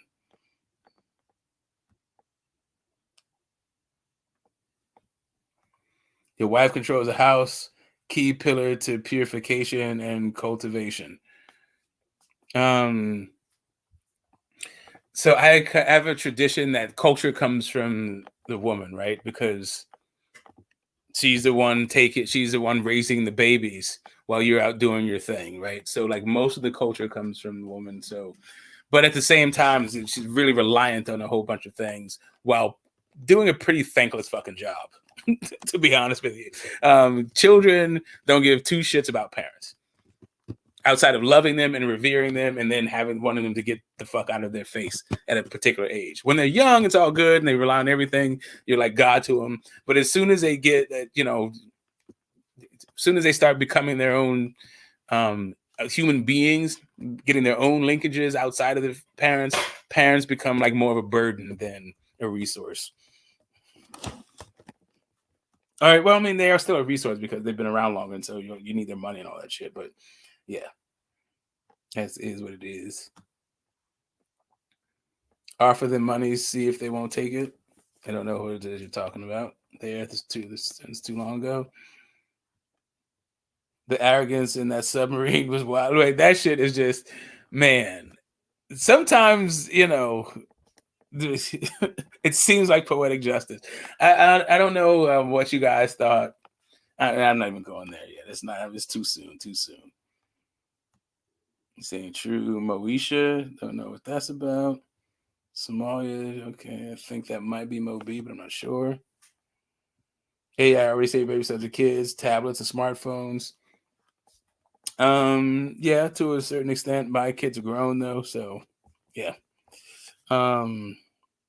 When will Devin Haney and Abdul Wahid fight Shakur Stevenson? I don't know. I have no idea. Abdul Wahid though.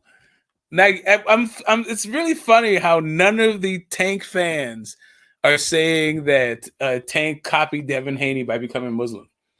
But that's one of the funniest things. Like, I don't know if you guys noticed in my thumbnail because it's kind of small. But in his hand, on my thumbnail, Devin Haney has a Quran in his hand, with Tank Davis peeking over the back of his shoulder, which I thought was really funny. I had a good time laughing at that particular image, but yeah, people might not get it. But yeah, when it comes to Civil War, it seems like Devin and Tank are going at it for the hearts and minds of the young African American male boxing fan. They seem to be pulling out all the stops to cultivate that fucking particular group of people.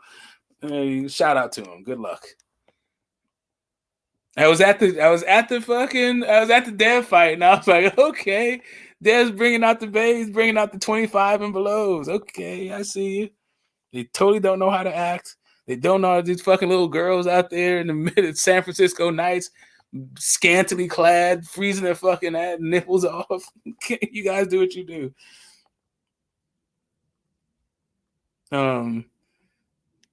Elon is Castro's uncle. Huh? Mark Castro is Elon's uncle. Okay. I don't know who Mark Castro is. It's not putting it. Let's see. That science guy Thunderfoot did a lot of Elon Musk vids. I'm not around debunking Elon. He's not my issue. Like, my issue is not Elon as a human being at all. Not him specifically, I should say. He just represents a mentality, and he has the resources in order to get that vision, to turn that vision to a reality. And that vision is subjugation for most people. Tank copying Big Baby Miller. Big Baby Miller. Okay. We can talk about Big Baby Miller because that was a wild ass fucking story. Well, okay. We're talking about how much the Saudis are paying, right? Why, after that Saudi paid check that Big Baby Miller supposedly got, is he pulling licks on getting okay, first off, why is he getting his car repossessed? And then secondly, why is he going through some elaborate scheme in order to get his repossessed car back? I don't even. Yeah, the bit like the CTE must be crazy. I'm not quite. I don't know about that. Then let's see. Everyone is Muslim. It's just some of us might never discover that when it comes to Muslim, number one, no one copying. Comes to Muslim, no one copying. I think you could copy some. I don't know, man. Maybe. I'm not trying to hate. I will say this. When it comes to worldviews, right? Like visions for the world, I totally don't want to live in a Muslim world. Sorry. That is like, I don't even think of like all the religions. I don't think Islam makes it top 5 when it comes to worlds I want to live in. Fuck that noise. Too much pressure. Too much compelling to do shit. Like Islam is always up your fucking ass about doing something. I'm good. What you got, man, Chad? Peace to you, man. Happy fucking New Year. I haven't actually talked to you this year yet, even though, I typed a couple times in the chat, but I haven't actually been able to catch you when you guys have, had people with keys around. But I'm glad that you made it to the panel. Happy New Year. Happy New Year, Smoke. Is Tank copying Big Baby Miller more than Devin? Tell me, elaborate. Just with the whole Big Baby Miller, he became a Muslim when he was, before the Dubois fight, and he was really emotional about it, and I just think Calvin Ford is also a Muslim. I may be wrong, but he is it's something that's going on with a lot of sports, a lot of boxes. This ain't something that's kind of new. Look at the GOAT. He was Cassius Clay, and he ended up Muhammad Ali. Dwight Braxton. Just off the cuff. But this ain't something that's new. You know what I mean, Smoke? And I think it is just what it is, so to speak. Like, I think Big Baby Miller was just, he thought he was overcome by Allah. And I think, Tank maybe trying to find whatever you try to find. You know what I mean? I don't think it's anybody kind of copying anybody. I just think it is what it is. I think it's like I say, it's happened many times in the past, and this is it. It is what it is. I mean, it happens all the time. You see people, and I know a few people that were, kind of like a Jimmy Smith, and now they're an Abdullah. You know what I mean? It's people have always kind of done this, so to speak.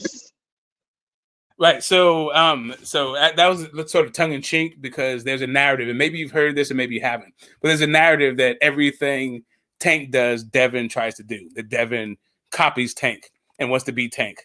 So this is like one situation where Devin beat him to the punch, right, so to speak. He beat him to the punch. I was being facetious, but at the same time, yes, for sure. I'm always a little bit suspicious about people's motivations.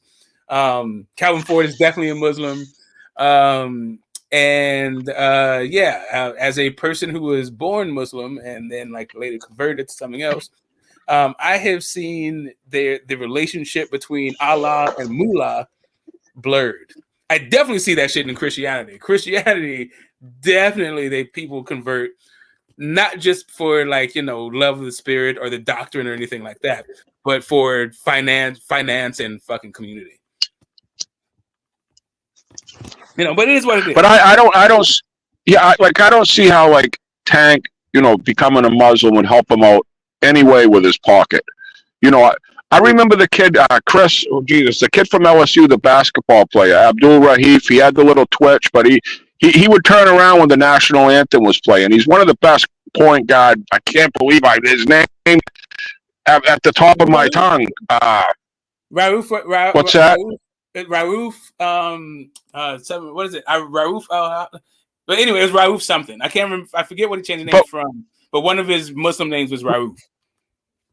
Yes, and even with musical, like Cat Stevens, he ended up becoming a Muslim, and I don't think it, like just for the shits and giggles, I don't know how becoming a Muslim can help you out other than just spiritually. Like I feel like that's my own take. I know you're being tongue in cheek, but I just feel like it's just someone's personal choice, and I feel like they're just on a spiritual quest at the time because we all go through it, and Tank and an old man Devin. And it's something that's probably just as real as the day is long, Smoke. Well, so here's what I'll tell you. All right, so let's go into it. So if you don't think it, there's one statistic that you may not be aware of, but the fastest growing religion amongst young African American males is Islam. For sure, yes, I'm aware of it. If you are trying to appeal to that base, and the way that I think Tank and Devin do, then becoming Muslim would benefit you financially, totally.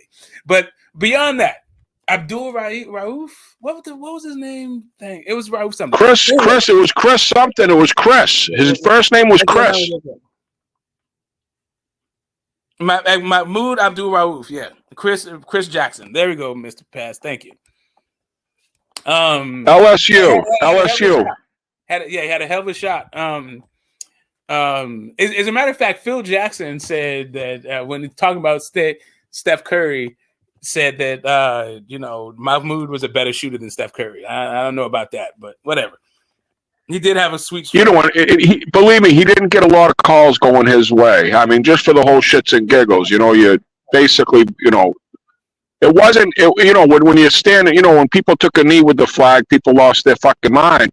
I mean, this Chris Jackson back in the, he was turning his back to the flag. I may be wrong if I remember it, because like I say, my memory is so fucking toast smoke, but I just remember him doing something when the national anthem was being played that was very frowned upon.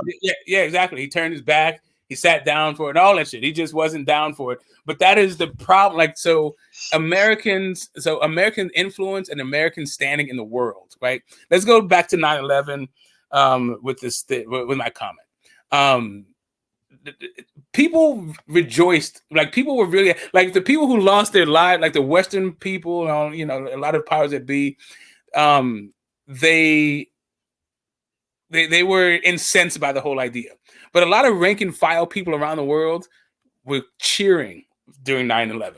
because of America's hegemony, the way that America wields a stick. Like nobody, like once you're on the top, you have a bullseye on your back. Right, like back in Abdul Rauf's days, right? Nobody was really pulling for the Palestinian people. Right now, like in the Israel-Palestinian conflict, I've never seen the Palestinians have as much support in this conflict as they ever had the entire time. If the Palestinians had the amount of support they had when I was fucking in Israel, or like even when I was growing up, we wouldn't have this kind of issue that we have today. Right, Smoke. I think the idea about I think Islam, to put it, I mean, I'll wrap it up with this. Islam seems to be the religion of anti-establishment. Being religious is anti-establishment, and then being Muslim seems to be a revolutionary idea. Jesus, I just was gonna say something there, Smoke.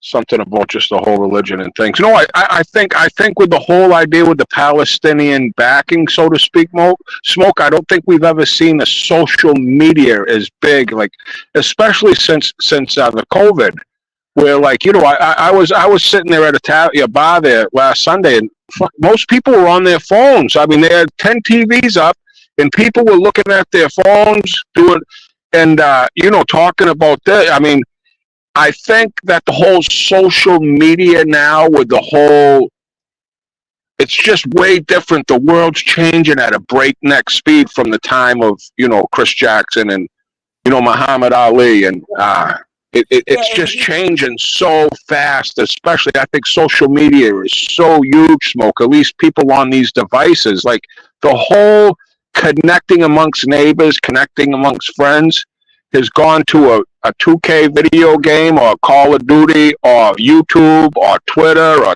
TikTok or, I mean, how many platforms are there? And they're all huge because everybody's on it.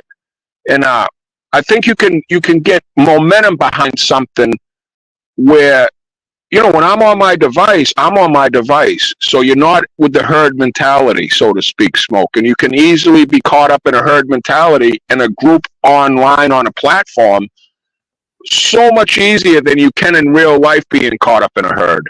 I don't know. I'm kind of just going all over the board here, but I just feel like social media with the whole Palestinian thing is really a lot to do with it. No, I don't know the sides of it. I really don't know the histories. I really can't even talk on it. It's just a sad situation. But I just feel like that has a lot to do with it. There's just so many people that can be swayed by a social media platform or a social media group. Yeah, but even the thing about it though is the populist part of it, right? So sure, social media aids the populist kind of agenda, and it definitely is more I would say it's more harmonious to the everyday person than to like the elite, right? This idea of everyone being connected. But as a direct result of that thing, whether you talk about George Floyd or the pandemic or whatever the fuck, it just seems that most people are really anti-establishment these days.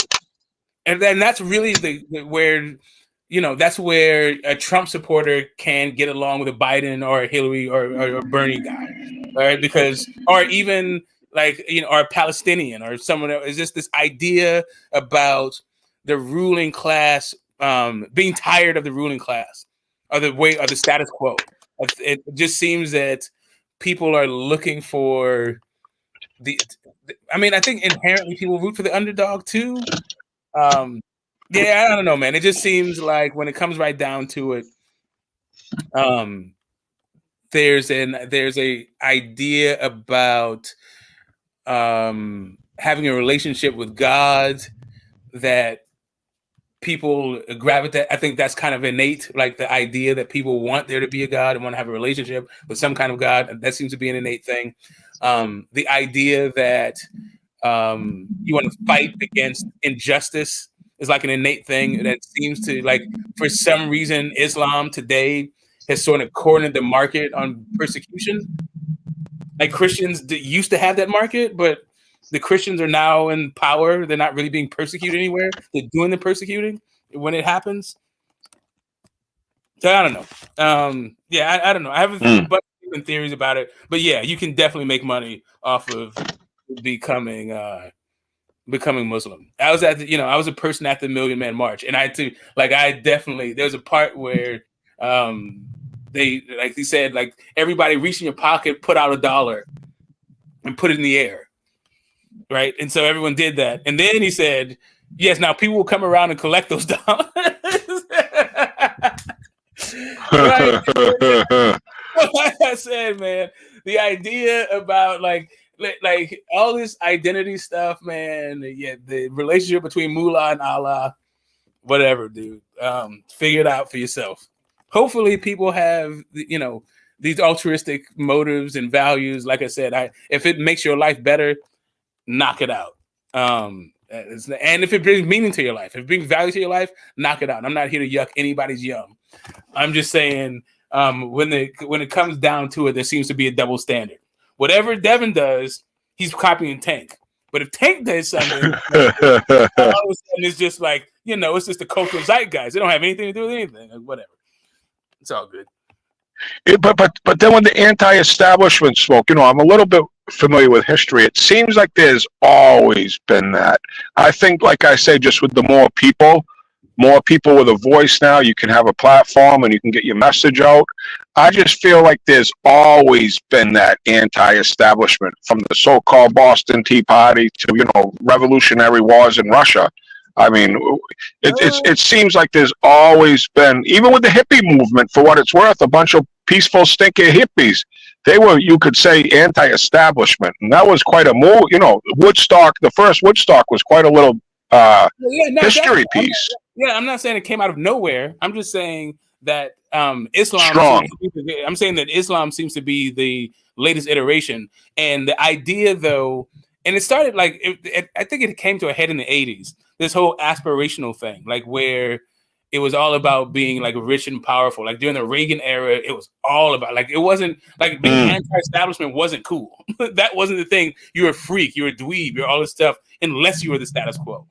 But now, you got, like I said, Trump is like he's tapped into this whole like just dissatisfaction, this disillusion with what the system had to offer. Like, the American dream now is to rent a place and play video games. Like, it's fucking weird. Like, it's no longer a car in the garage, a white picket fence, 2.5 kids, chicken in the pot. That's not it. That's not the American dream anymore. And I think that just sort of dissatisfaction, that unease about like what I guess a unifying vision for people is. Like, they just don't have it anymore. And social media. So social media. I think everybody's so scatterbrained. Yeah. It's so much different, Smoke. I think, like, if I try to put myself back, watching the Mike Tyson fight, you know what I mean? Thinking of something like what was going on. I remember no one had a phone. I mean, no one had the internet. There was phone booths. It just seemed like back in the day, like, you could go somewheres and there would be a group of actual humans you could interact with, where you had to learn morality, where you weren't dumbed down to stupidity.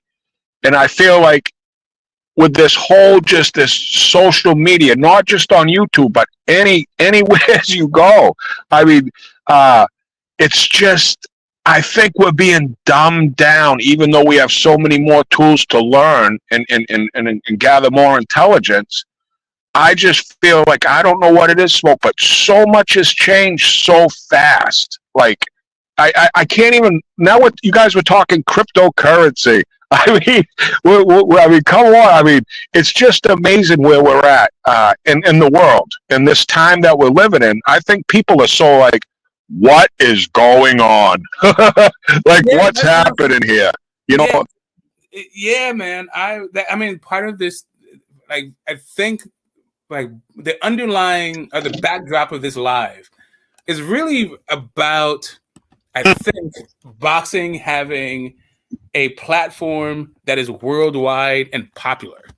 So, like the idea that boxing is going on Amazon Prime with all of these international talent, these names, you got the Jai Opatais, you got the Better Beeves, you got the Usyks, you got the Furies, you got the Monster Inoue's, you got the Canelo. Like there's somebody from fucking everywhere that everyone can actually watch now.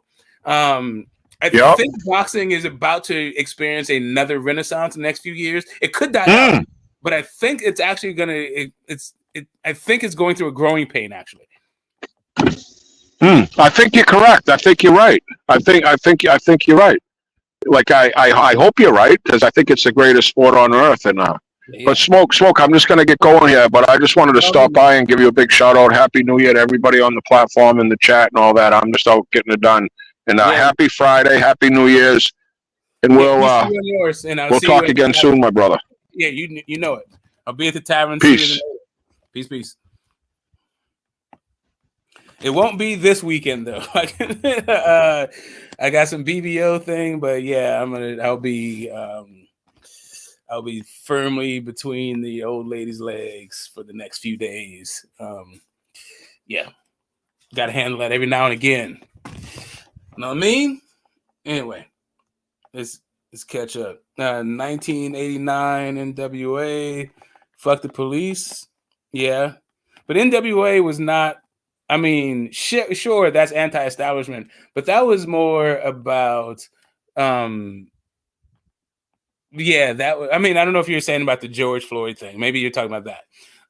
But yeah, black people have never liked the police. that was more about the outrage and the angst that black people feel because the police exist to keep black people in a particular kind of social economic condition. Right, but that's a different subject for another day. I'm not trying to like talk about that shit unless you guys want to talk about that shit. Let's see. Keep going up. How much did I miss? American Dream is now becoming a YouTuber. No, that's not the American Dream. That is. Oh, whatever. That is the entertainer's dream. But not everybody wants to be an entertainer in America. Some people just like, the ham and eggers. Shout out to Bruce Gass for telling me about that phrase. But the blue collar lunch pail people, they were never trying to be YouTubers or anything. They just want to hang out with a girl, raise their kids, work a job, have the next generation do better than them. Oh shit, I have a phone call coming in. Make sure. Hold on 1 second. I'll be right back, guys. Got to take this call.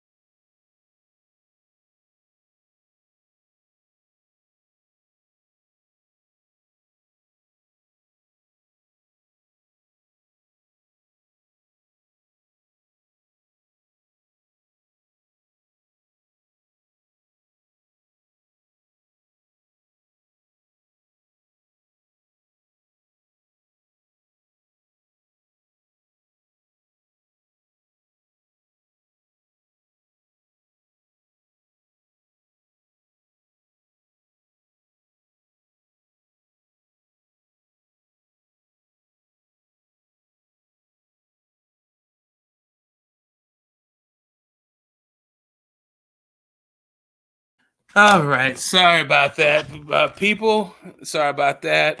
But yeah, I'm not even going to my personal life, but yeah, this is that time of year where the Smoke Clan is in full effect, doing what we do. Let's see. Let's keep on scrolling up. Is that you, Phil? I'm not sure. Mo boxing. Islam social media is addictive. It can cause insomnia. I was born with insomnia, so like whatever. I've had insomnia my whole life. I think he's a brother Mark Jackson. The dude's I know who Mark Jackson is, man. I know Mark Jackson when he was Indiana point guard, Pacers point guard. I think I might even like caught him in college a couple times. But anyway, they might be. I know. Yeah, I think you're right. I think they are related somehow. But I don't remember how that works. What Mr. Paz, what Mark Jackson did was make them defensive minded. They're a tough defensive team.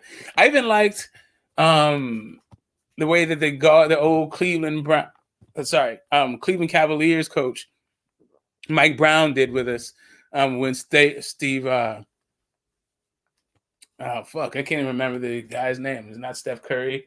The guy who used to be a Spur and a Bull and is a coach of the Warriors, and I think the dude's a fucking gambling addict. Got us all those rings. Steven I can't remember his name. And I liked him when he was a Chicago Bull too. Yeah, but anyway, whatever the current coach of the Warriors coach name is, I can't believe I'm blanking on this. I watched this dude's whole fucking career, and I've yelled at this dude. I've talked so much shit about. I spent hours of my life talking about his name, talking about this guy, and I can't remember his name right now. But anyway, yeah, that dude is just obsessed with being like the small ball and being a basketball savant and genius. And I think he kind of just like, yeah, I don't know. To a certain extent, he ruined the team, and these guys is potential because they're not as good defensively as they were under Mark Jackson. But those offensive numbers, though, are kind of crazy, and they play a really exciting brand of basketball, like a way better brand of basketball, more exciting brand of basketball than Mark Jackson had them playing. So, yeah, but shout out to Mahmoud Rauf.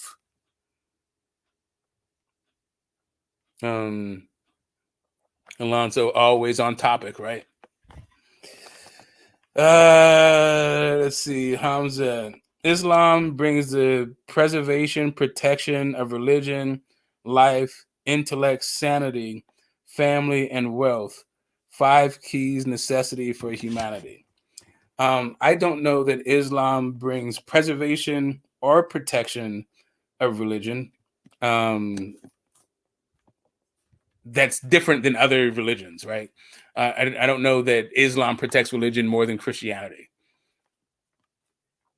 I don't even know if Islam protects religion more than people of the Hebrew faith. They just have different ways of going about it. But yeah, I don't know if I guess it's a feature of theirs, but it's not exclusive to them. I'll put it to you that way. Sure. Intellect, sanity, like everyone brings that to the table. Like who doesn't bring intellect and sanity to the table? If you're going to be like any kind of sustainable society for human beings, you're going to have to stimulate them and keep it sane. The question is, how do you define sanity is the issue, right? Because some people say it's doing the same thing over and over and expecting a different result, which would make all religions insane. Whatever. I'm gonna keep it pushing from that. Anyway, family and wealth. 5 keys. Family and wealth is not a product of Islam. Families and wealth predate Islam and will be here long after Islam. Those are just human endeavors. Nothing to do with Islam. Islam is just tapping into shit that people do, which is what all religions do anyway. But that's a different subject for another day. He said, okay, you got to talk to each other there. The worst part of insomnia is it leads to early demise. I don't know about that. I don't know too many people dying from insomnia, but okay. It seems like maybe you could fuck with your immune system and you get some comorbidities in there. But insomnia, like dying from insomnia, I guess you could. Like people generally go crazy before they die from lack of sleep. I mean, I guess you could like just do some crazy shit and get killed. Yeah, I guess maybe. Yeah, but there seems to be more people dying from cheeseburgers than from insomnia. Let's keep going. I guess it's not really the death Olympics. I mean, not like argue with you on that. So let's say sure. You can die from sleep deprivation. Let's see. In 1951, Clarissa, some people have become millionaires on YouTube. That's true. But the American dream has never been to be a millionaire. Jay-Z is not living the American dream, by the way.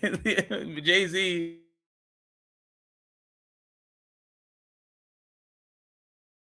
You guys are gonna figure it out together.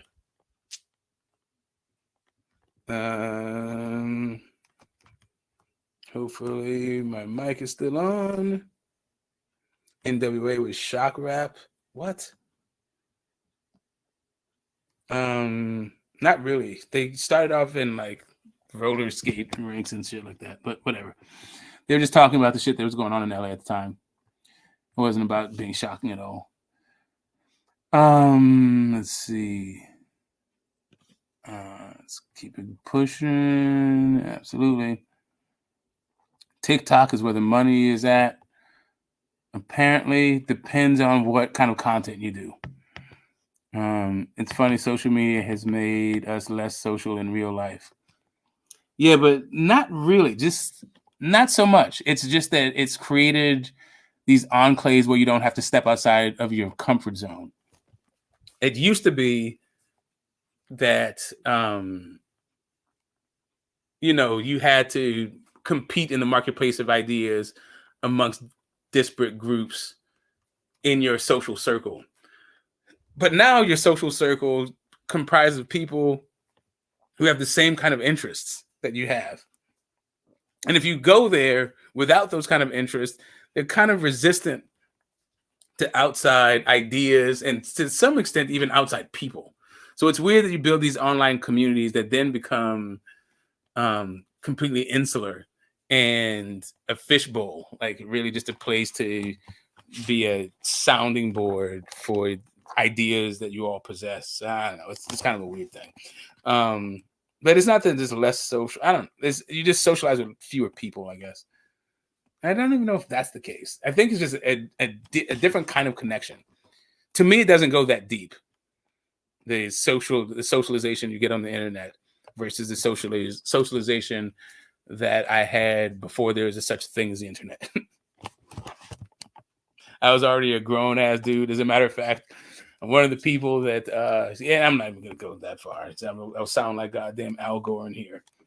I made the internet. I built the internet. No, I didn't. But yeah, I did employ some of the key people in this thing.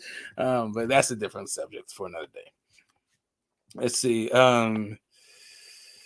It's funny. Social media man. It's like social. YouTube has given false confidence to peeps who have no business behind the mic, and that's why they get no views.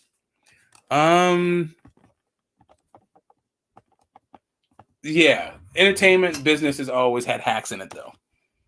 I don't know that YouTube, because anyone can have a YouTube if you have a device and a working internet. Yeah, it does definitely widen the net for hackery, but I don't mean people hacking into your system. I mean the fact that they have no talent at what they're doing. That's what I mean by hack. So whatever. But that's always been in the entertainment biz. Hopefully you're just not one of the like I am. My idea about being in front of a camera or behind a mic is just about my own personal edification. I don't host any kind of illusions as to like what kind of popularity I can garner. Or maybe I do. I don't know. We'll see. Strange days indeed. Yep. Muslims by far protect their religion more than any other religious group. Protect their religion, but I'm not. But that's a different sentence than protect religion, because he wasn't saying they protect their own religion. He was saying that they protect all religion. And I still don't know that the Muslims protect their religion more than the people of the Hebrew faith. They seem to, like, the practicing Jews seem real fucking cool with that shit. Like, they protect being Jewish for life, and they've been at it longer also. I don't know if that's the case. I actually don't agree with that. I don't agree with that at all. Now that I think about it, they're not more than any other religious group. No. I think the Buddhists are pretty good at this shit too. And we'll see. How many hours of sleep is enough? Depends on what outcome you're trying to get, I guess, and who you are.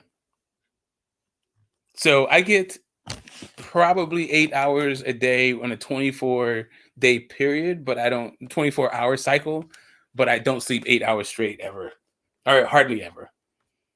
I probably did it maybe a dozen times in 2023, maybe 24 times, but like it's just not very much. I don't typically. I just don't sleep 8 hours, and I never have. Yeah, 6 is a good amount, but I'm still gonna take a nap. If I sleep 6 hours during the day, so like tonight I went up at 4, and I got up at 8 something. I got about 4 hours. I'll probably get another 4 hours at some point.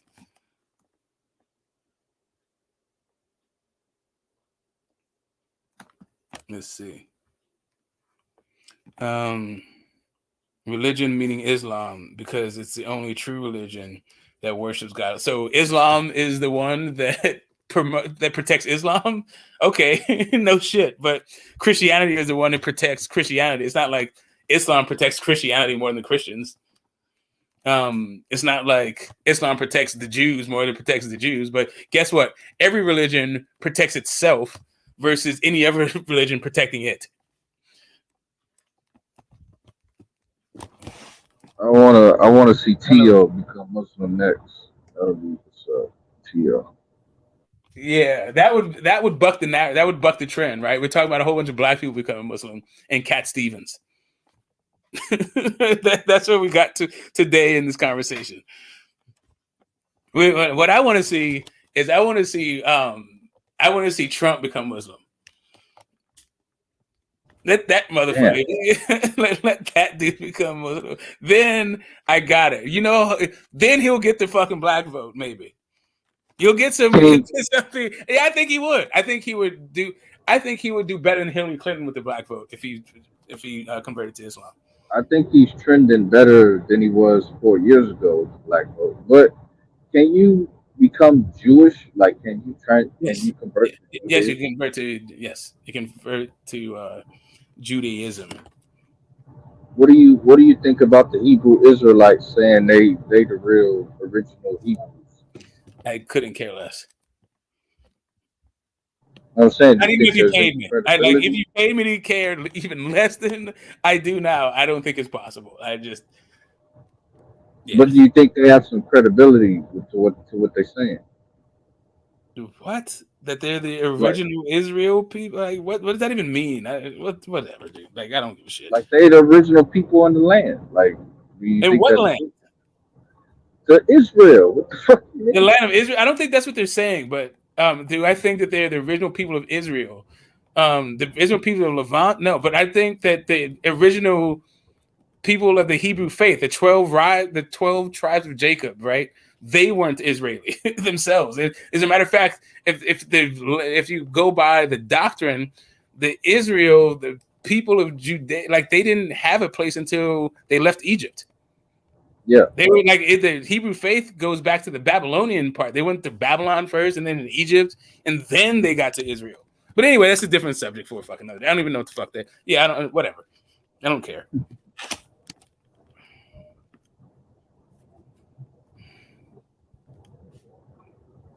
Let's see.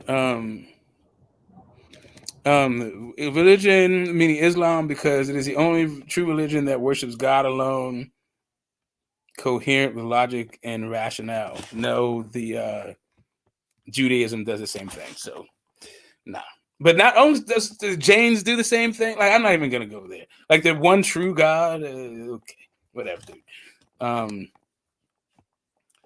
If you sleep in less than 6, you need to see a doctor. There can be a cure or something that's causing it. No, you're just thinking that because that's true for most people, that needs to be true for everybody.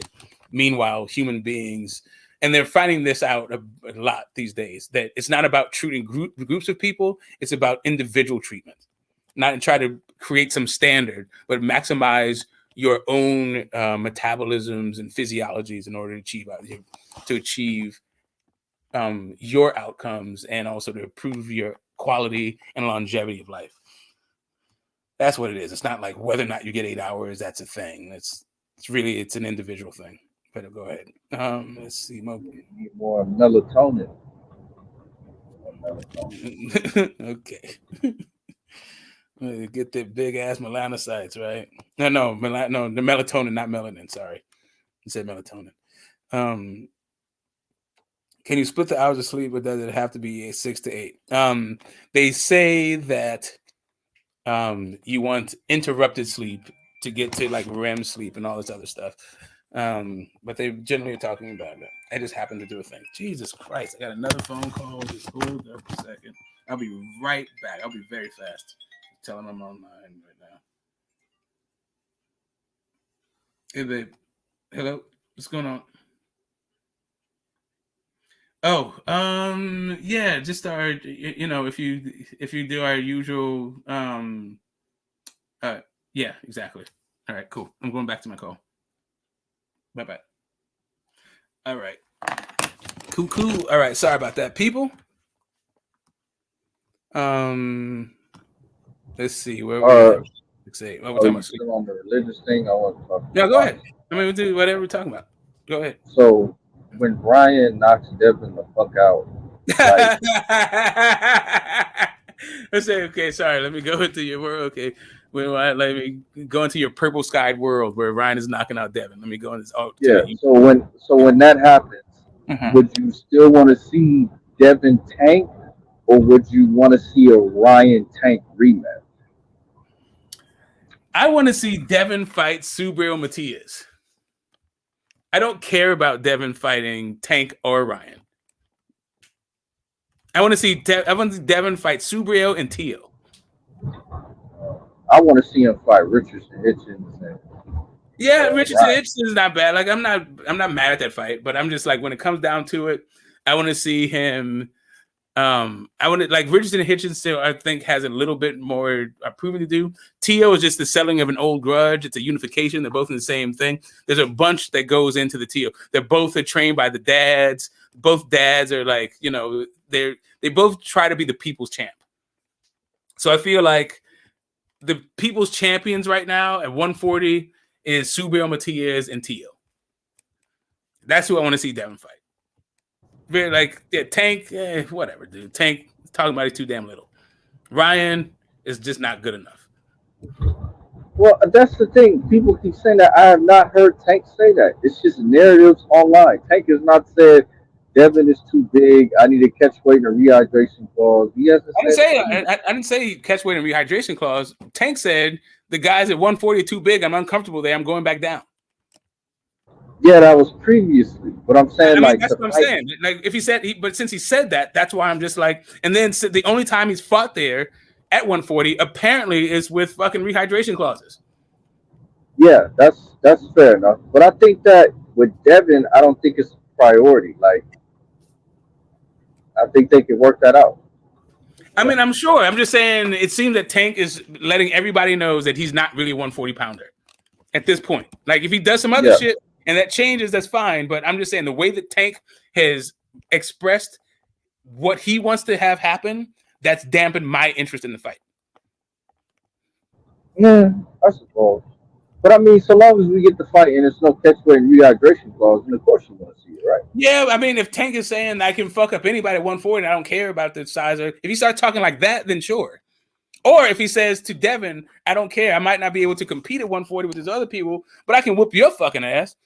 I don't need a rehydration or a catch weight to whoop your ass. Like, then I'd be like more into the fight. But that's not the kind of noises he's making right now. So yeah, I think that's what it is. I think that's how it's gonna go. It's just that Devin might have to give up some points there, but it is what it is. Yeah, well, we know he's the B side. Like, we're giving him some points. That's cool.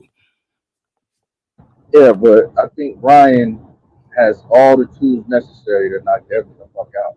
So that's what I'm saying. Like, what does Devin's career look like post Ryan knockout? Like, That we had this conversation before. Yeah, like I said. Oh yeah, you said he should quit. You said he should lead a sport. Oh, I forgot. Yeah. Well, your thing was I said he should leave the sport under two things. If he got knocked out by Regis and then got knocked out by Ryan, then he should leave the sport.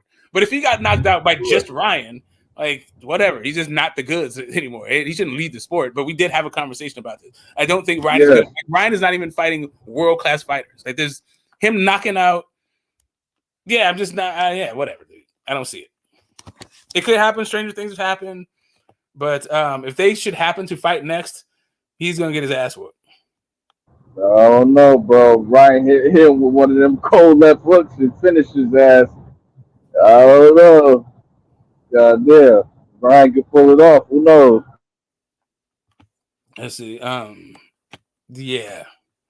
It's just that Tank was short, so he was able to duck under that shit. But if you ain't like able to duck under that, your head's in the firing range, nigga. This could be a bad day, Yeah, whatever. Sure. You gotta land that fucking bullshit. But listen, Ryan Garcia is a left hook guy. That's it. He's got one shot. He falls over his fucking feet jabbing. He lifts his back leg up when he throws the right hand, so there's no fucking power on it, even if it lands. Yeah, he's not beating Dev. Dev's feet, he's gonna get the hell beat. Like Tank beat fucking Ryan with his feet, and he stopped him with his power. But he beat him with his feet, and Dev's gonna beat him with his feet too. But only he's gonna keep range on him also.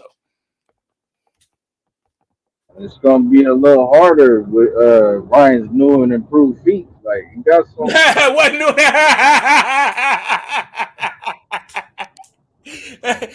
Okay, he had different feet. They weren't better. Those feet were terrible. God damn, that dude's feet are bad. And he still crossed them up, but like he know how to move. He know how to move. Bro. Like he didn't know how to punch and move. He didn't know how to hook off the jab. He was like trying to use some lateral movement, but that fool couldn't throw a punch while he was moving laterally. Like, get the fuck out of here. It's whatever. Tony reviews are trying to sell me on this, like Ryan.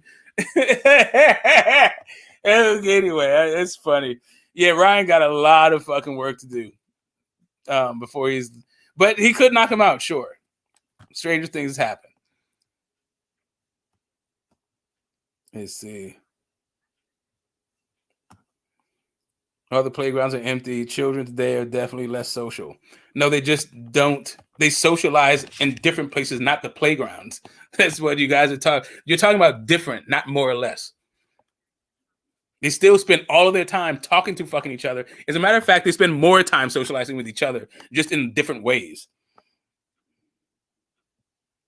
Who are you talking about?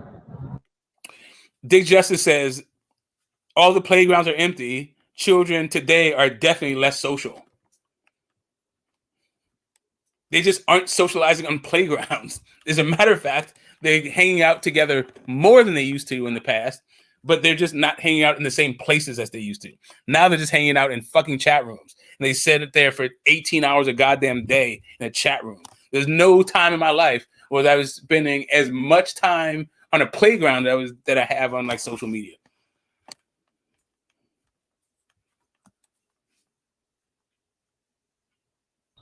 Yeah, I think that's true. That's not necessarily a good thing.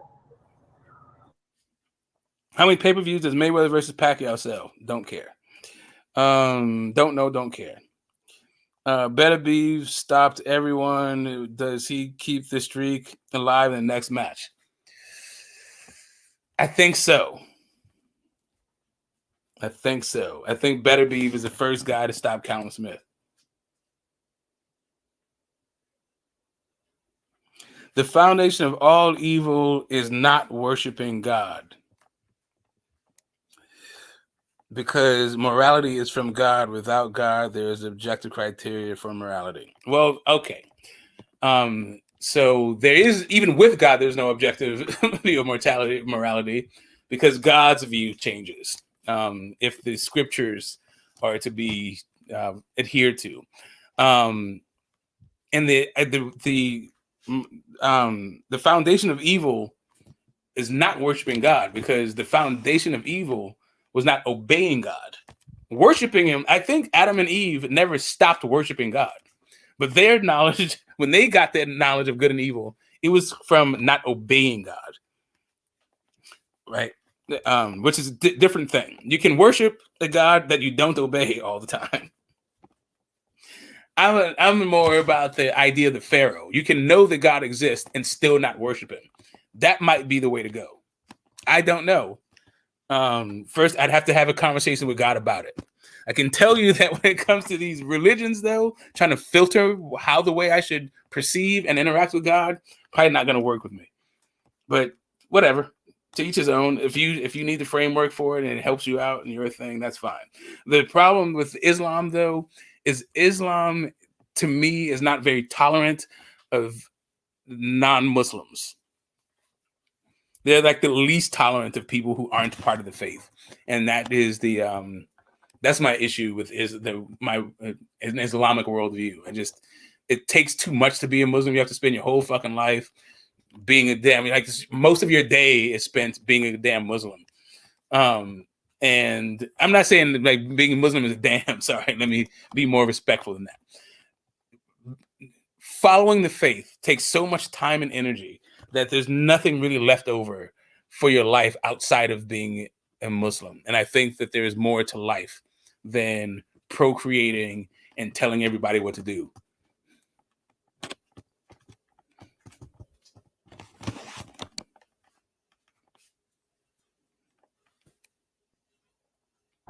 What if the whole world were Muslims? Then it wouldn't be a problem. It would be a problem. You still have to tell the Muslims what to do. That's the whole point of it. Like, whatever. It's all good. I'm not even like, it's fine. I think we'd have more boxing. We'd have more boxing if there's Muslim. If there were always Muslim. Yeah. Saudi's getting it done. Okay, I hear you. The Saudis are sports washing, and they're not like, while they are the keepers of the holy sites, the Mecca and Medina and all that. I hear it. But yeah, I think as long as there's a profit motive, and as long as there's a profit motive, we'll have boxing. As long as we have people, we'll have fights. As long as there's profits, there'll be boxing. Let's see. Yeah, an objective criteria for morality. I don't even know what the hell that's supposed to mean. God isn't speaking. This objective criteria for morality is a human conceptualization. I think it's a mischaracterization of what's actually happening, but whatever. Religions are absolute trash. I don't think that they're absolute trash, but I do understand the sentiment. I just don't concur. Who typed that? Was that Dick Justice? Of course it was. Yeah, the state is God. Dick Justice. Does anyone have the pay-per-view numbers for the Day of Reckoning? I don't know what those numbers were. No. Nikola Tesla only slept for 4 hours. Well, I don't think he lived to be very old, and I think that he lost his mind also. So, like, the issue about insomnia was about quality of life and length of life. I want Haney versus Tio. Me too. Tank Shakur, Haney, Tio. I'm with that too. That's where I'm at. I'm like, fight guys in your own damn division and stop with all this fucking nonsense. Especially if you're gonna be bitching about like how small you are and how big they are. Like, what the fuck? Get out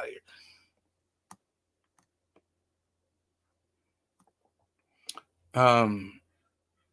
That's not the same as actual in person. That's what I've been saying. I'm saying it's different, equaling not the same, but not more or less. They're talking about whether or not it's more or less socializing happening, not whether or not they're socializing differently. And I'm saying there's not less socializing happening. There might even be more socializing happening, as a matter of fact, but they're socializing in a different way.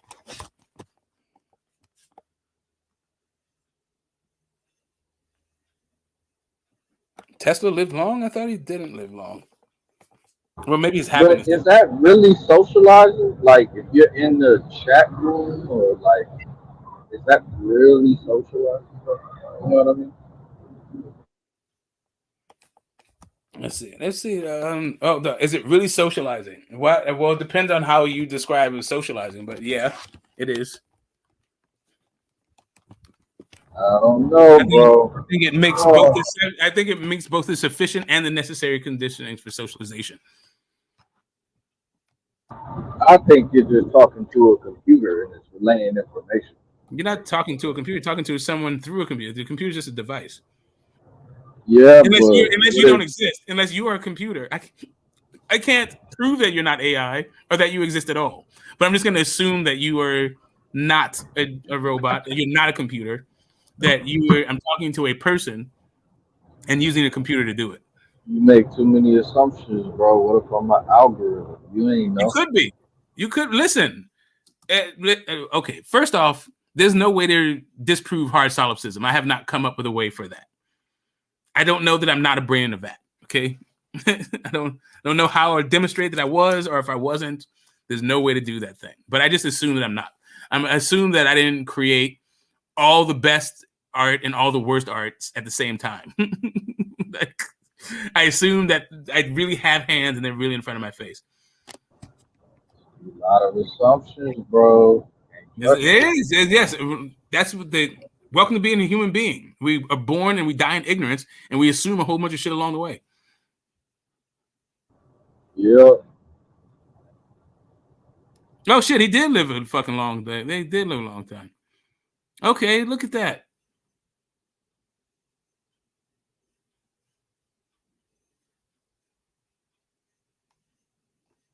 Yeah, that dude almost lived 100 years. That's what's up.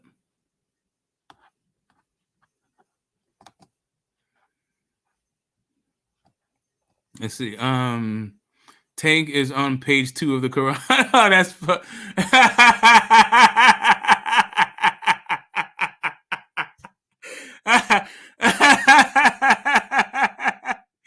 okay, shit. Okay, you're not saying that Tank is in the Quran, right? You're just saying that he's only read the first page, and right now he's reading the second page, which is fucking funny. It's mean as shit, but it's funny as too. It's fun. That's pretty good. What do you think brought that on? Why do you think he decided to become this? It's probably just time. You know, he's older, he's getting more mature. He's like, he's growing up. He's fucking up. It's kind of it is more like if you were going to convert, right? If you're going to convert to a religion as a rich person, you're probably going to be converting to either Islam or to Judaism. Maybe you could adopt. I don't know if you convert to Buddhism. You probably adopt Buddhism or something, or Taoist things. But those are what you're more like. You're not really likely to like become a Christian as a rich person. You're more likely to become a rich person. You're most likely to become a Christian as a desperate person. Damn. Christ for the desperate. Yeah, that's the nature of God, right? You like in dire situations, you reach out to God, right? And well, actually, hold up a second. It just depends. That also depends on where in the world you are. If you're desperate in America, you're probably going to become Christian. If you're rich in America, you're probably going to become a Muslim or like a Jew or something, or like a Buddhist or atheist. Yeah. An atheist. Yeah, atheism is actually pretty much on the rise. It's on the rise these days.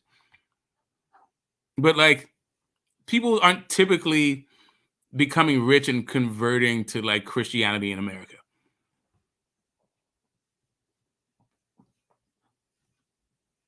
Or Satanism. Satanism is like pretty niche. I think atheism is growing faster than Satanism. Yeah, I just think I would say per capita Satanism is growing more. I think atheism just has more numbers, but per capita, I think Satanism. Yeah. They're trying to put it in the schools now, like after school Satan clubs, and put it in courthouses and all that shit.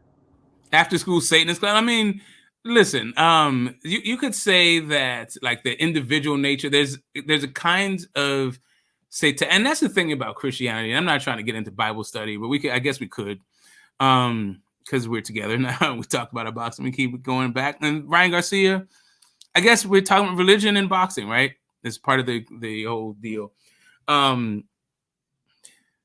There's a part of the way that the world is organized and behaves that seems to suggest that you could reasonably state, if there was a such thing as a Satan, that the world belongs to Satan, right? And this is what the idea about, Satan basically just having an ideological conflict with God. Basically just wants to be like number one, wants to be his own boss, wants to be himself, like the autonomy thing, the individuality of it, and the rebellion part of it, of the world, you could say is like satanic, right? But there's another part of the thing when it comes to scripture, right? You're supposed to hate the world and love God, but God is supposed to love the world so much that Jesus appeared and died, right? So God's supposed to love the world, but we're supposed to hate it. I don't actually understand a lot of the contradictory parts of everybody's religion. Like, I just don't get, like, at a group part of it, I think that gods can exist. I think gods could be worthy of worship even, but I think religions, for the most part, are poor ambassadors for God. I think, for the most part, religions make God seem kind of fucking lame. Damn. Really? How does Islam make God? Oh, because you spend your whole fucking time goddamn being a Muslim and telling other people how to be fucking, how they need to live their life. Not trying to, I'm not interested. Like, I'm more of an egalitarian. I'm more of a live and let live kind of person. Not a like, I live and I got to tell everybody else how to live. Like, it's not my bag, baby. It's not my cup of tea. I'd hate to be obligated to do that shit because God said so. Like, now you're making God to be kind of a dick again. Like, I'm not supposed to have any God. I'm supposed to subvert my entire will to what the fuck God wanted me. What the hell? Why'd you give me a will then? If all I'm supposed to do is ignore it for yours, like, it's fucking dumb. Anyway, I'm not getting into this whole thing. This is, I can see the manipulations of religion. I can see the benefits of it also when it comes to community, when it comes to family. Listen, they talk about objective morality. I think I can come up with better moral codes than most religions, if not every single religion I've come across.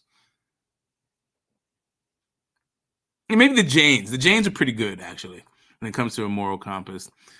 I think I do more harm than the Jain would. So maybe the Jains could beat me out. But for the most part, like, I can come up with a system that doesn't fuck kids, right? But Islam couldn't fucking do it. I can come up with a moral system that doesn't promote and excuse slavery, right? But Islam couldn't do that. But whatever. You want to talk about objective morals? Knock yourself out. Let's keep it pushing. That's at least, he was 85 years old. As I said, he's almost 100 years old. That's a decent life expectancy everywhere. And it wasn't the 40s. My man died in the 40s. If he's 85 years old, that means he was born in the fucking 50s, right? Fun fact about him, I think Trump's uncle has some dealings with him. Yeah, you talking to me? Or you just done? You talking to somebody? No, I said Trump's uncle had some dealings with Tesla. Yeah. No, it's good. Okay, that's right. And they talk Joe Biden, like all these old fuckers, dude. Listen, I would love it if Donald Trump converted to Islam. That would be fucking, like, that would make me interested. Like, that would be such an interesting character arc for that guy. He seems to be these guys that, like, he delights in telling everybody how to live too. Like, it seems like Islam is right up his alley. But then once you become Muslim, don't you have to, like, be loyal to other Muslims, like, in that to an part extent, of the code? To an extent, yeah. But I mean, it's not like Muslims don't kill Muslims all fucking day long. Like, fuck out of here. They should have seen what I saw in fucking Egypt and India and Africa, as a matter of fact. Like, yeah, I've been to Muslim countries, I've been to Muslim areas and all this. These Muslims, man, they're still human beings. Becoming an adherent to a faith doesn't all of a sudden like exempt you from the caprices of humanity. Like, it just doesn't. Good luck with that, though. So if Ryan Garcia knocks Devin Haney the fuck out, is he a crusader? Like, is he a Christian crusader? Like, reviving the crusade against the Muslims? If Ryan knocks Devin out, then I don't know, but I'll probably feel some kind of way about it. But then my alarm will go off, and I'll probably forget the dream that happened to him. Actually, I don't even know if I remember that happened in a dream. Yeah, this whole idea about how Devin Haney needs to always be taking L's in your mind. It's an interesting conversation, but I don't know, dude. We should probably stop creating scenarios for Devin Haney to take L's in. I just see like this could be the revival of, like, you know, because we got the shit happening in the Middle East with the Israelis and the Muslims. I think Ryan Garcia can revive that Christian Crusader Muslim rivalry. You know what I'm saying? Like, and he can do it by knocking Devin Haney the fuck out. Well, the thing is, the Christians are not worried about the Muslims anymore. Like, here's the thing: like, the Christians and the Muslims have joined forces to fight the LGBTQ and the trans. You know, like, that's like, they're not at each other's throats anymore. They're trying to make sure that their sons stay sons and give them more sons. Right? That's what both faiths are like focused on. They're not fighting each other over whether God exists. Like, atheism is on the rise and all this other shit. They're just happy that somebody believes that there is a God. Yeah, I think that's how it is in this country. We have the luxury to do that. But, you know, in others, yeah, Muslims are still terrorizing Christians. Muslims are persecuted in America, but Muslims in other places do the persecuting.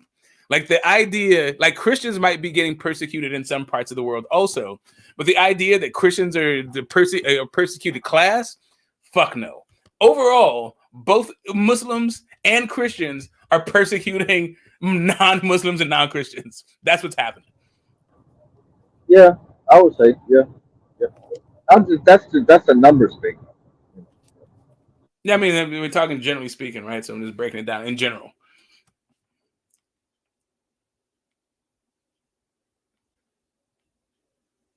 Let's see. Chat, salute, mad chat, sports tavern. What happened to the tavern? Okay, that was a while ago. Shit. Okay, I'm trying to catch up to the chat. Just give me a second. Today, Tank's bookmark on page 3. Look around. Will you stop with it?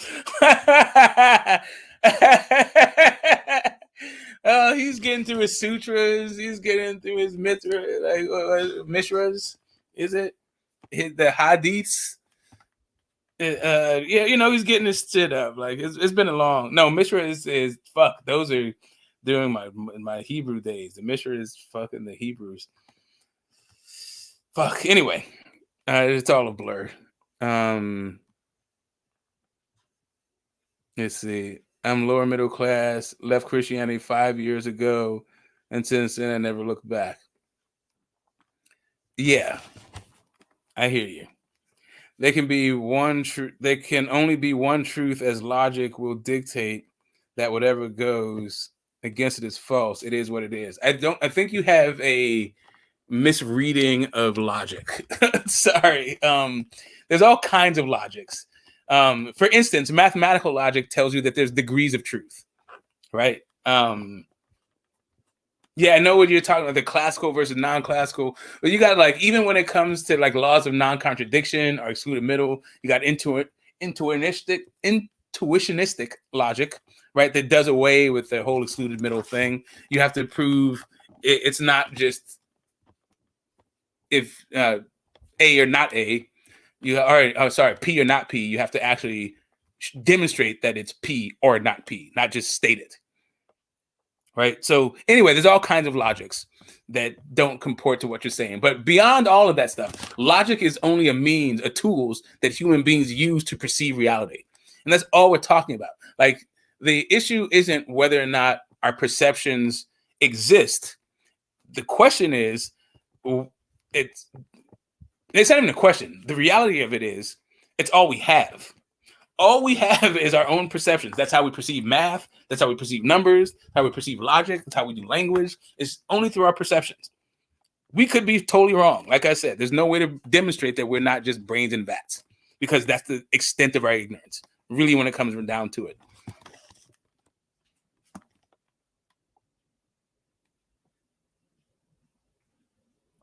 But I keep it going. Let's see.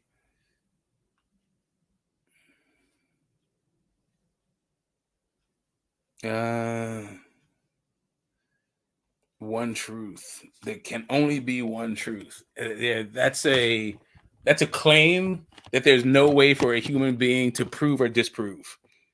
There's only what we perceive to be the case until it changes, right? And if you're a believer in God, then God can change that. And then if you think that God has, what they call omni properties, right? Omnipotent, omniscient, benevolent. If you think those are the characteristics of God, if he's omniscient, then God can make as many truths as God wants, right? It's God's will to do those things. Oh, look, my man Brandon. Somebody backstage. Yes, it's a Brandon. It's my guy. It's my guy. All right, and we are no longer talking boxing. Why you gotta moan and groan for the Looney Tunes man? No, I thought he left. I said he left. Oh no, he's here. Let's see. But let me catch up. What's up, John? What's up, Miss Smith? I saw that you said what's up earlier, but I didn't actually get to your actual post. You put a link up. But I was like in the middle of the thing, so I didn't hit it. If you want to, hello there, TT. What's up, Brandon? Yep, I'm back. Hey, yeah, you sure? Hey, Brandon, what do you think about God, Brandon? What do you think about God? What? What do you think about God? You know who God is? Yes. That TV went to church like crazy. It's the what movie? Yep, I do believe in that one. Oh, you believe in that one? So Jesus Christ? Yep, that's Matt Chess usually solves this panel. Oh, he don't want to talk about God.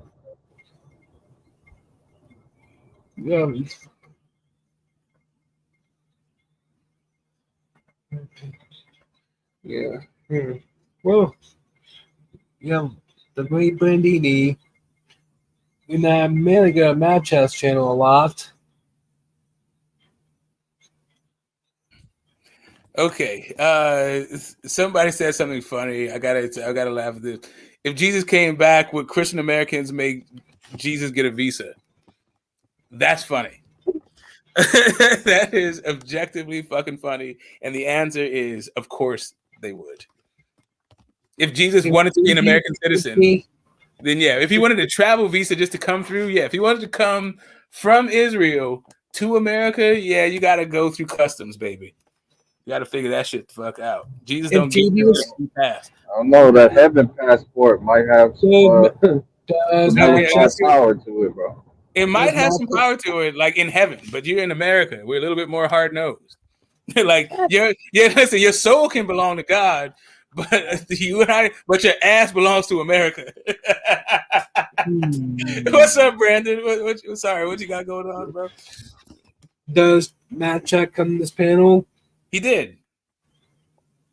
He came in and we talked already. You just went around. What did he talk about? We talked about religion, and we talked about boxing, and we talked about modernity. We talked about politics.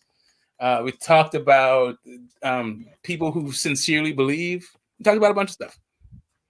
What we didn't talk about, though, was the Roadrunner. So if you want to talk about the Roadrunner, what you got for us? Do you have a favorite Looney Tunes cartoon, not character? Ooh,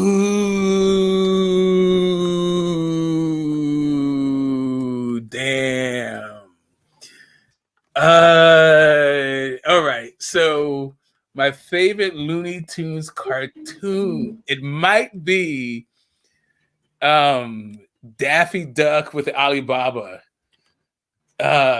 Consequences, as long as I'm rich. That might be one. That one's pretty good. Shoot 'em now. It's duck season. It's rabbit season. That one's pretty damn good too. Then you got the Bugs Bunny with Dracula and the Witch. Damn, split the hair. That one's pretty good. Hocus, what is it? Hocus Pocus? No, Hocus Cadabra. That's what he said. Abracapocus, Pocus Cadabra, Hocus Cadabra. Like that one's pretty damn good. Transylvania 65000. Yeah, okay, there it is. That's the one. Yes. Yeah, those are they're gonna be Bugs Bunny ones, definitely. But I don't know if I can choose amongst the Bugs Bunny ones. Where did the treasure's mine. He stuffed it. Wait a minute? Did Daffy Duck really stuff the genie back into the lamp? That shit. Oh yeah, that's funny. Yeah, that's kind of crazy. Where's that match ad user anyway? I don't know. He's not streaming on his channel anymore. I'm sure he'll be back. But I did try restreaming my channel, but he told me to delete it in about 5 minutes. Mm-hmm. Literally 30,000 religions in world's history, far more popular than Jesus. That's what I'm saying. It seems that the atheists have a pretty good argument with most people. Like, let's say you take a Muslim, right? So, or a Christian or a Jew, so most of them think that only they have the right understanding of a God, or only their God exists. But maybe they are just not, since they rejected the 29,000 other gods, maybe they just need to reject one more to get it right. Right? If you're going to reject all the other gods just for the one God, what makes the one God any more plausible than the other ones? I did give Phantom a shout out last year. I remember that shit had me crying, man. I loved it. That look that you say you were disappointed. And when I think about it again, don't do it. Phantom? Yeah, that Daffy Duck, that disapproving look when you talked about his 60 subs. You were right. That was a rough one, Brandon. You're cold bookings. You're definitely a cold country. Phantom? Yeah. What's up? What if you had 24 people on panel, Phantom? I don't know. Can I get that many? I think I need to upgrade the screen growth. I can't hear you very good. Okay, so an atheist cannot say Hitler or Leopold is objectively wrong. They have no ground to stand on. Okay, here we go. I'm standing on ground right now, and I'm going to say, I'm not really an atheist, though. I'm more like an agnostic. But I think I can say as an agnostic that Leopold and Hitler is objectively wrong. No, not objectively wrong. That you don't need the word objective there. They're subjectively wrong. Right? Because that's all we're talking about. There is no such thing as objectively wrong, for a human being, because all we have is our subjective experience. We don't have an objective experience. All we can speak about is the subjective. And it doesn't matter about whether you're atheist or not an atheist. That's just about being a human being. Worms are not talking about how fucking Hitler's wrong, right? Monkeys are not saying it. Birds are not saying it. Human beings are. Match has and does the Jamie use a sub to my channel? I mean, your channel? What's the difference of smoke atheist and agnostic? What's the difference? So an atheist thinks that there's no good reason to believe in any God concept, and a agnostic is someone who does not know whether or not a God exists. Oh, okay, that makes sense. Fair enough. It's just about like your Mad Child's channel has a your restream confidence this in your belief, right? It's really a degrees of confidence, really. Because all we have is belief. Like as human beings, because we are like let's break this down, right? So you have your belief, right? Belief is already of like or not. Like all of this stuff, both knowledge, faith, and belief are all different states and degrees of ignorance. Right. So all we have is ignorance because all we have is a subjective experience. We don't have an objective experience. We talk about objective because we can conceptualize it, but we don't experience it outside of a concept. Right. So, but because we are all ignorant, right, we have things that we believe. But then past belief, we have a little bit more confidence if you can have a justified true belief, right? That's knowledge. You believe something, but you have a justification that your belief is true. Then you have knowledge. Right. So then you also have faith where you're kind of certain about your beliefs, even though you don't have knowledge. Right. So this is all just degrees of confidence when it comes to being totally fucking ignorant. That's what facts is. That's what knowledge is. That's what all this shit is. It's just you trying to deal with it. I never saw one even talk about Christian before. Makes sense, Smokey. Makes sense. So you want to act like my classic cars for using the earth, even though you don't have facts. Okay. Sorry, you're a little bit low right now. You're talking under your breath. Like your mic is loud, but you're just talking under your breath, kind of. Do you do shoutouts, GT? Do I do shoutouts? Yes, I do shoutouts every now and again. Depend if I want to. If I'm inspired to, yes, I shout you out. Why not have a match? I was planning to do a stand. Match at what? Shout out video for me. Match at what? I was going to do a standalone shout out for me. Oh, I don't know. You got to ask him. But what'd you say, Phantom? What your thing was? Never mind. You missed the moment. You have to be in the moment, bro. Okay. Yeah, no, you're just like kind of talking on your breath. It looks like you're like playing chess or something, maybe texting some like hottie or something, like while you're talking at the same time. You just seem a little bit distracted. Missed it. You have to be there to see it, believe it, speak it, believe it, receive it. Yeah. Let's see. Let's keep it going here. Let's screw it up. The great Brandonian, John Smith is McSmith is calling you out, is shouting you out right now, Brandon, in the chat. Hitler had a Muslim unit.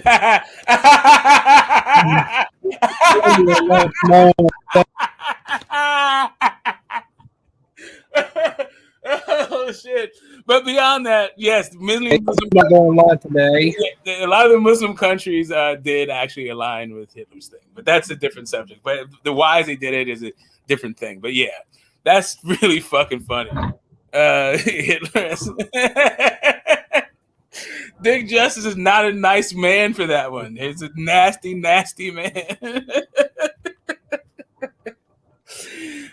Shit, that's good. Yeah, he did love radical ones. Yes, he did.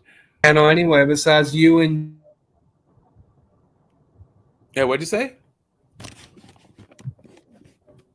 Let me keep scrolling up. Let me because I've missed a lot of this. It is just me and Phantom, and right now I'm reading the chat because I haven't caught up to the chat in a while. They're really the only people on panel, but like McSmith is laughing at the idea of Garcia knocking out Haney. That definitely would. Well, wait a minute. Boxing Lounge is here, I think, or maybe not. Maybe he fell asleep right now. I don't know. It's easy. In my country, 9% of people are Christians, and believe me, Phantom, none of these people care about Muslims or Jews. Yeah. An atheist speaking about morality. Was that Dick Justice again? An atheist speaking about morality is like a building of sandcastles in the air. Not Really? Like, so here's the thing. Human beings are the ones who are the moral authorities, right? Like, there is no God telling us. There's only human beings saying that God said it. If I had a God saying this is right and this is wrong, without speaking through another human being, then we can talk about God actually saying it. But somebody saying that God said it doesn't make God say it. That doesn't lend itself like that. That leap of that logical leap when you're talking about logic and truth, like it doesn't make sense at that point. But beyond all of that stuff, an atheist can talk about morality because an atheist is a human being. What would be weird about talking about morality is if you started talking about how, let's say, the wind is giving you morality, right? Or the trees. Then you'd have some, or sand giving you, if you get your morality from sand, then yeah, that's ridiculous. But a human being coming up with, a meta-ethical framework and a moral system, a moral framework, whatever, an ethical and a moral framework. That's what human beings do. But let me ask you this: like, forget the concept of God, like, kind of. But do you think there are spiritual entities that exist outside? Well, just entities that exist outside your visual spectrum. There's no way for me to, like, I don't like to. So do I believe that's the case? I don't know. I don't spend a lot of time on it. I at one point was pretty certain that was the case, but as I grow older, I don't know. It just seems to be one of those like kind of childish notions that I had. But it could be the case. I don't know. I don't know that it matters to me anymore. Right? It used to be really important I used to value it as part of my perspective on reality. But now I don't think I need it. I don't, for my reality to be reality, I don't need for there to be, things that I can't perceive. So let me ask you this: since energy and matter doesn't die, do you think that once this time and this reality ends for you, you'll transition to another reality, or do you think this is the only reality? Right. So I don't think well, first off, I've experienced different realities in my own life. So, and even just as this one embodiment of smoke has been a bunch of different realities, been experiencing different realities. So I don't think this is just one reality, but the idea about there being like I have a personality and I'm me after death. I'm less inclined to lean that way, but I also, like I said, I'm agnostic, so I'm kind of just open to it. But it just, I don't put a lot of effort into it or energy into the idea. I can see how ridiculous it could be on its face. Okay. So when Ryan Garcia knocks Devin Haney upside his temple with one of those left hooks, do you think he'll still be a part of this reality, or would his mental state transition to another reality? Well, it would definitely be a different reality because at that point, Devin Haney would be a lot shorter than he is now. He would have to be at least probably a little bit taller than Tank, but definitely shorter than he is right now for that left hook to hit his temple. He'd have to be like on his knees or something, but whatever. Yeah, I don't know. What about a reality where you did not imagine Devin Haney is always perpetually slipping on a banana peel and falling face first into some doo-doo?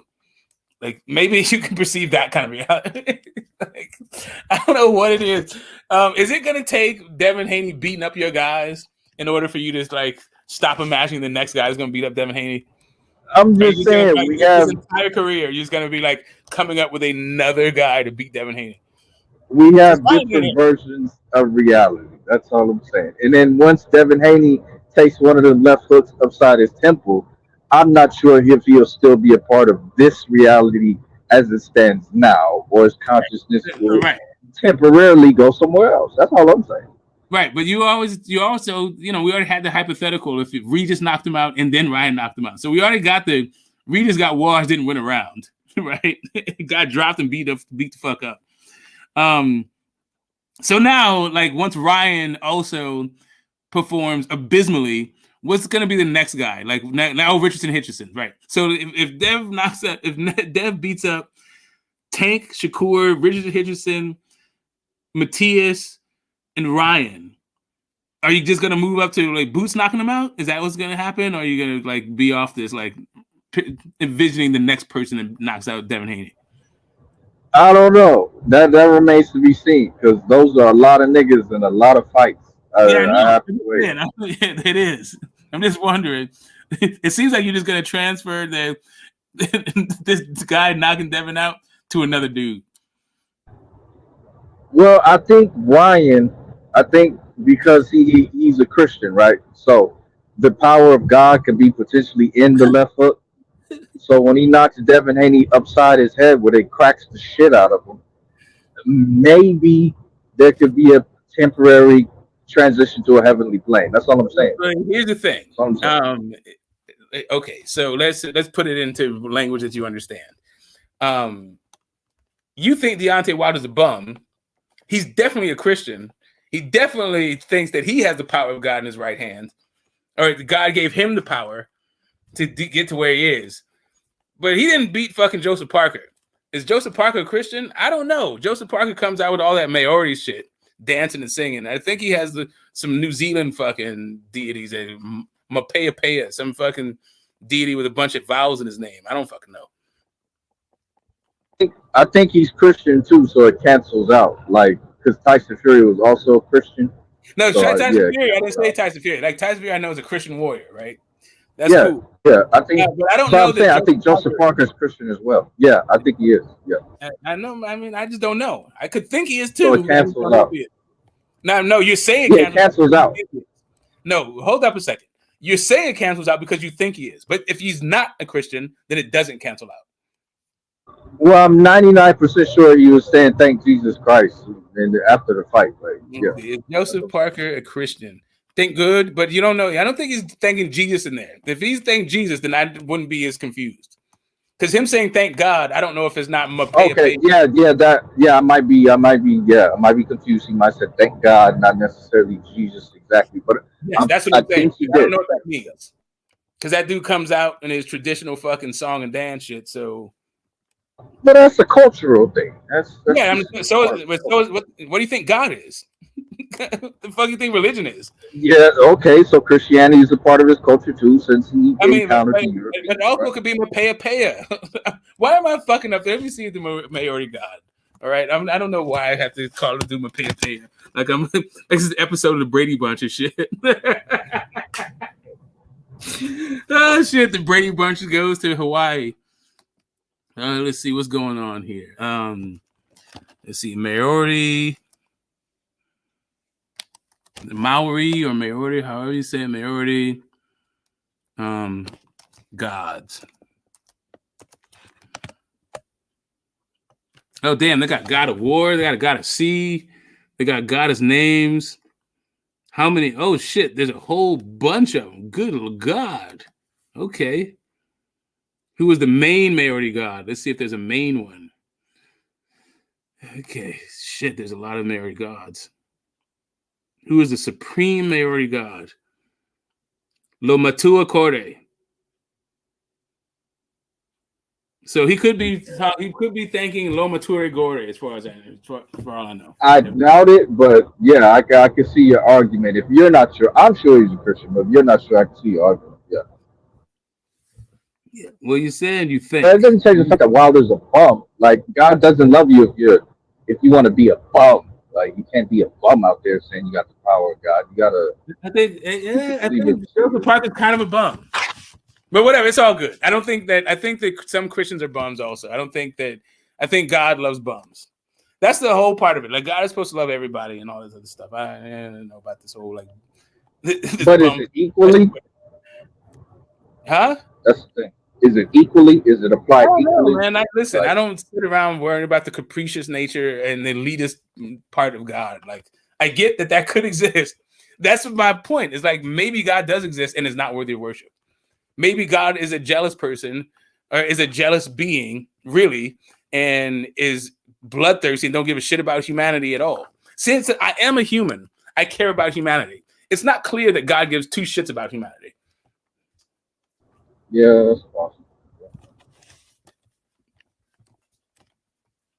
God seems to be in it for God's reasons, to glorify himself. Seems very self-serving, this whole like God thing when it comes to human beings. But whatever, it's all good. I'm not trying to like take God's place or anything. If God wants to show up and tell me what, I'm down for it. But see, that's the interesting part. So when Ryan Garcia cracks the shit out of Devin Haney with one of those left hands of God, should he convert to Christianity after feeling the power? You know what I'm saying? Like, should he make that if you worship, if that's the thing that converts you, like whatever converts you, dude. Like, listen, you could be watching. Cardi B could convert you. Like, who the fuck knows what makes other people, what inspires other people to change? It could be getting your ass whooped, or it could be, it's just another Tuesday and whatever. Something occurred to you. But I hear you. What happens? What I'm trying to figure out is what's going to happen to poor little Shakur and poor little Tank if Devin does not lower himself to fight those little guys, little buddies, those Lilliputians. If Devin just goes about his business, boxing the shit out of everybody bigger than those dudes, what are those guys going to do? What's Ryan Garcia going to do when he looks that bad against guys who are not even world-class fighters? What's he going to do? I think Ryan still has a career because he's fighting the best of the best. If you lose to the best of the best, nobody can blame you. Duarte, dude, if you don't stop, like, let me. Tank, Devin, he didn't beat Tank. What the hell are you talking about? No, I'm saying if he fights and he loses, I don't think they could blame him for that. You know what I'm saying? Like, even if he could go on to fight Tio still, like he's fighting the best top guy. You can't blame him. Okay, cool. I'm not talking about Ryan. Well, I asked specifically about Shakur and Tank, but I'm glad you started talking about Ryan. But okay, because that's the potential fight we have next. That's why it's more. Right, It's more I was relevant. talking about Tank and Ryan. I mean, I was talking about Tank and Shakur. Okay, well they can fight each other. I mean, that's easy. That's what I'm saying. Like, that's it. That's all they have. Their entire careers fight each other. If Devin don't fight them. No, I think Tank can still go on to have an illustrious career. I think Shakur's at the tail end of all that. How does Tank go on to have an illustrious career? I mean, by fighting whoever the fuck he wants to fight. People are gonna come watch him fight, bro. Okay. Like, at the end of the day, it's entertainment, right? If the people want to come out and see you fight, that's what it's about, you know? Mm-hmm. Yeah, let's see. Let's keep it going.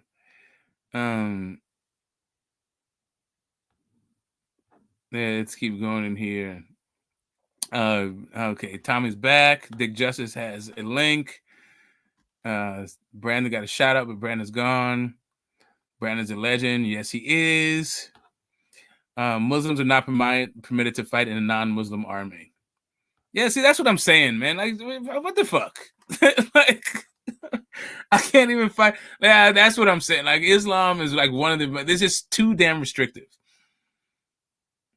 Like, if you're gonna be an Orthodox Jew, I guess, like if you're gonna like follow the Hebrew faith the way the Lubavitchers do, then yeah, that's pretty restrictive also. Damn, it's just about as restrictive as a god. Actually, it's even more restrictive than Muslims, but they just don't tell you how to. Well, they do. It's just more peer pressure. It's more passive aggressive than Islam. But whatevs. Let me keep it pushing. Because for some reason, the Muslims, they want to. It's like they want to have their cake and eat it too. When it comes to Islam, like they acknowledge that they are a grafted religion, right? They are a copy of a copy. But for some reason, they say it's the same God, but they treat it like they worship different gods. I got a question about the Muslim thing. Is like a wild hog the same as a pig? Like you can't eat a wild hog either? Is a boar the same as a pig? No, they're not. There's a two. They're part of the same bovine family, but there's a bunch in that family. Right. So like, is right? They're not the same. I guess it's a species. There's some do speciation happening. Muslims make that distinction? Is this all members of that genus, or is it just No, the I mean, not domesticated really. Like pig? if you're following the same God, and I mean then that's the problem with his argument, right? Is that he's talking about objective morality that comes from a God, but there's three different moral systems that are supposed to extend from the same God.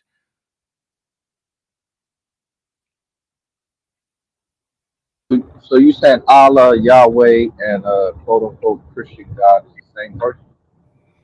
The Muslims do.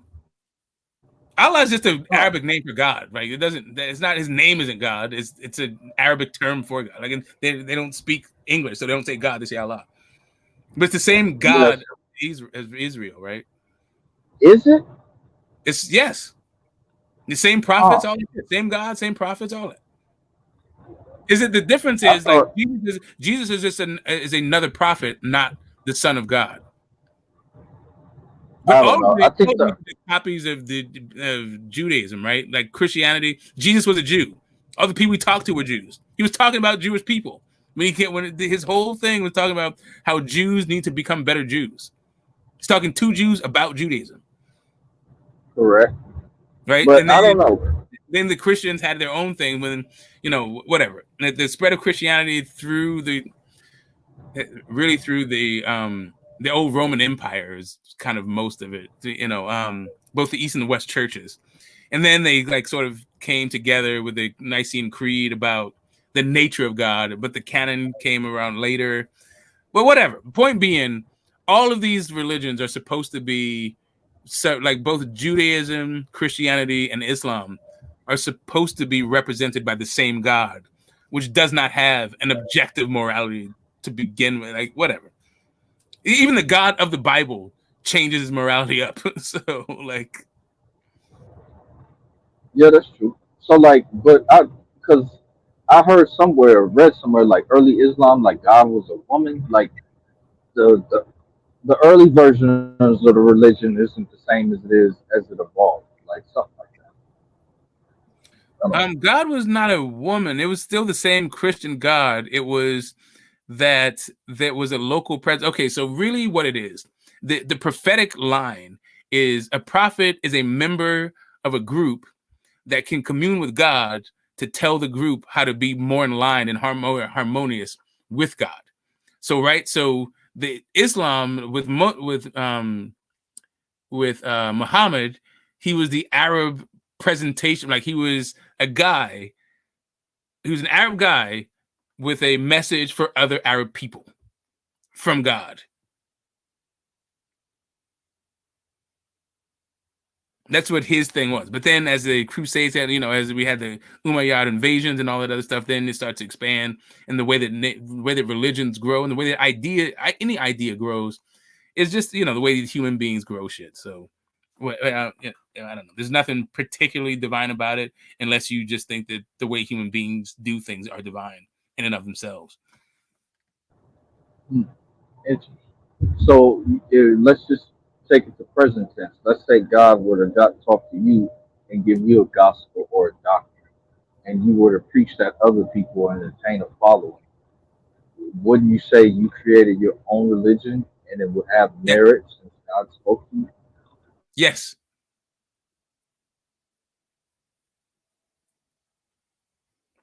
Absolutely. 100%. So how do you know that that's something you can't do, like on your own? Like, I know. Well, I don't know. It's something that I can't do. I think it's actually something that I could do. I think that it's something that could happen to me. It just hasn't happened to me. well, let's say there were steps you could take in order to make it happen. Would you take those Oh steps? yeah, Jesus on the main line. You want me to start getting my clap on?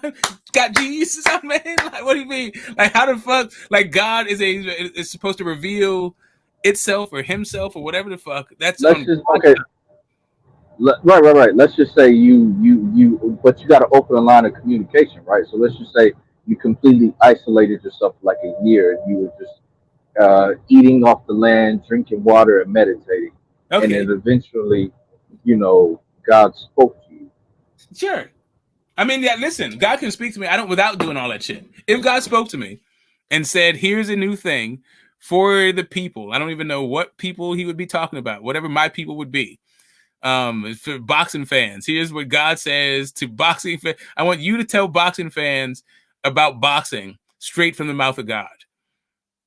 Yeah, do it.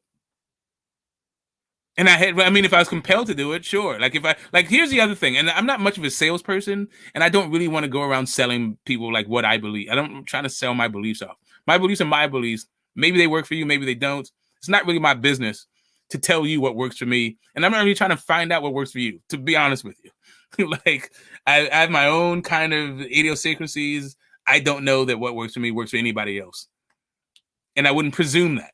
But if I was compelled to by God to do the thing, then sure. Well, yeah, that makes sense. So if the higher power were to speak through you, you'd Yeah. be open to it.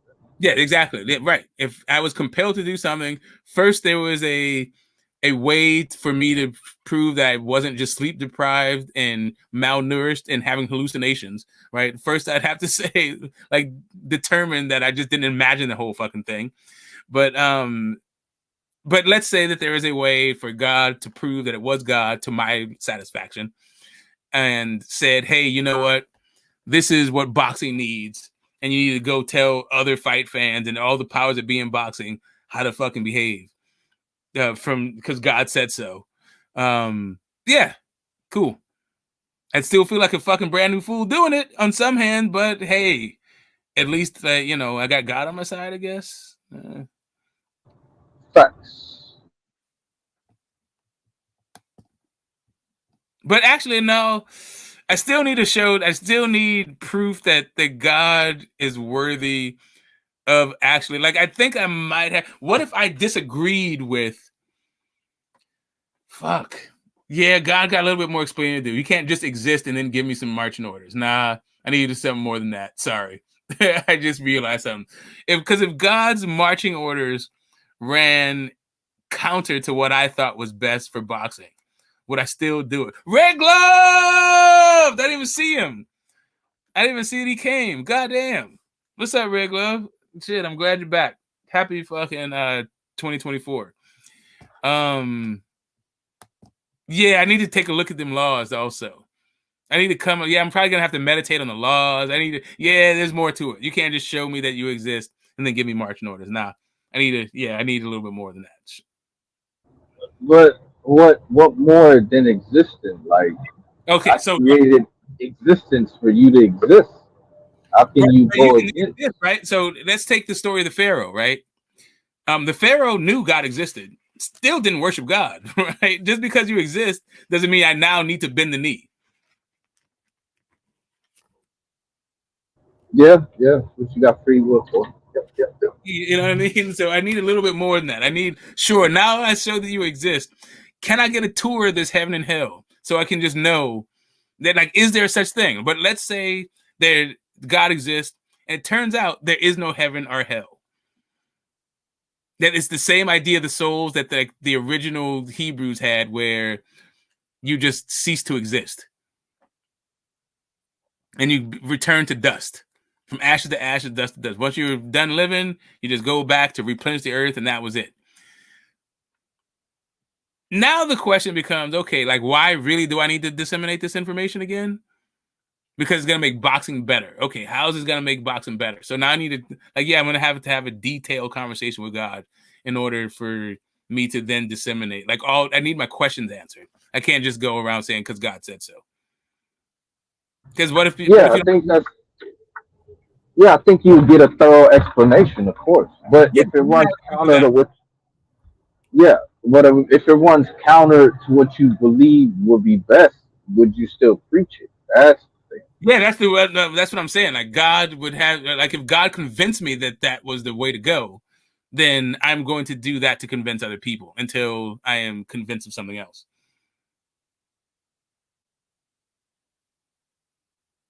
Until I'm convinced of the contrary. But I think that's just how like human beings go through life anyway. That's just that like, you can throw all these different concepts and scenarios, but I think that's generally what it is that like, you don't really have any say over what you're convinced about. Like either you are convinced or you're not. But once you are convinced, you're going to behave in a way that aligns with you being convinced until you're convinced of something else.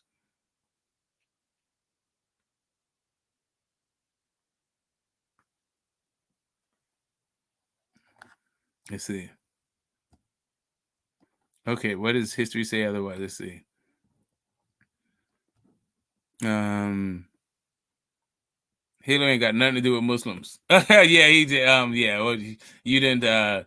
You should like brush up on your World War II history. Like, yeah, Hitler definitely said the other way. Muslims are not permitted. Okay, cool. Right, that's where that came from. We keep going there. But what if this were to happen? What if God were a woman and she were a fan of like female boxing?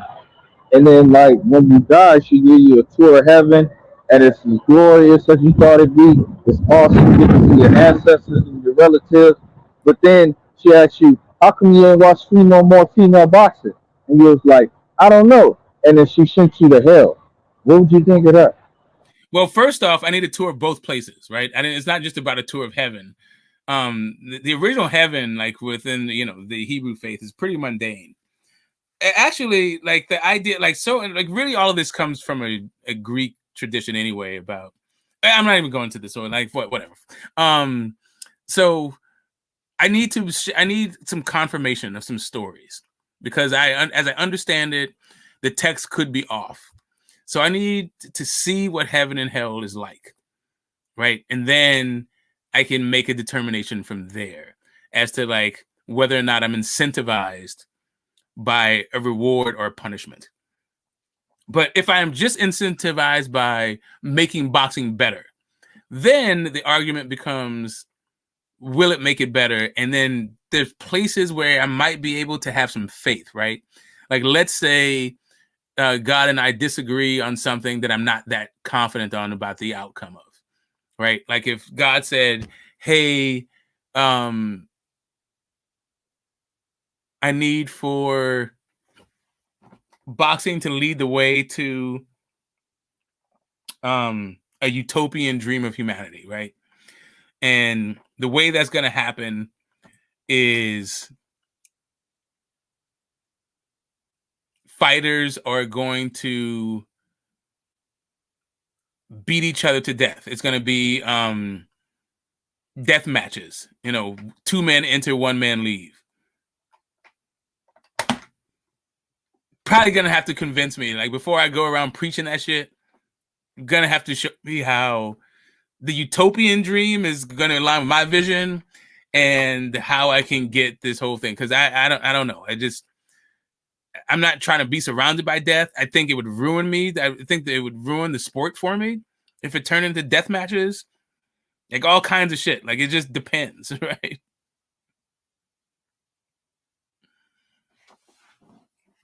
Okay. So let me do a thing. What is clear that Muslims are not allowed simple, but peace treaties and trade within limits is cool. Okay. So first off, what you're talking about is hadiths, not the camp. Like what it takes to be a Muslim are the 5 pillars. And none of the 5 pillars have anything to do with fighting in an army whatsoever, Muslim or otherwise. Right? So the idea about who you fight for, those are hadiths. Those are a little bit later on. And that depends on which school of Islam, which branch that you adhere to and all that other stuff. But yeah, all you need to do to be a Muslim is to do the 5 tenets. As far as I understood it, it's the kind of Islam I practiced when I did practice before I knew anything about life. That was funny. Oh yeah, that was funny. That was hilarious. And okay, I never said moderate Muslims join them. Only radical ones did. Okay, cool. Because of what the prophet did, right? The prophet did exactly a hadith. You're gonna interpret the prophet's actions and come up with a way for all Muslims to be. And that's the issue with Islam, right there in a nutshell. Is they're always trying to tell everybody what to do. And I don't think there is a thing that shows everybody what to do. I think that we could get there where we understood positive and negative freedoms, but I don't think you get there through divine command at all. I don't think there's any way to get there through the process of divine command. We'll keep going. There we go. Let's see. Okay, they're going back and forth.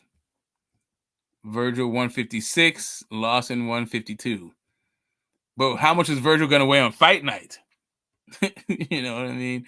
Anyway, DJ is a decent user, yes.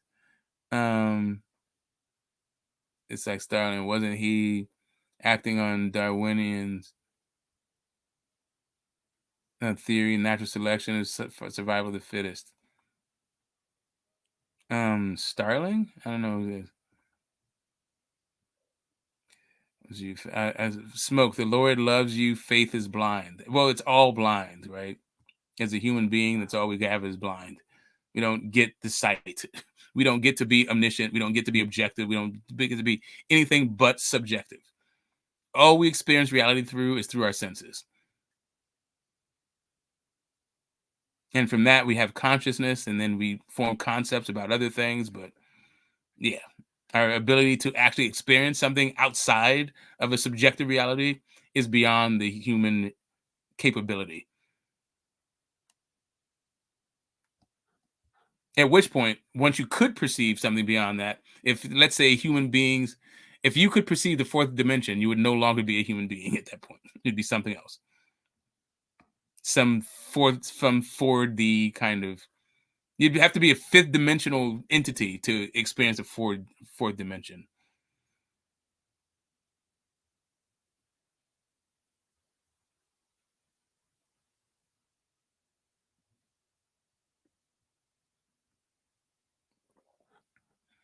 Let's see. What is the criteria for morality for atheists then? Subjectivity.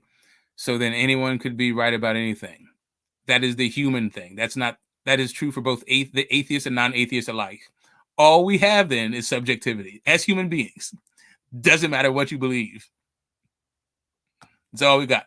All morality is a way for human beings to interact with other human beings. That's it. In the physical world, there is no moral compass for a blue jay. There's no morality of a snail. Like nobody gives a shit about this. This is the way that human beings talk about reality. That's it. Ryan is a cement-footed bum.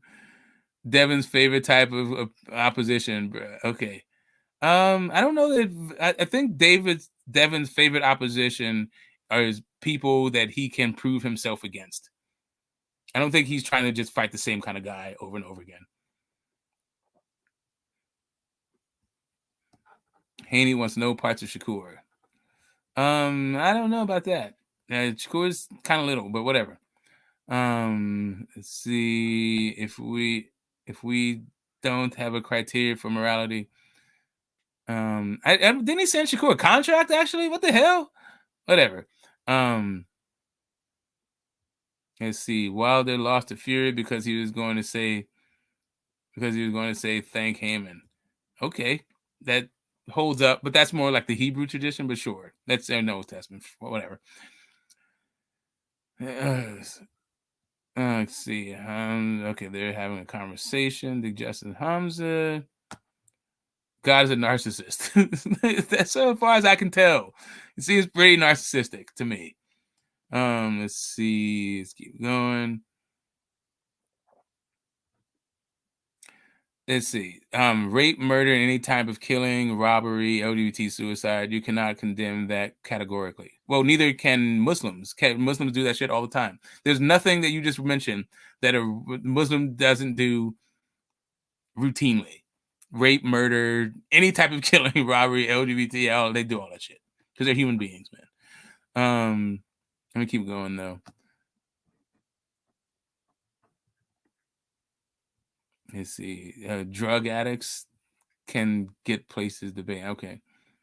Of course, there are universal facts. There is so much thing as a universal fact. I don't even know what that means. I don't even know what you mean by that.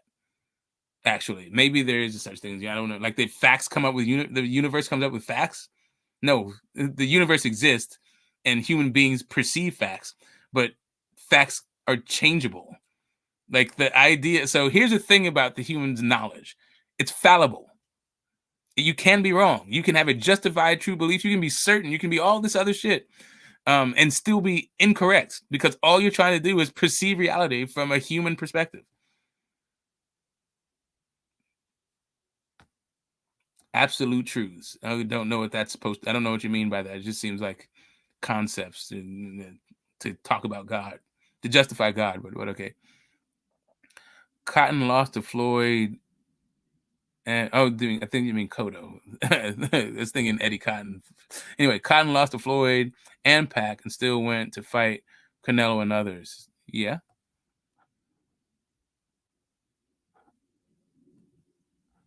Lost soul at the moment. Pray for him. Prayer seems to be as effective as not prayer. So I don't know, whatever.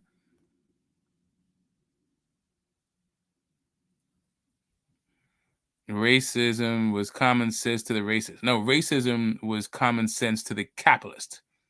The racism had to. The racists had to. Well, racism preceded racist, right? The people who came up with racism were not racists. They were elitists, though. And they were trying to figure out how to create socioeconomic systems to maintain their wealth and power, to maintain their supremacy over the resources, right? But yeah, but anyway, I'm gonna keep going like this. This conversation has gotten kind of going crazy. The Quran abrogated the previous books. I don't know what you mean by the previous books. I don't think you understand canon or religion or all of the stuff. Like there's a bunch of apocryphal Christian texts, whatever. I'm not even going into this thing. Race is not common sense. Yeah, exactly. Okay, they're going back and forth. Breaking news: AJ to fight Ngannou next. See, I'm saying that's another civil war that's like gaining some steam. I think we pretty soon we're gonna see a full blown pitting AJ versus Tyson Fury.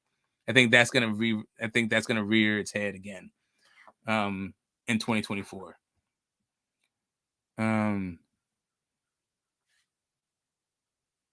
Let's see.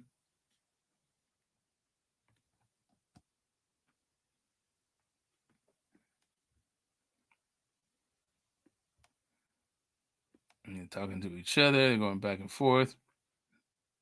Placaza time. I don't know what that means.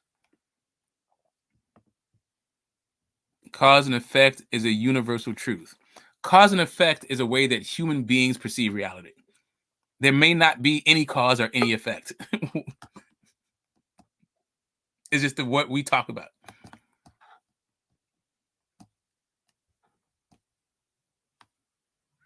You keep acting like you think that worms are concerned with cause and effect. Like it could very well be that everything is just contingency all the way to infinite regress. It could be the only thing that actually exists is the universe and change. That could be it. There's no fucking way for a human being to know. Yep. Not until you die and your perception is opened back up. You get put into a funnel to come here. That's how that works.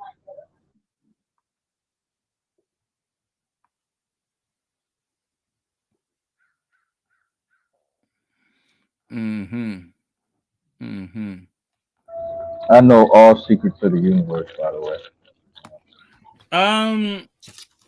I do also, and it's irony, right? It's the secret of the universe is that we're ignorant. That is the secret. We don't know shit. Do you think that's permanent or is it temporary? I think that is innate. I think that is it is a absolute truth that human beings are ignorant, and so everything I say is absolutely could be wrong. So when I say it's an absolute truth, could be that it's not an absolute truth because I don't know shit. Do you think that everybody amongst you is a human being or no? No, I know I had pets. No, I'm saying, do you think everybody who's sentient conscious is human? No, I had pets. But they're not sentient conscious. Yeah, they are sentient. Like, but dogs and cats are sentient. They're conscious. No, they're not. But okay, we'll go with that.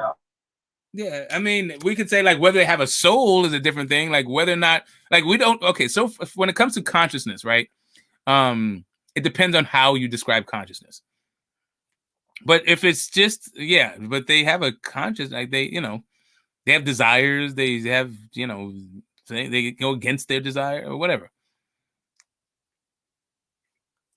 They can be trained. They can, I mean, whatever. But there are non-human persons. I'll put it to you that way. There are humans that can give up their personhood because they behave in an inhumane way, but they don't cease to become inhumans just because we derive them of their personhood. We deprive them of the personhood, right? So we reserve the right to dehumanize people, but that doesn't really mean that they're not human. That just means that we don't treat them with the same accords we treat other people with. Yeah. So do you think your ignorance is eternal or is it temporary? I think my ignorance is innate. That's not what I asked. Well, I mean, I don't know that human beings are eternal. I don't think I am eternal. So my ignorance couldn't be, right? Like I am not an eternal being. Like I am I am a mortal being. So everything I do is not going to be eternal. But other people can remember that I did it. You're just all over the place. I don't know what to do with you. Well, you said is my ignorance eternal, but my consciousness is not. Okay, so, all right. To the extent, okay, it could be that consciousness is external and that I am just experiencing consciousness, but it's not my own consciousness. Right? I'm just a vessel that has a perspective about something that I am just experiencing. Like I'm just I'm experiencing what a universal consciousness is from a subjective perspective, right? From my own limitations. And that seems to be what every human being is doing, right? To the extent that I'm no longer a human being, maybe consciousness still goes on, but human beings are still going to be limited by their human beingness. There's no way to get outside of that and still be a human being. If you did that, you're going to be something else. Maybe you're AI. Correct. So you're getting closer. Right, but even that is a human construct. Like there's that within my body, within the vessels and with the limitations, with all of the things that are granted to human beings and all of the human things that human beings cannot do. That's my lot in life. I cannot jump to Mars right now. No matter how hard I tried and how much I wish I couldn't jump so high that I wound up in Mars. Well, that's the thing. Like, do you think physically you can't be there, but do you think your consciousness can be there? Well, to an extent, it is there, but that's what we call like imagination. Really interesting. That's what you call it. I don't Yeah, know. Look into the quantum of thought. Look into that. That's yeah. what I would. I mean, I understand that. So all we have, okay. So what we have as human beings, our senses and our imagination. But our imagination is informed by our senses. But it's just a byproduct. It's just a function of the mind, right? So the mind seems to be a function of the brain, and our part of the mind experience, part of the mind body experience, is to have an imagination. So we can come up with ideas like what it'd be like to live on Mars, Santa Claus, God, and also tomorrow. So some of the things we imagine actually come to pass. Like what I'm gonna do tomorrow, like for the wife's birthday. Imagine that shit all week. Some of it's gonna come true. Some of the stuff I could never imagine will also come true. But that's what the imagination's for. So let me ask you this. So like, say you have a dream, right? Like people say this, they have dreams and then it ends up happening. Is that your imagination? It could very well be that the mind-body experience is not temporal. Well, the body is going to be temporal because we're not, whatever, we're contingent. So that's always going to be temporal. But consciousness could be a non-temporal thing, right? So like I was saying, like it could very well be that we are just antenna and that consciousness is an external thing that we can tune into. Facts. Right. So in that sense, yeah, we could if consciousness is not bound by space or time, it could very well be that you can experience future events through you accessing consciousness, which does not have any sort of temporal limitations. Sure, that could be the thing. Mm-hmm. But the ignorance part is still inherent in there. Like there's still no way to know until you actually experience it, and then you can talk about it in the way that human beings conceptualize and express our individual experiences, and hopefully we can get some intersubjective agreement. But like that's why. But it's like saying you got abducted by aliens or you talk to God. Like just because that happened to you, how do you convince anybody else that that's what happened? Unless that happened to them too. Right. That's the thing. Like, what onus is it of you to convince anybody of anything? Well, no, it's about the expression. It's not about convincing. It's about whether or not they can relate. Or else you're just like, if I said a whole bunch of shit that you could never relate to, then what's the point of you listening or me talking? Unless you just found it interesting. Well, that's the interesting part, isn't it? Because right now, a lot of people can't probably relate to what you're saying, but they're listening. So, is there a point of you talking? Is there a point of you existing if nobody can relate to you? Right. There's no way. There's nothing. You could exist, sure, but there's no way to actually have a conversation if there's not common reference points. Because all we have is words that refer to concepts so that people can try to approximate what our individual experience is about. Like, for instance, if I have a lighter, right, and you know what a lighter is, I can say a red lighter, and you can visualize a red lighter, but there's no way, even if I said, pass me the red lighter, and we're looking at the same fucking object, there's no way that I can determine whether or not we're looking at the same hue of red.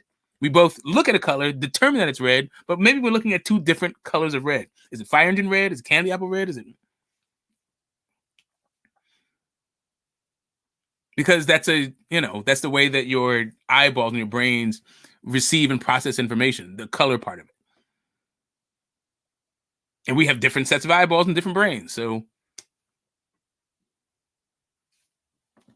anyway, keep pushing here.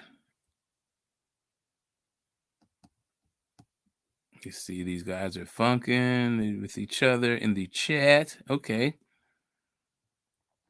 Let's see. You came to a neutral place.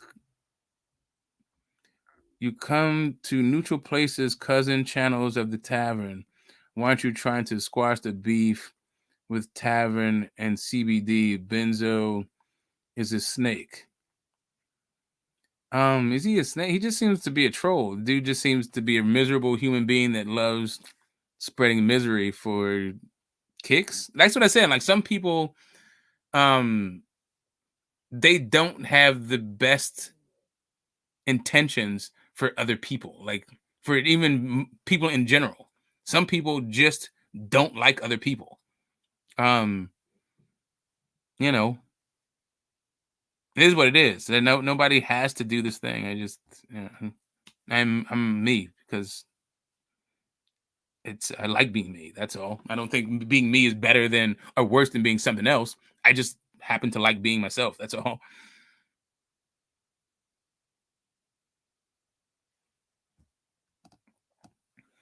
Let's see. Match him off. All right, they're talking boxing here.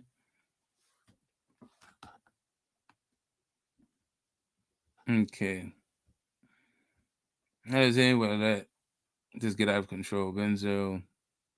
Okay, now they got Alonzo's attached to somebody else he doesn't like. Yeah, everybody else much like. I don't get this whole shunning shit and all this. I don't know. Oh yeah, Lonzo, his latest crusade is why are you going back to H Money? Have you been over at H Money lately, bro? In the last month or so, probably. Yeah, I think I was there right after the Devin Haney fight. I went over there, say what's up. You know, they say, I know that's one of the things, but I am a master of boxing in good standing. I can go there whenever I want, and anybody of those people can come here whenever they want. It's not like Alonzo thinks that. Well, here's the thing. Alonzo is interacting with this community in a lot differently than I am.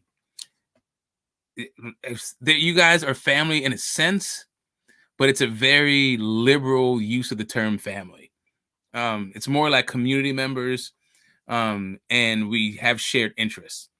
But when I think of my family, like people that I was born with, choose to die, like I'm not talking about a bunch of people online who are boxing fans. That's not family to me.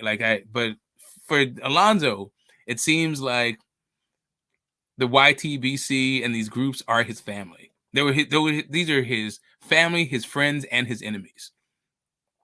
And they're just like, they're none of these things for me. They're not my family, they're not my friends, and not my enemies.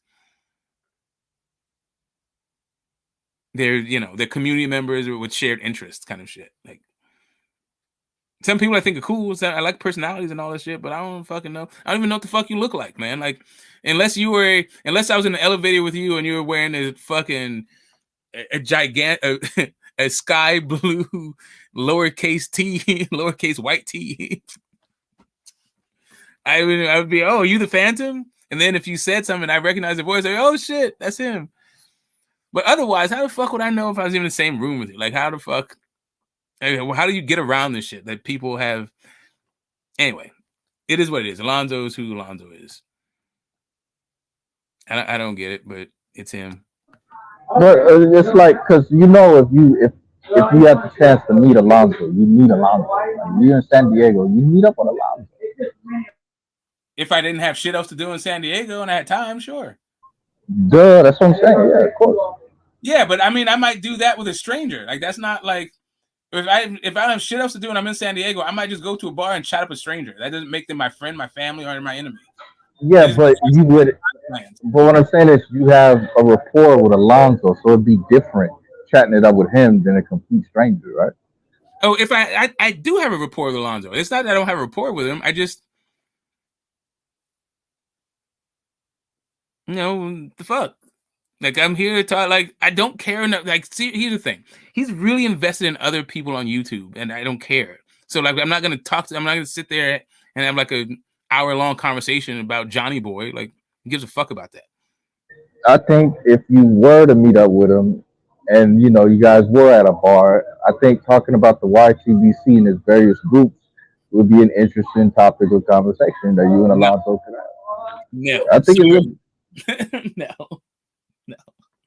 not at all. Here's the thing. if I was into something other than if he was to talk about like welding, some other area of interest, and that's the thing about this whole deal. Since I'm in the YTBC, I'm part of the YTBC. I don't need to meet you in the real world to talk about the YTBC. I can do that shit on the YTBC. I don't need like special. It just seems fucking. But dumb. there's nothing wrong with that if you choose to, though. No, not at all. I'm just saying that where my thing is. I'm just not. This is not my thing. If it is other people's thing, like I never went to LDBC Day. I probably wouldn't be going to SBG Day. But if it happened, if it was around and I was available for it, sure. I might clear my schedule. If it was like an event that everybody was going to, I might show up and say what's up and shit. But if I gotta like hang out, play darts and shit, and do fucking dominoes after, I ain't fucking got time for that shit. I got people in my real life I need to be doing that shit with. You're gonna tell me you're not willing to pay $100 to go hang out with 78cc and Black Fight Fan somewhere in Atlanta? It would cost me more than $100 to do anything. Like it cost me $100. Like that. First off, the cost is all wrong, but the other part of it is, no, I don't want to go hang out with them in Atlanta. You don't want a chance to possibly attend a Deontay Wilder fucking training camp? Is that what you're telling me? I would go to a Deontay Wilder training camp, but I don't need anybody. I don't need anybody on YouTube to accompany me with me. As a matter of fact, I would go there and say, "Hey, can I broadcast this to the YouTube for those other people?" But if they're like, if people are like, if you're gonna say, "Hey, all of your YTBC community, we're meeting up at in Tuscaloosa, Alabama, to go to a Deontay Wilder training camp," 95% of my reason for going would be to go to the training camp. And if you gave me the same invitation, if you gave me the same invitation that didn't have any YTBC people involved at all, I'd still go. It's just, yeah. I think that we just have different levels and commitments of commitments to people and different amounts of people in their lives. Like, I just have a bunch of familial obligation, and I have a bunch of family and friends that I prefer to do the kind of social activities that you're talking about. Then I'd prefer to do it with strangers. As a matter of fact, I just miss my friends. If I was playing darts, everybody on the YTBC is more interesting though. We're way more interested in all those motherfuckers, bro. We're crazy as shit. Huh? They might be more interesting, but I can find that out in the YTBC. I don't need to like play darts and shit with you in order to find out how interesting you are. That's what I'm saying. It's like, show me how interesting you are in our conversations. But when it comes down to the mundanities of life, I don't need new human beings to hang out with. Like, I don't need somebody else to fucking commiserate with over like whether or not my wife is in trouble with me or I'm in trouble with her, or how my kids call when they need something or don't call, or try to chat me up when I don't have anything to give, because it's a back and forth, right? Whatever. That shit's fucking boring. I'm filled up to my eyeballs with human beings in that way. I don't need more human beings. I'm good, thanks. Infinite regress is illogical. If it was, then nothing could possibly begin. And in reality, we see things coming into existence. In reality, right. When you say in reality, what you're talking about is the way that human beings perceive reality. But human beings are contingent creatures within ourselves. We need other things to exist in order for us to exist. So the infinite regress is not only illogical, it might be all that there is. It's just what it bumps up against is the concept of God. You can't have infinite regress and God creating things be the same. That would be illogical if you have an idea about non-contradiction. But if you're into fuzzy logic and degrees that like there's a way to anyway. All I'm saying to you is infinite regress is not illogical. It might fly into the face of your idea about an absolute one that is the outside of reality and is the creator of reality, which is already a problem. That kind of shit is illogical. Like God, if you want to talk about illogical, it isn't infinite regress. It's the idea that the supernatural can have an effect on the natural, because everything that affects the natural is a natural thing. So I don't know how you could be supernatural and natural together. That's the illogical thing. It seems that God is the illogical thing, not infinite regress.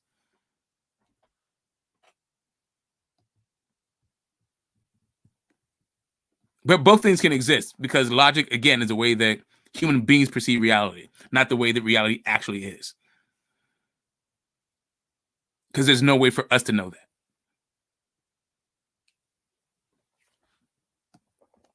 The most logical, rational inference is that the universe was created, caused, and come into existence. No, sir. That is a claim that if one could demonstrate it, we wouldn't be talking about this shit for thousands of years.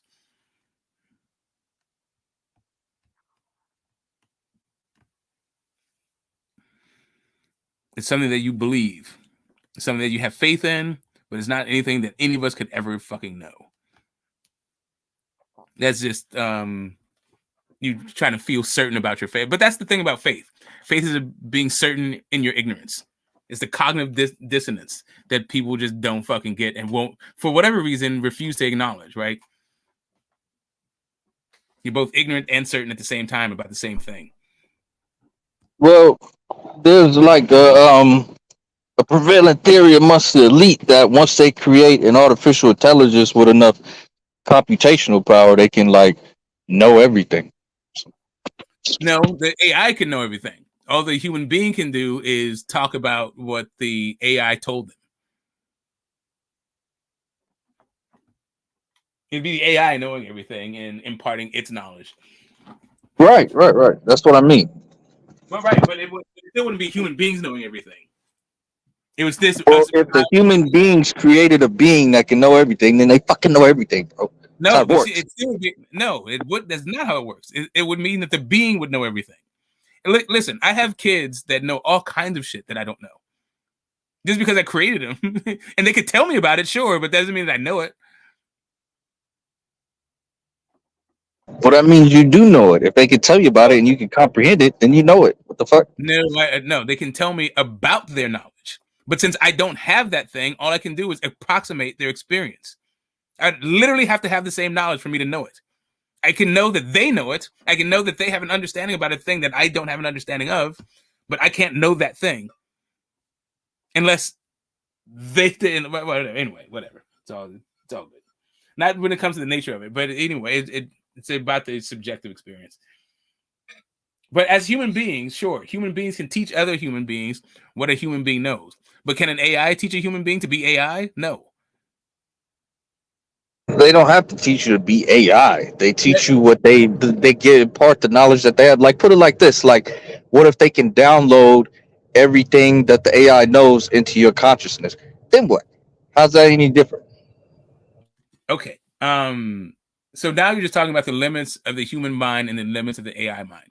If a human being could know everything, if the human being could perceive as an AI, then it would be an AI. That's not necessarily true. I mean, what's the difference then? I mean, I don't understand. Where's this law of identity coming from? The difference is it's data. You just getting the data from the AI. You're not perceiving anything. You're getting all the data the AI has.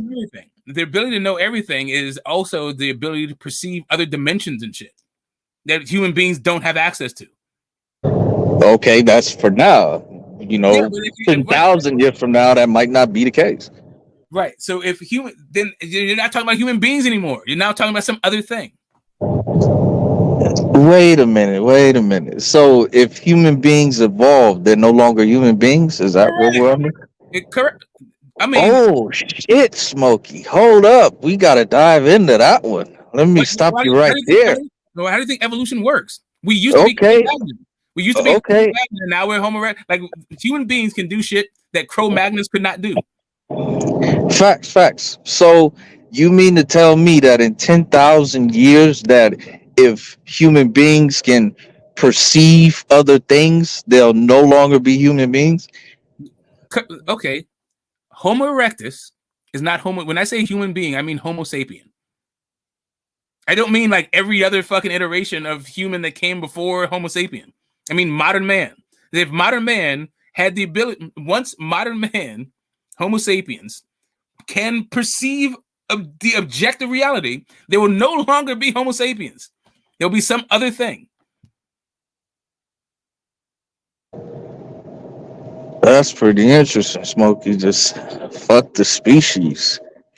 That's what's up, bro. That's what's I mean, up. that's the thing. That's the thing that makes us what we are. It's just like the thing about what made the Neanderthal does not exist in human beings, right? And to any great extent. Like the most Neanderthal you get, our descent Denisovan, is fucking 2% at the most. So wait a minute. So you mean as we are now, we're Homo sapiens because we can do what? Okay. Apparently, our ability to perceive the universe the way that we perceive it, right, seems to be different than the way that they did. To the extent that, we have things like cell phones and rocket ships. Okay, so you're talking about technological advancement. I don't see where. No, technological advancement is a byproduct. They had technological advancement also, but their technological advancement had to do with boiling fucking water and goddamn creating fire. Damn, Smokey. So you're saying as technology increases, your evolution as a being increases? Is that what we're going with it, bro? No, I'm saying that the way that you perceive reality comports to an arc, right? So the way that they perceive reality, they were also able to have technology. They had tools. They could do front. They had weapons. They could do shit. But that's the way that they perceive reality. It was limited in its scope and in its breadth, and they were able to do what they could do with the way that they perceive reality. That's what made them them. What makes us our way, the way that we perceive reality, which is different. We have bigger brains, we have smaller head, we have all this other shit. We're different than them in this sense. We still have some of their genetic material, but we have like 98% other shit. So we're not them anymore. So what's the other shit? What is the other shit? Oh, it's called the African gene, right? So we have African, like most of their home. Okay, the genomic material in modern man, like the Homo sapien, is 98% African for everybody. I mean, most of it is like it's really close to like 99% for like actually everybody. It's like, where's McSmith when you need him? We need some phrenology. Where the phrenology? Right, like the idea, the modern man is mostly an African thing, and then from the African, but those groups, the Neanderthal, the Denisovan, and the African human, they all fucked each other. It's just that that mixture now created modern man. So you got human beings having a mix of Denisovan, mix of Neanderthal, and a mix of this African thing, but it's mostly just African. Interesting. So you're saying that the proto, or were they Homo sapiens in Africa, or were they proto Homo sapiens? What we talking about? Both. Okay, so we got proto Homo sapiens creates modern man, but they mix with the others. So everybody's an African. Is that what you're saying to me, Smokey? The African gene, right? The modern man is primarily from the proto. I guess the Homo sapien is mostly comes from Africa, right? And then went out into the world. Now, is that established science, or where are you getting that from? From the mapping of the genome. Yes, that's to our best knowledge to date. That's what the evidence points to. All right, I'll go with it for now, Smokey, but I want to get back to this evolution thing. So you're saying as our technological prowess increases, our perception will change? Like you're dancing around it. I don't be You clear. keep saying that thing. What I'm telling you is this. Our perception of reality, our technology is a byproduct of our perception of reality. The one thing drives our perception of reality drives the technology, not the other way around. Correct. Okay. So perception of reality drives technology, and you're saying as the perception of reality changes, how does it change? It changes through our. I mean, what do you mean? How does it change? What do you mean? Well, like, at what point would you consider the change to be evolutionary from this point? From when you have a completely different fucking species of entity, right? Like the like the Neanderthal, for instance, has the genomes 100% of a Neanderthal.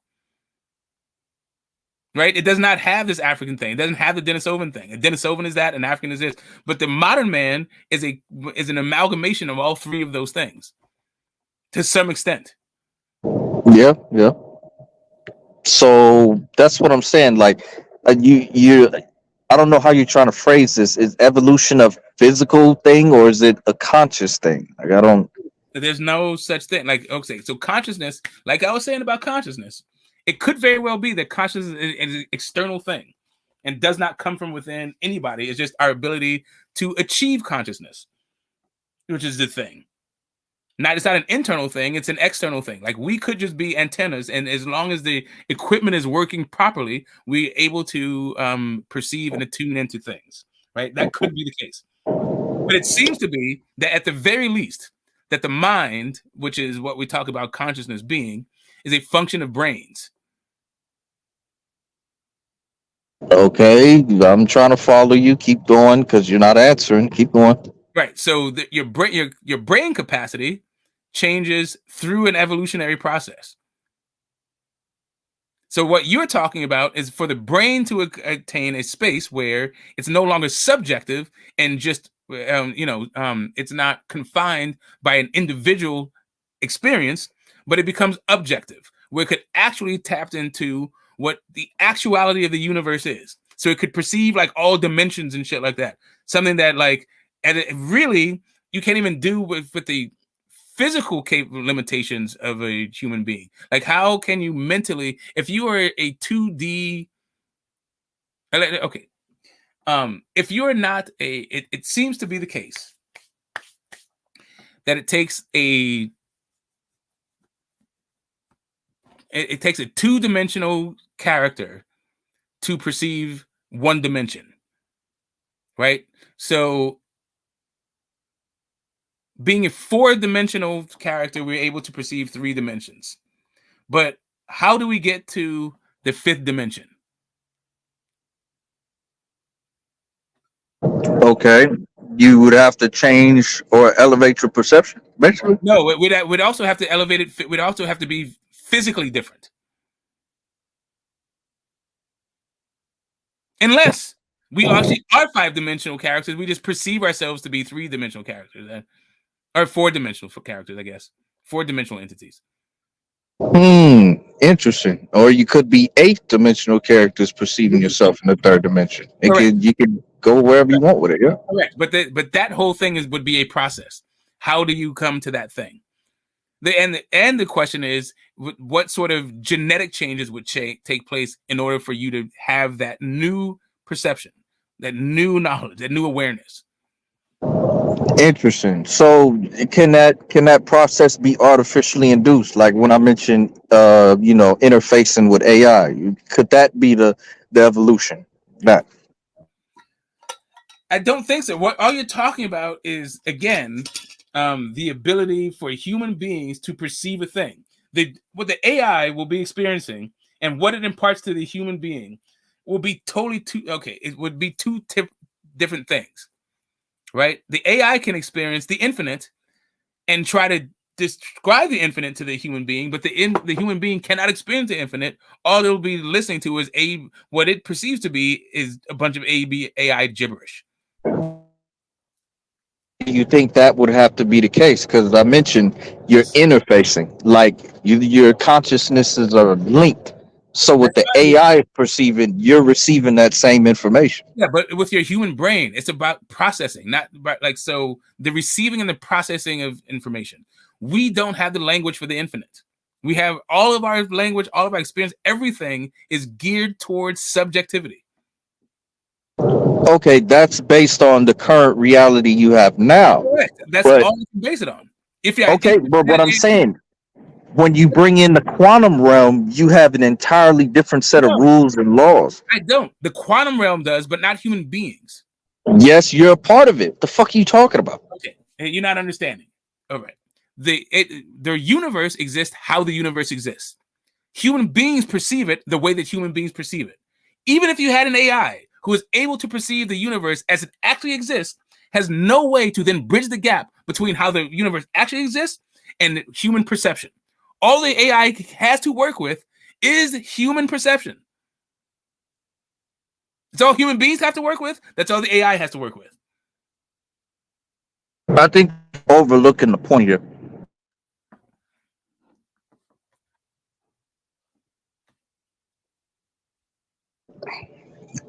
Are you on your phone right now? No, on laptop. Okay, so in any way, you're interfacing with something that has processing power, right? Yes, probably AI. Okay. Okay. So why weren't you doing this 5,000 years ago? We hadn't had the technological advances to do it 5,000 years ago. Okay.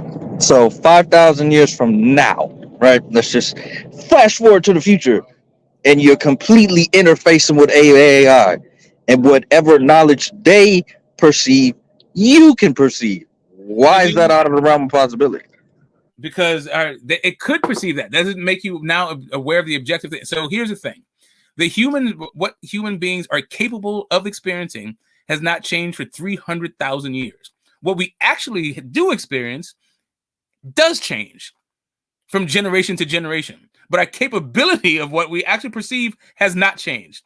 The same shit that we're fucking arguing about right now, the Greeks were fucking arguing about the same thing. Technology, God, boxing, all this shit. Nothing has changed. What has changed is devices that we use to talk about this, our fucking perception, our reality. That's it. The reality itself, that's what I'm saying. The way that we perceive reality is unchanged. Okay, check it out. Because I think once you reach a level of consciousness as like a sentient, right? Like you create technology that allows you to do what we're describing. Like it's kind of like little G, creating universes, all that kind of shit. Like eventually you reach a technological advancement where you become to be able to perceive the. Right. What I'm saying is, technology is a tool. What you're talking about is the ability to, like, can you use technology in order to usher in a different life form? Possibly, but you're talking about a different life form. You're no longer talking about human beings. As long as you're talking about human beings, you're talking about what human beings can fucking do. Okay, but human beings did do that. So how does that change them from being human beings? They didn't do that. That's what I'm telling you. At no point did human beings perceive reality outside of the human scope. And not only that, it's not possible to do this thing. You can't, once you start perceiving a reality that is beyond human, is because you are no longer human. I don't think that's the case, because who can perceive? I don't know. We're just gonna keep going back and forth on this. Let's move somewhere else. So here's the thing. So you can conceptualize an idea about a human being having an objective reality. We do it all the time. Even when we talk about boxing, we call people biased and we say that I'm objective. No human being is objective. We just talk about objective as a way to differentiate it from a different level of subjectivity. That's it. That's all human beings have. There is no way to AI your way out of it. What you could do, though, is have a different species, and they could do it. But who would be they at that point? The other species that has the ability to perceive the actuality in a way that a human being cannot. Why do you think that human beings can't evolve to do that? I didn't say that they can't evolve to do it. I just said that they wouldn't no longer be human beings once they did evolve to do it. So what would they be? Gods? The level of evolution? No. Okay. We are not proto-humans. We're just modern man. We didn't become gods, but we might be gods to like a proto-human. Maybe the last view, like let's say Neanderthal, there was a Neanderthal that got fucking, we found him in ice, we thawed him out, pickled, like fucking Baki Hanma. right? Pickle came and Pickle was doing his fucking thing. Pickle might perceive us as fucking gods. Who the fuck knows? We're still not gods. So what makes one a god? What's that? It depends on your conceptualization of God, really. Because like the gods in the ancient world were a little bit different than the way, and that's the reason. This is another part about religion. Like people don't realize that God concepts have also evolved. It used to be that gods could become humans and humans could become gods. That, like when we're talking about this whole like Judeo-Christian background, like a lot of this shit was born out of a time where the idea of God, the idea of gods and human beings was a lot closer than it is today. What we conceive about gods today is that gods are, these omnipotent things that don't have bodies. An impotent thing that doesn't have a body.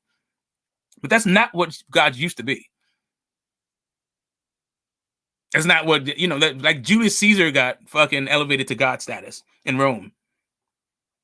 Odin, came and took earthly brides. All kinds of like traditions where the concept of God is the thing that's changed. But all of this thing is just the way that human beings perceive reality. We talk about gods because that's the way that we understand how to talk about things that we can't actually experience and can't actually know. Shit like the eternal and all this other shit. These are just concepts that human beings use to discuss reality. Don't understand experience. Well, I just think it's interesting how you say they'll stop being humans as they evolve. Like, so what the fuck would they be? Like, what's the next evolutionary step? You can't put a label on it. I mean, because it's not here. I could, but what's the point? I mean, I could call it anything I want because I'm a human being and we're just coming up with concepts and terms. So if the concept is what is the next level of evolution, and then you want to put a term to that concept, let's call those people quarter glasses. Right? So in the word of quarter glasses they could be made up of, call them cyborgs, right? They could be made up of both organic and non-organic material. Correct. Yes. Right. But they still could be some percentage of modern man, right? The same way that modern man is some percentage of the Neanderthal. Yep. Correct. Right. So that's all I'm talking about when I'm talking about the evolution of it all. But you're talking about a species that no longer exists. Like humans would still exist, right? Would they? For how long? Depends on which moment in time you're talking about.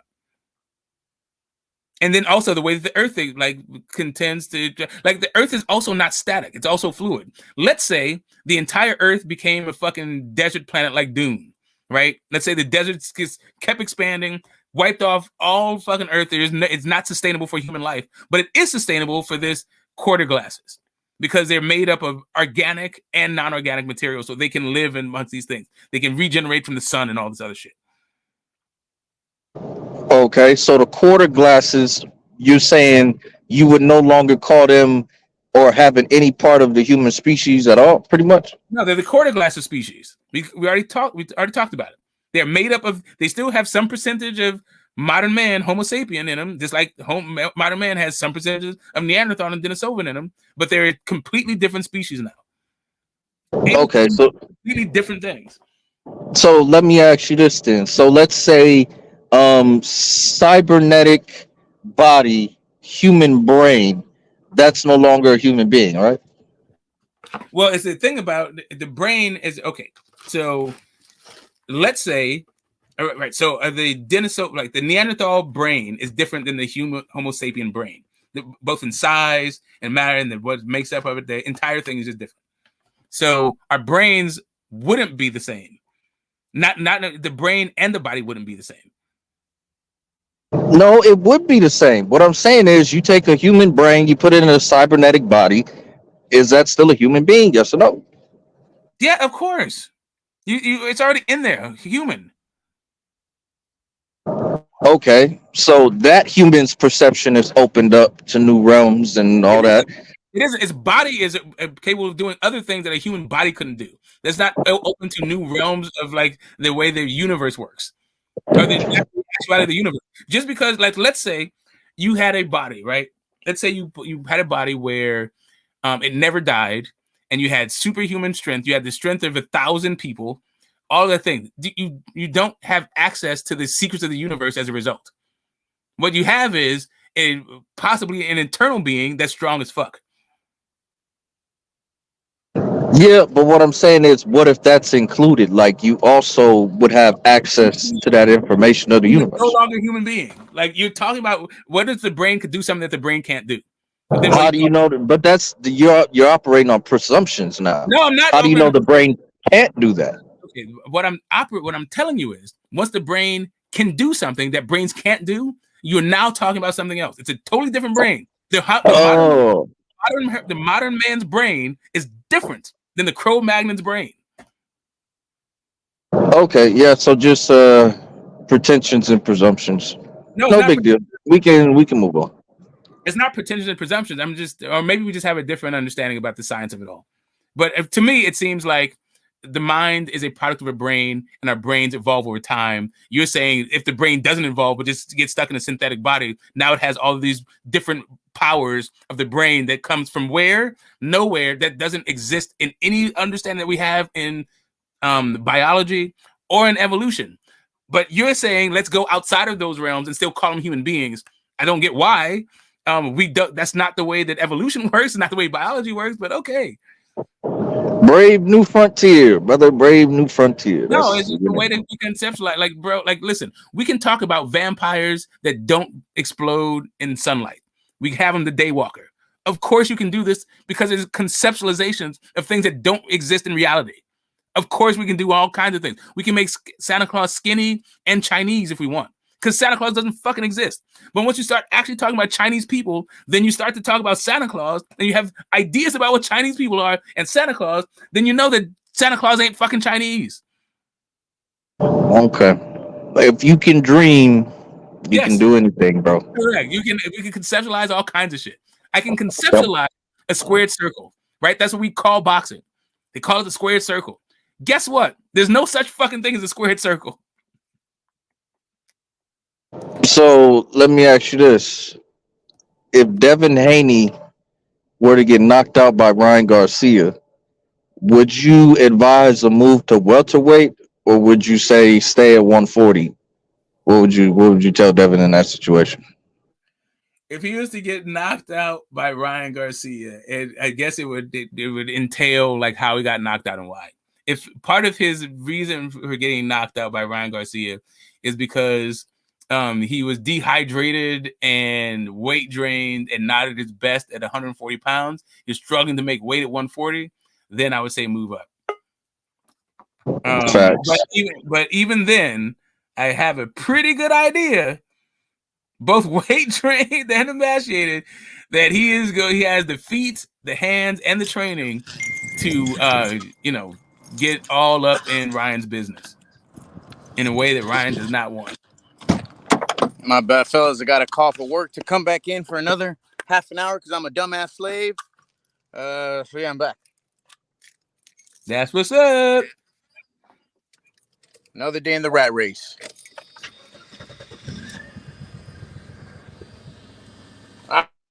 Good old YTBC. So who you got? You think Callum Smith is going to be better beef there, Alonzo? What about Callum Smith and Better Beef? Who you think is going to win? Well, it's going to be Better Beef. We need to see a bit on Better Beef. It will be Better Beef no matter what. No upset there. Okay, all right, that's right. I forgot. You're the bitter fucking guy that's always hating on boxing, but mad that other people don't watch it. I don't know how you manage to be mad at everything. You have constructed a universe where nobody can do right. Not even yourself. Like, whatever. It's fascinating. Sorry, fellas. I know Better Beef's not black, so he can't be revered as a great. But he's gonna get his shine. He's gonna get his shine to be his time to be great. Okay, so hold up a second. You sound like one of those Starbelly sneeches. If you like, why do you think it is that you're so fixated on black people? Well, it's not just black people. What you don't understand is they just happen to be the more controversial people here on the YTBC. So that's why. Like over here at work, it's, you know, like the problems that I'm always fixated on are the Mexicans from Mexico and the white people that don't come here with the working background. They just come here with college or military experience. But in the YTBC, it just happens to be black people that are very how can I call it? You guys dictate the narrative.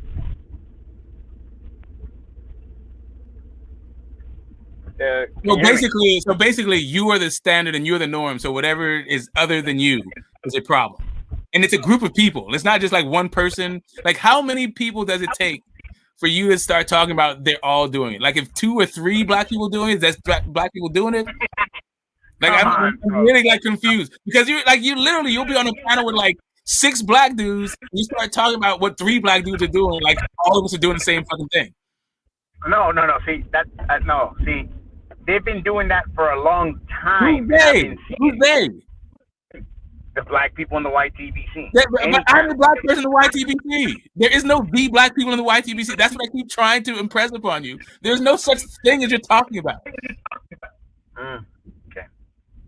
This idea about the black people in the YTBC, that would mean that I am doing it, Phantom's doing it, Mr. Shelton's doing it. You know, do you remember when you didn't let me get my point across right when I was going to prove a good example when you had 6 black people on the panel? And I was going to go around. Because it was the last time I was on this live. And I asked. No, you weren't about to make a good point. No, you weren't about to make a good point. That's what I was trying to get. I'm making a good point. Was going to be like, how many of these 6 black guys are going to pick Haney that beat Lomachenko? And I guarantee you it's going to be 6 out of 6. But you're wrong already. But you're wrong. These are people that are not LDBC. Most of them were not. Yeah, Sean's not LDBC. You're not LDBC. Troy Graham is definitely not LDBC. Phantom is not LDBC or new media. Yeah, but you're wrong. But we don't need to go whether or not they're LDBC. But hold on. He's LDBC. But hold on. You're already off base because you're wrong in the 6 out of 6. You're wrong right there. That's why, and that's where I'm talking about. Forget whether or not LDBC all think the same thing, because you're wrong there too. But you're talking about the black people, and there's going to be 6 out of 6 on the panel. It wasn't. You know they were all you guys were going to pick Haney, and that's why you didn't want to let me prove my point. Yeah, Alonzo, real quick. Troy Graham thought Loma beat Haney. I think that's what Smoke's talking about. Correct. Okay, 5 out of 6. So the big say so. Yeah, but he wasn't on the panel. Oh, he was in the chat. But anyway, whatever. Also, I didn't hear if what Mr. Shelton. I said, oh yeah, Mr. Shelton also thought that Loma won. I don't know about that one, Smokey. I don't know about that one. Loma pulled it out. Yeah, bro. Mr. Shelton thought Devin Haney landed 1 million body punches. Nice. He did land 1 million body punches because that's the fact of the matter. That did happen. It's just that other people don't think that body punches should count or something. I don't know. Whatever it is. I like how people. You know that you can get a black eye off one punch? One punch can give you a black eye. So? And these people are asking like, oh, look how messed up. Devin Haney was real messed up from the face, but because he has more pigment on his skin, you weren't able to tell. But that guy was red as a fucking cherry and literally all lumped up and swollen.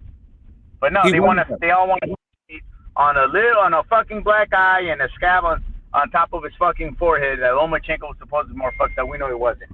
We know he wasn't what? Bro, Loma won that fucking fight, bro. Now, can we continue talking about All right. I feel like I'm having a conversation with you. Okay, listen. I'm not even white, bro. I don't talk whites like that, bro, especially European whites from another country. There's no reason for me to be biased towards Lomachenko. I have nothing that I can relate to him outside that I just really respect. No, but you can also just not understand boxing and not like black people. No, that's a lie, bro. Yeah, you don't believe it. I think that was you. How much I'm around black. I don't need to. You're gonna use the whole. You can't prove to a black person how much I'm around black people. You're not gonna believe me anyway. And this is why I used to ask. No, it doesn't matter. Anyway. You think I didn't grow up in a black neighborhood? You think I live in La Jolla? You think I live in the part of San Diego by the beach? I live more towards the fucking border. I'm by the area where all the football players come out of. Literally, I'm from the same neighborhood that Fucking, I lived in the same neighborhood. I've also been on the neighboring neighborhood where Nick Cannon, Reggie Bush, Terrell Davis, Marcus Allen. No, Ricky Williams is from the La Mesa side. But all these other, Robert Griffin. I'm from the urban Mexican, Filipino, black area of San Diego. Literally. And I don't gotta say how many ladies. I've been with more than one black lady, Smoke. I don't want a black pass. I'm just saying, I don't like when you say I don't know what I'm talking about. Yeah, you don't know. I'm tired of you acting. Yeah, you act like you don't think Mexicans. You think Mexicans don't go through some kind of struggle like you have, or that we don't face no racial slurs, or that we don't get fucked over in boxing. Whenever a black person gets robbed in boxing, it's a big old issue. It's a big issue. It goes viral. When a Mexican fucking gets robbed, who cares? Who cares, you jealous racist fucks? And then I like how you guys prove. You guys always want to say these Mexicans are racist, but you know what? You know who you guys always use? The trolls. The trolls that you can't see their face. That's why guys like Boxing Ego and Chum Side, when they always, John Boxing Pound for Pound Best, that piece of shit, when they want to call out Mexican racist, what do they post? Nothing but troll comments with guys not showing their fucking face. You guys are some of the most protected people, and you guys are the most protected people in the United States of America. Really? Why do you think that is? Literally. Why do you think that is? Yeah, I don't know. It's been the past. What is it? What is it? A decade? It's been more than a decade. It's like the past 30 years. It's for the blacks. It's you guys. Yeah. Why do you think that is? Yeah, I mean, sorry. Why do you think that is? I don't know. Okay. For God's sake, just an example, right? The shits and giggles because America loves black people so much. Here, I'll give you an example. It's not interracial. I just want you to know. I just want to hear why, if what you're saying is true. Let's say what you're saying is exactly the fact that black people are the most protected people in the United States. Why do you think the United States will protect black people more than any other people? Do you think it's because America loves black people so much? America, they love black people and they hate black people, but that doesn't mean they love, right? So why do you think so much? You think America is all in their feelings about black people more than any other people? Why do you think that is? Here, I'll give you an example. All right, I don't need an example. Even Latin America now wants a piece of like the black dollar, because look, for example, there can be Asian Latin people, white Latin people. They don't come up with terms for them. But then when you got to bring out you got to recognize the Latin black people, which they were always recognized as one. They didn't want to be separated. What do they now make up? Oh, Afro-Latino, Afro-Cuban, Afro-Mexican, Afro-Dominican. How come it's not terms like that for the Native American Mexicans or the white Mexicans or the white Cubans? There's not fucking no they just call for that. Yeah. You know why? Because they just call them. Yeah, no, because they just call them Cubans. Yeah, no, I don't understand. What they had a problem with just being called Cubans. Because they're making them other. That is not. Do you think that is because they're trying to honor black people, or do you think they're trying to marginalize black people? Well, no, because you guys come off saying you guys are hiding us. It's like, for example, what's with black people wanting to claim Dominican people so bad? Like, why do you guys want them so bad? You guys have so much proud. It's like, for example, you know what I mean? Most people can be like, I don't know, man. You guys just fucking, you're all over the place. I'm trying to figure out, why do you think that this happened? Bro, you guys can. I'm just wondering, why do you think that happened? I just want to make sure I understand you. You're thinking that it's black people's power that's making this happen? Like, black people are so powerful in Dominican Republic that we're now making all the Dominicans black? Are black people so powerful in America that we are now becoming the most protected people? Like, I'm trying to figure out where does this come from? Where does this power come from in your mind? Why do you act like I'm making this up? Because what you're saying is fucking. You know what I'm talking about. I don't, really, I don't. That's why I'm asking you questions. And you can't answer them because you don't know what you're talking about. You guys beat up street vendors. Well, I'm not talking about all black people, right? Okay, do you think that Mexicans beat up non-Mexican street vendors? Well, there's usually no people wanting to be okay, great. in California. Let me ask you this. Let me ask you this: Do you think old rich people beat up street vendors at all? The ones that go, let me see your fucking permit. Oh, what are you doing selling here? Rich old people. Rich old people. Let's say anybody over the age of 50 who has money. Do you think they're beating up street vendors? Probably not. Right. So, like, why talk about it in terms of race? Because I'll tell you why. Because whenever we started seeing the pattern, it's not like one black person did it and we go, hey, the blacks are doing it. It's been a lot of black people that do it, and here's what's the problem. When you call out the problem and you say that it's been the blacks that have been doing it and 95% of all occurrences, then we're getting blamed for being fucking racist. And then we don't get no fucking... Let me ask you this. For example, I'll give you another thing. Have you experienced... Hold up a second. Have you experienced Mexicans being racist? In YTBC? Yeah, but nothing outside. It's been never outside of verbal. I've only heard verbal. Never no racial attacks. What are you talking about? Verbal. Wait a minute. Hold up a second. It says how would it be anything other than that online? Of course it's going to be verbal.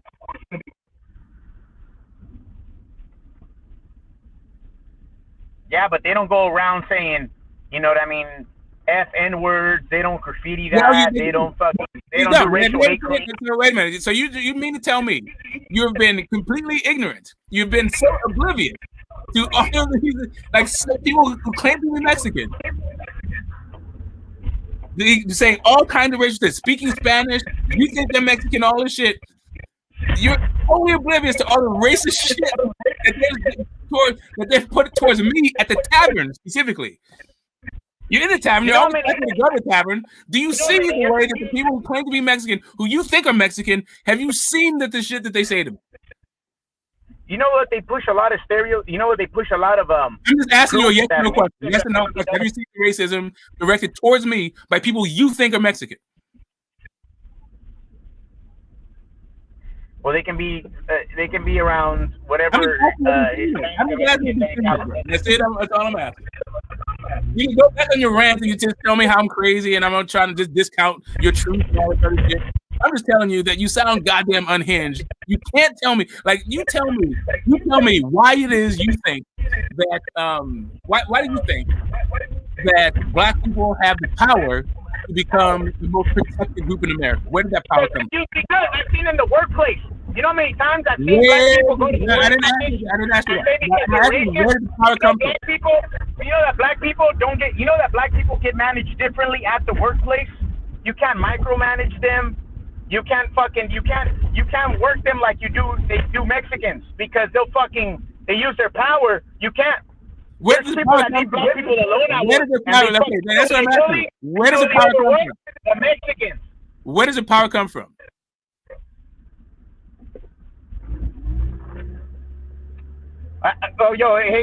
Anyway, I'm not CCD. No, I never was. Where do you think the power comes from? You saying all this shit that black people have all these privileges and all this shit. Where does this privilege come from? All the years that I've seen the treatment. No, I've seen it. Again, I'm not asking I'm where your 38 years old. I started working. Holy shit! I'm not asking about where your opinion comes from. I said, where does the power that you're talking about come from? I don't know that you guys have the powers. Like, for example, like. I mean, where does the power come from? Well, how am I going to answer anything? Where does the power come from? Look, dog, I just pulled up to this bank. I need to pull out a motherfucking cashier's check to pay this motherfucking rent because I'm fucking late. So I'm going to be back. I'm going to regroup because I know what you're doing. You're not going to let me talk and finish your damn opinion. No, it's all good.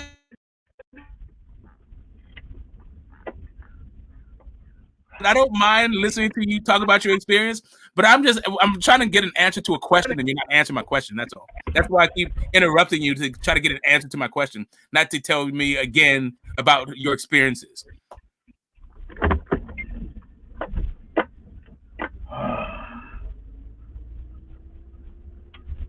Just when black people have a problem, it gets addressed or it becomes viral.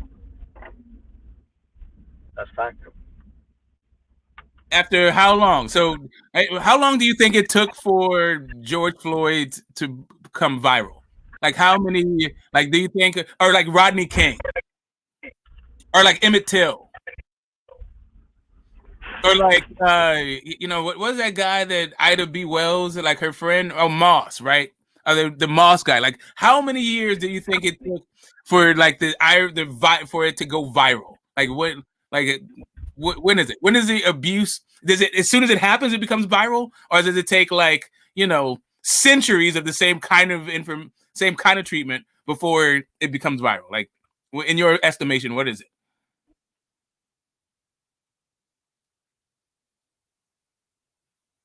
Okay, I guess he's at the bank now. Anyway, I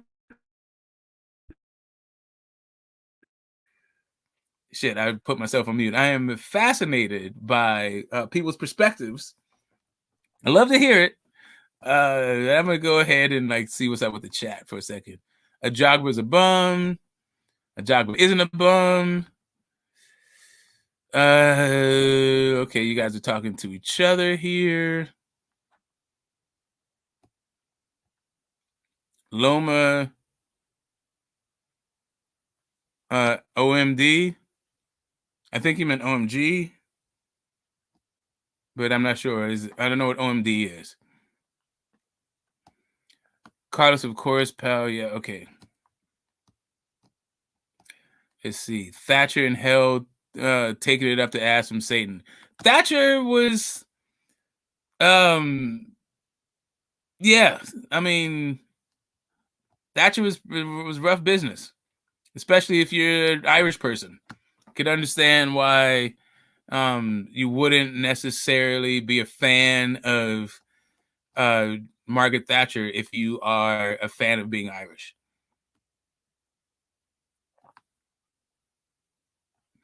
There's a narrative whirling around America.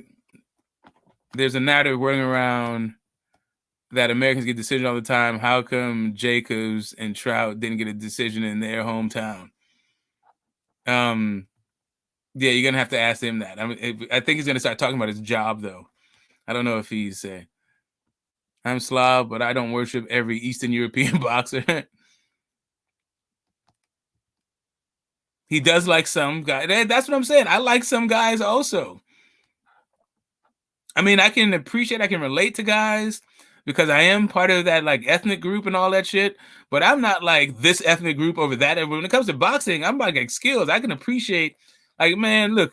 Anyway, it is what it is. If you're like the millionth fucking black boxer off a back foot, or a guy that, like, basically, if you just show me the skill that it takes, like, I like the way Monster Inoue fought Stephen Fulton. Loved it, as a matter of fact. Does it matter he was fighting a black dude? And Stephen Fulton is a slick guy. I liked Stephen Fulton's adjustments and all that shit. He just wasn't as good as Monster. The fuck? I'm in it for the skills, not like, oh, I'm so sad that fucking Stephen Fulton lost. Give a shit that Stephen Fulton lost. You guys ass whooped because he got in there with somebody who was better at boxing. I would have, if I'd known that Monster had that fucking kind of boxing in him, I would have never picked Stephen Fulton to begin with. I would have been like, Stephen Fulton's cool, he's good and all that shit, but Monster got that. He's better at fucking boxing than Stephen Fulton. I don't get it. Yeah, I don't. Yeah, well, it is what it is for people. And the bin it goes. Yep, Carlos. It's a tabloid. Nobody takes it serious. They're wrong 9% down. I had Triple G winning against Jacobs. I don't know about that fight. It's kind of a weird one to score. I thought Devonchenko 8-4 Triple G. And Jacobs barely. Okay, so this guy just. So I had Canelo beating Triple G in the first fight. I don't know about if I had Jacobs beating him. Yeah, I don't know. That fight is just kind of. It's hard. They're talking about UK tabloids, which is a entity all of itself. Yeah, the UK is like, they're weird about the way that they fucking. I mean, and when I say weird, I mean weird to the American sensibility. The way that they entertain themselves. They got some crazy ass notions of entertainment. Televised darts and snookers, like, holy shit. Why don't people why don't people have? Let's see. Hamza says, why don't people have the same demand for proof when it comes to evolution as they do for God? Because God is like, no one says that you have to do anything or not do anything because of evolution. Evolution is a descriptive process, not a prescriptive process. God is a prescriptive process. So if you're going to say like God prescribes ways to be, like you're saying objective morality, right? So that is saying that you must do a thing because God says so. Well, if God doesn't exist, do you still have to do it? But that's why, Hamza. It's because of the realm that they actually involve in. The evidence for evolution, I think, is goes through a different process than the evolution for God, right? So so God already, because you can't find God in nature unless you just assume that God is nature and talk about God in that way. But if you talk about a tree and never if you can talk about a tree and never reference God whatsoever. You don't need for God to talk about God in order to talk about trees. You can do that if you want to, if you feel like you must, but it's not actually required to do the thing. And that seems to be the nature of all reality, right? Seems to be the nature of nature, is that you don't actually need to reference God to talk about nature. But if you want to start talking about how people should behave, then because of this thing, that thing should probably exist, right? Like, who cares what Dracula said about, the LGBT community, or what Dracula has to say about abortion? He gives a fuck. Dracula doesn't exist outside of historical figure. Well, I meant vampires. I should say vampires, but whatever. Better Beef got dropped twice by nobodies. Yep, that's true. But he knocked those dudes the fuck out.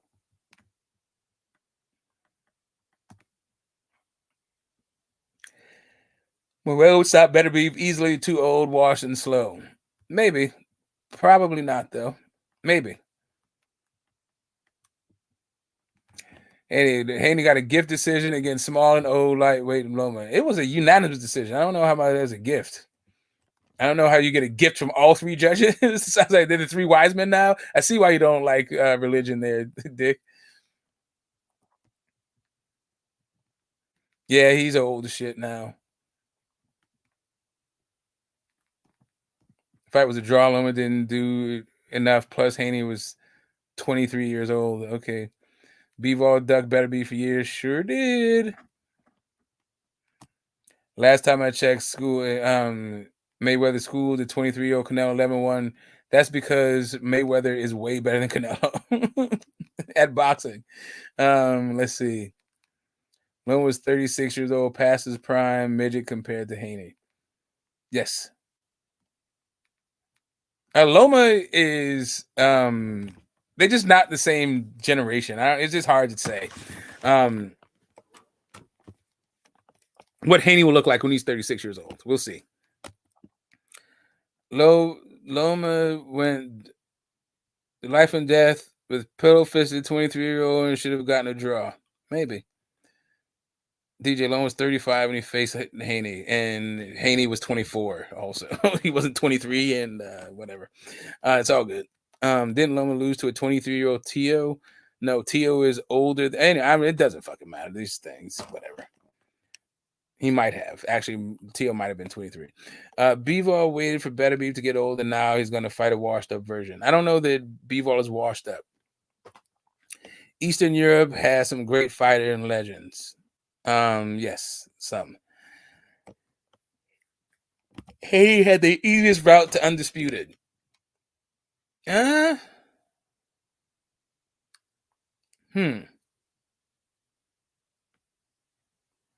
No, I think that would be the easiest route to undisputed, I think, is Monster Inoue at 122.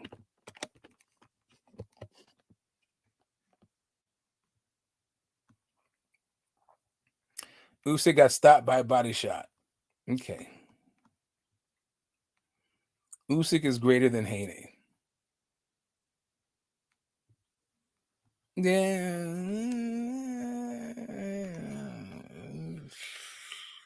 probably. Yeah, I'll go with that one. I don't have too much. Not too much to push back about that one. Timothy Bradley, Eastern Euros can't take body shots. Unfortunately, he might be right. The fight was a draw.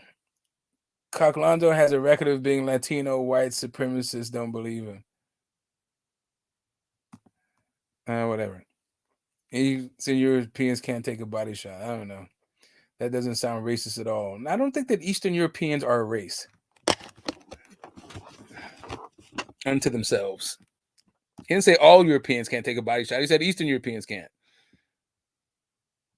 It'd be racist if he said white people can't take body shots. But if like an English person can take a body shot, then it's not really racist. But anyway, whatever, it is what it is. Sounds more like a cultural thing, or maybe they need to train that body up.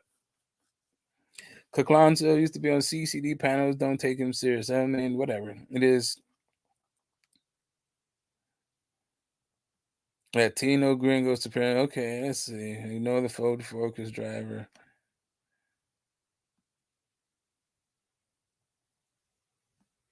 Oh, hold up. What's Mr. Padley talking about?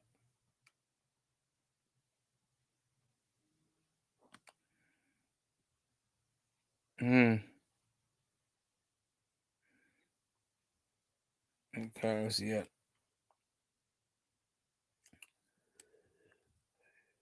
Keep going through it. How many boxing fans drive Ford Focuses? I'm gonna focus on something else. How about that? Nobody races here. This is a racist-free panel. I don't know. I mean, I'm not saying that people aren't racist. I'm just saying that we're gonna chop up your racist views and see what's up going on. Drunk Irishman is asking Carl out on a date. Let's see. Racist. Kyra probably drives. Okay, Kira. Okay, Hamza is a tweet ago about him supporting the Sun and wanting to put the Sun logo on his shorts. Huh? Yeah, what rapper is it? This is Pete Alonso. You can't give an example. Yes. Okay. Yeah. Okay.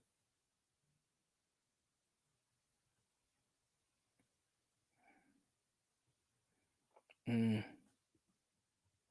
this was epic. I don't know what you guys are talking about right there. Let's see. No, everyone knows about his CCD past. Everybody here, actually. Yeah, I've known Alonzo before What Rep It had a channel. I know What Rep It and Alonzo longer than I knew What Rep It before he had a channel, and I knew Alonzo before What Rep It had a channel. So none of this shit's like news to me. Anyways, my pound for pound number one. How am I racist? Okay, Monster needs to face Tank for me to consider him pound for pound.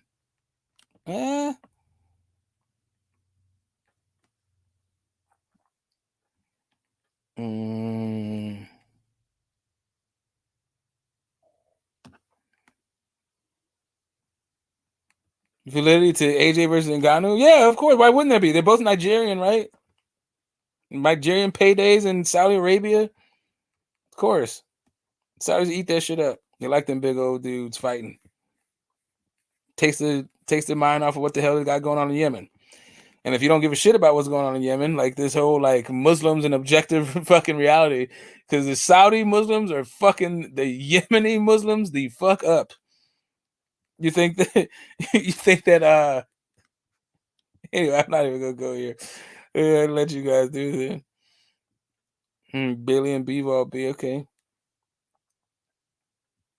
Justice for 96, justice for everyone's sisters, brothers, fathers, mothers, everyone.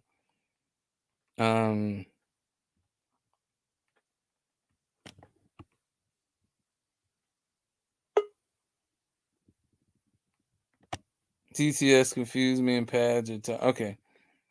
I was just talking about fucking Margaret Thatcher in general.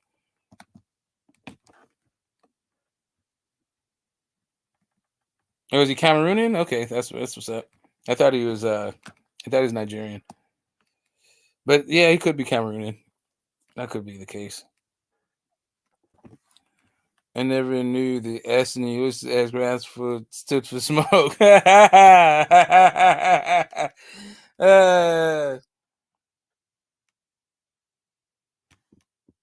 No, sorry. According to my thumbnail, black people fought in the Civil War. That guy is not a general. But as a matter of fact, not only did black people fight in the Civil War, but my grandfather's is either his grandfather or his great grandfather. I'm a little bit confused on which generation it was, but yeah, fought in the Civil War. I want to say it was his grandfather, and that he left after the Civil War. He married my grandfather's grandmother, who was like full Choctaw, and then they raised it and like lived on. Anyway, I'm not quite sure of the timeline. I'm not even going to try to figure this out. But yeah, black people definitely fought in the Civil War. Where I'm descended from one of those people. But the thumbnail is from the film Glory, and that is my face superimposed on Matthew Broderick's face. It has nothing to do with Ulysses S. Grant. As a matter of fact, the dude's not a general at all. It is what it is, though. But thanks a lot for noticing. That shit's funny. That was a really funny way to put it. I had a thing about what the S stood for, or maybe it's Harry S. Truman. That was the S. Now I think it's Harry Truman who has the weird middle name. Let's see what is Ulysses S. Grant's middle name.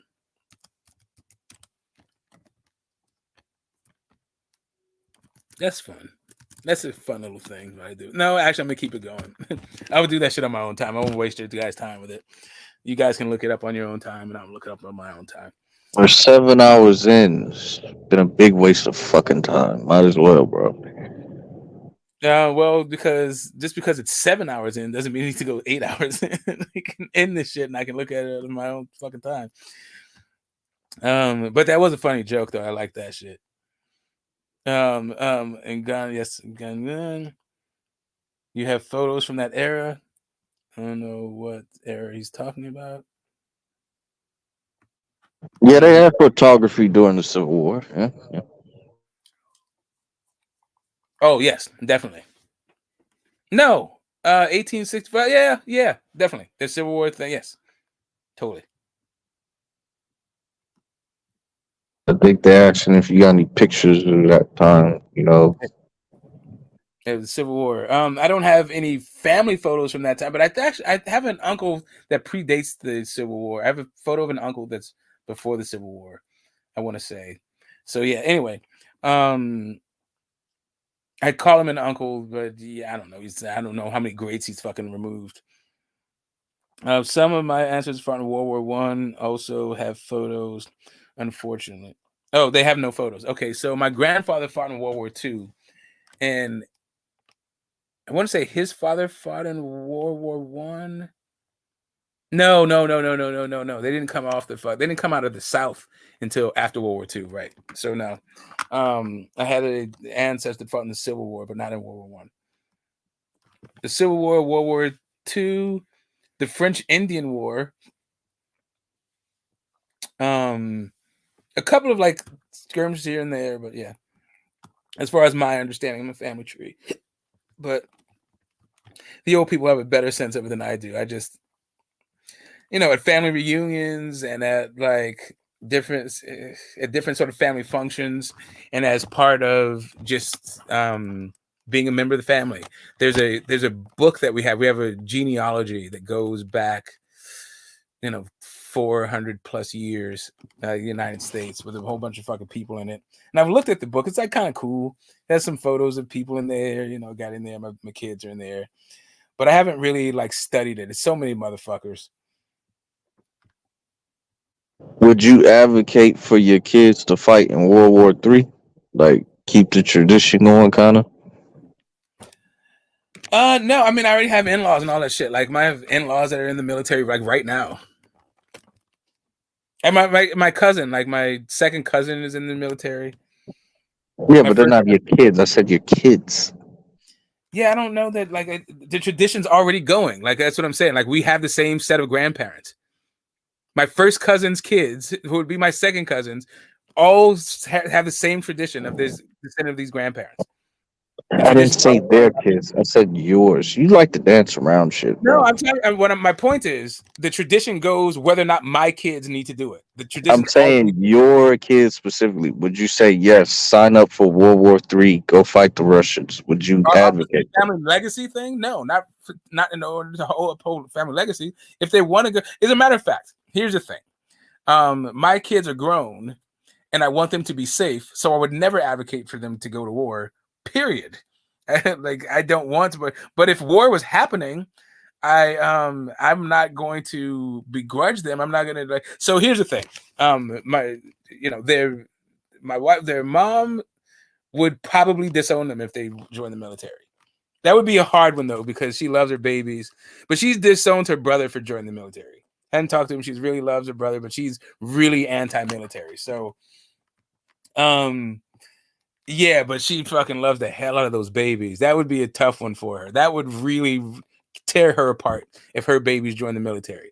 Mine, I make fun, I tease, I kid, but they're their own fucking people, and I'm gonna love them anyway. So I'm gonna tease the fuck out of them, though. Good God. Left, right, left, left. Oh, yeah. I'm talking a gang of shit. Don't get it twisted. You can't just come in your military uniform and not have to like deal with dad's bullshit. I'm making fun, motherfucker. You want to go hang out with goddamn Zone 6 and Tony Reviews? I hang out with them too, but I'm not trying to sleep with these motherfuckers, sniff their farts. I'm good. Yeah, that's funny. I'm saying. I like to eat when I'm hungry. I'm not trying to go on no mandated marches and shit. Fuck out of here. You do it, but do your thing. There won't be a World War III. It'll just be doomsday. They could have a lot of wars, a lot of world wars without it being doomsday, actually. Some of my granddad's cousins fought on opposing sides. He might have to kill one of his cousins without even knowing it. Lol. As long as you don't know it. It sucks if you have to kill a cousin that you do know. And that you love a bunch, but fuck it, you're on opposite sides and it's kill or be killed. And that's what I'm saying, man. Like, yeah. Civil War, that sucks. I'm glad that I'm too old, and I'm glad that America is too fat, lazy, and happy in order for it to actually descend into World War III. What people do is complain a lot. I think World War III might be far fetched, but Civil War, I think that's very possible. We could see war within the United States borders. Yeah, With what period of time? I'd say within the next 20 years. Yep. 20 years. In 2054, if the way things are going, they don't have it, if they don't fix it, Civil War, I don't think so. Yeah. It's just comes to a point where you're gonna have to figure this shit the fuck out, and violence is probably gonna be the way it's gonna get solved. Okay, yeah, yeah. Yeah, this has been a pretty epic stream. Not gonna lie. I've been going on for how long has this thing been going on? 7 fucking hours. Wowee. All right. Let's see. I'll do the last thing unless somebody else comes up with something. I'll check out what Ulysses Grant's what his middle initial stands for. What does the S stand for in S Grant? Ulysses Grant, middle name. Is it Sylvester? Is it Seymour? Shirley. His full name says Hiram Ulysses Grant. Where does the S come from?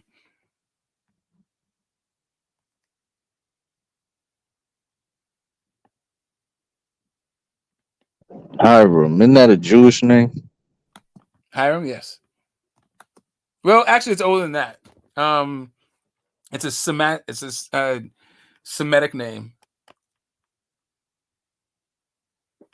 Yeah, that's who really runs the world. The Semites. No, but Hiram Abiff is like a Masonic legend, right? Like that's the guy that they get the compass from, right? So it seems like he's named after a Mason. Seems like a more that than a Jew.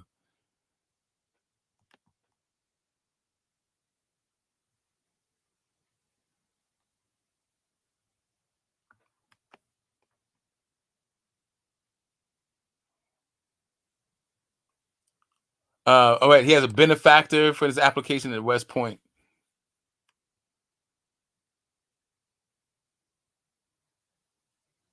Yes, Harry S. Truman. It doesn't mean anything. It's just a letter.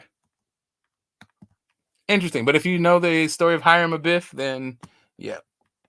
Tony Reviews in the chat said that S was a mistake that stuck.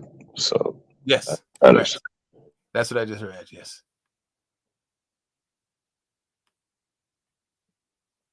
Tony would know. He's one of those army men. He would know, bro. He would know. Yeah. Yeah, that's cool. Wowie. This has been pretty fucking epic, gotta say. You know, yeah, the thumbnail is from Glory, the movie Glory, right? I don't know who's gonna get the most glory out of these civil wars. I think the guy who is, it seems like Fury and Usyk seem like, the heavyweights. As the heavyweights go, so does boxing. Seems like the heavyweights have the most glory to actually reap.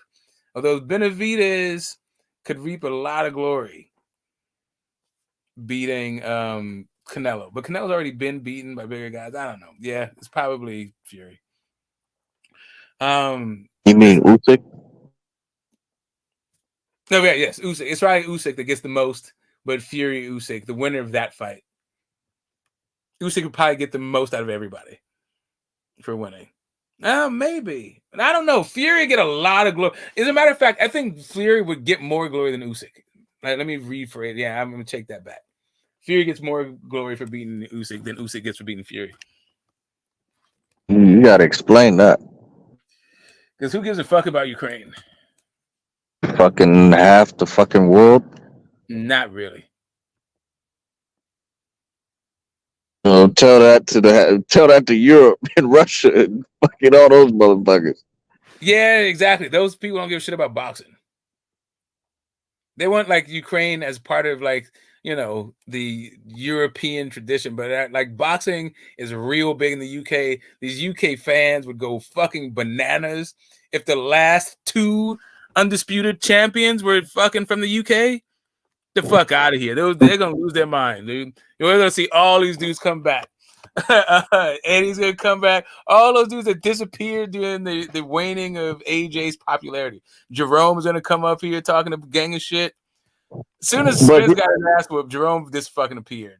But yeah, here's my point on that though. Like Tyson Fury's fighting for himself, and like Usyk's fighting for his whole country. Like it's a huge political W if Usyk wins, bro. Like you tour him around as the king of Europe and all that shit. Hell yeah, bro. Meet Biden in the White House, all that shit. Putin loving boxing doesn't get you there since Usyk is Ukrainian, and right now they're in a shooting war. that doesn't get you glory. Like Putin, I think that'd be really hilarious if Putin went out there to try to woo like Usyk. That would be funny. That talk about awkward. Let's see.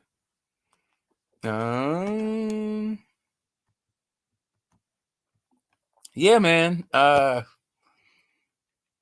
Let's see. Vergil'S back. Let's see what Vergil can do with him being back. He's fighting somebody that I'm not aware of. You know this guy? He's fighting Lawrence. Nope. Yeah, he's fighting somebody I never heard of. Cool. Come on back. And then trans women boxing in the United States. All right. So, yes, the trans women are now allowed on the women's boxing team. The question is, how many people are going to be part of the next? So here's what's funny about this whole thing. So here's really the capper. There's really only one Olympics Games left that has boxing in it. Right? So the I guess you can still have an amateur games and all that shit, but basically they only got 1 year. They only have one more Olympic Games left for boxing, period. So that doesn't really do a thing. But my question is this: how long do you think it'll be before the entire U.S. women's boxing team is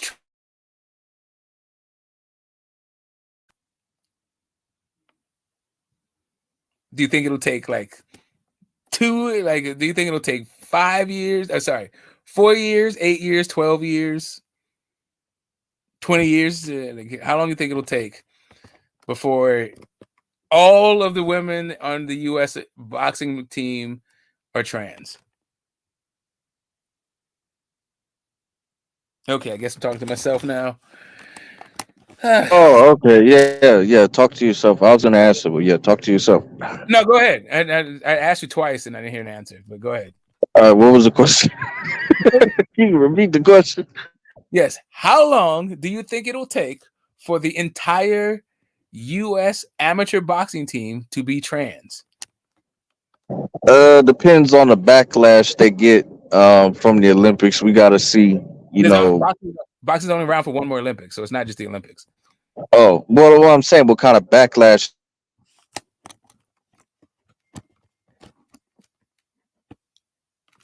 If the conditions level, I think that'll be more, it'll lead to more of that happening. But if somebody just goes and dominates all the women, they're not gonna like it.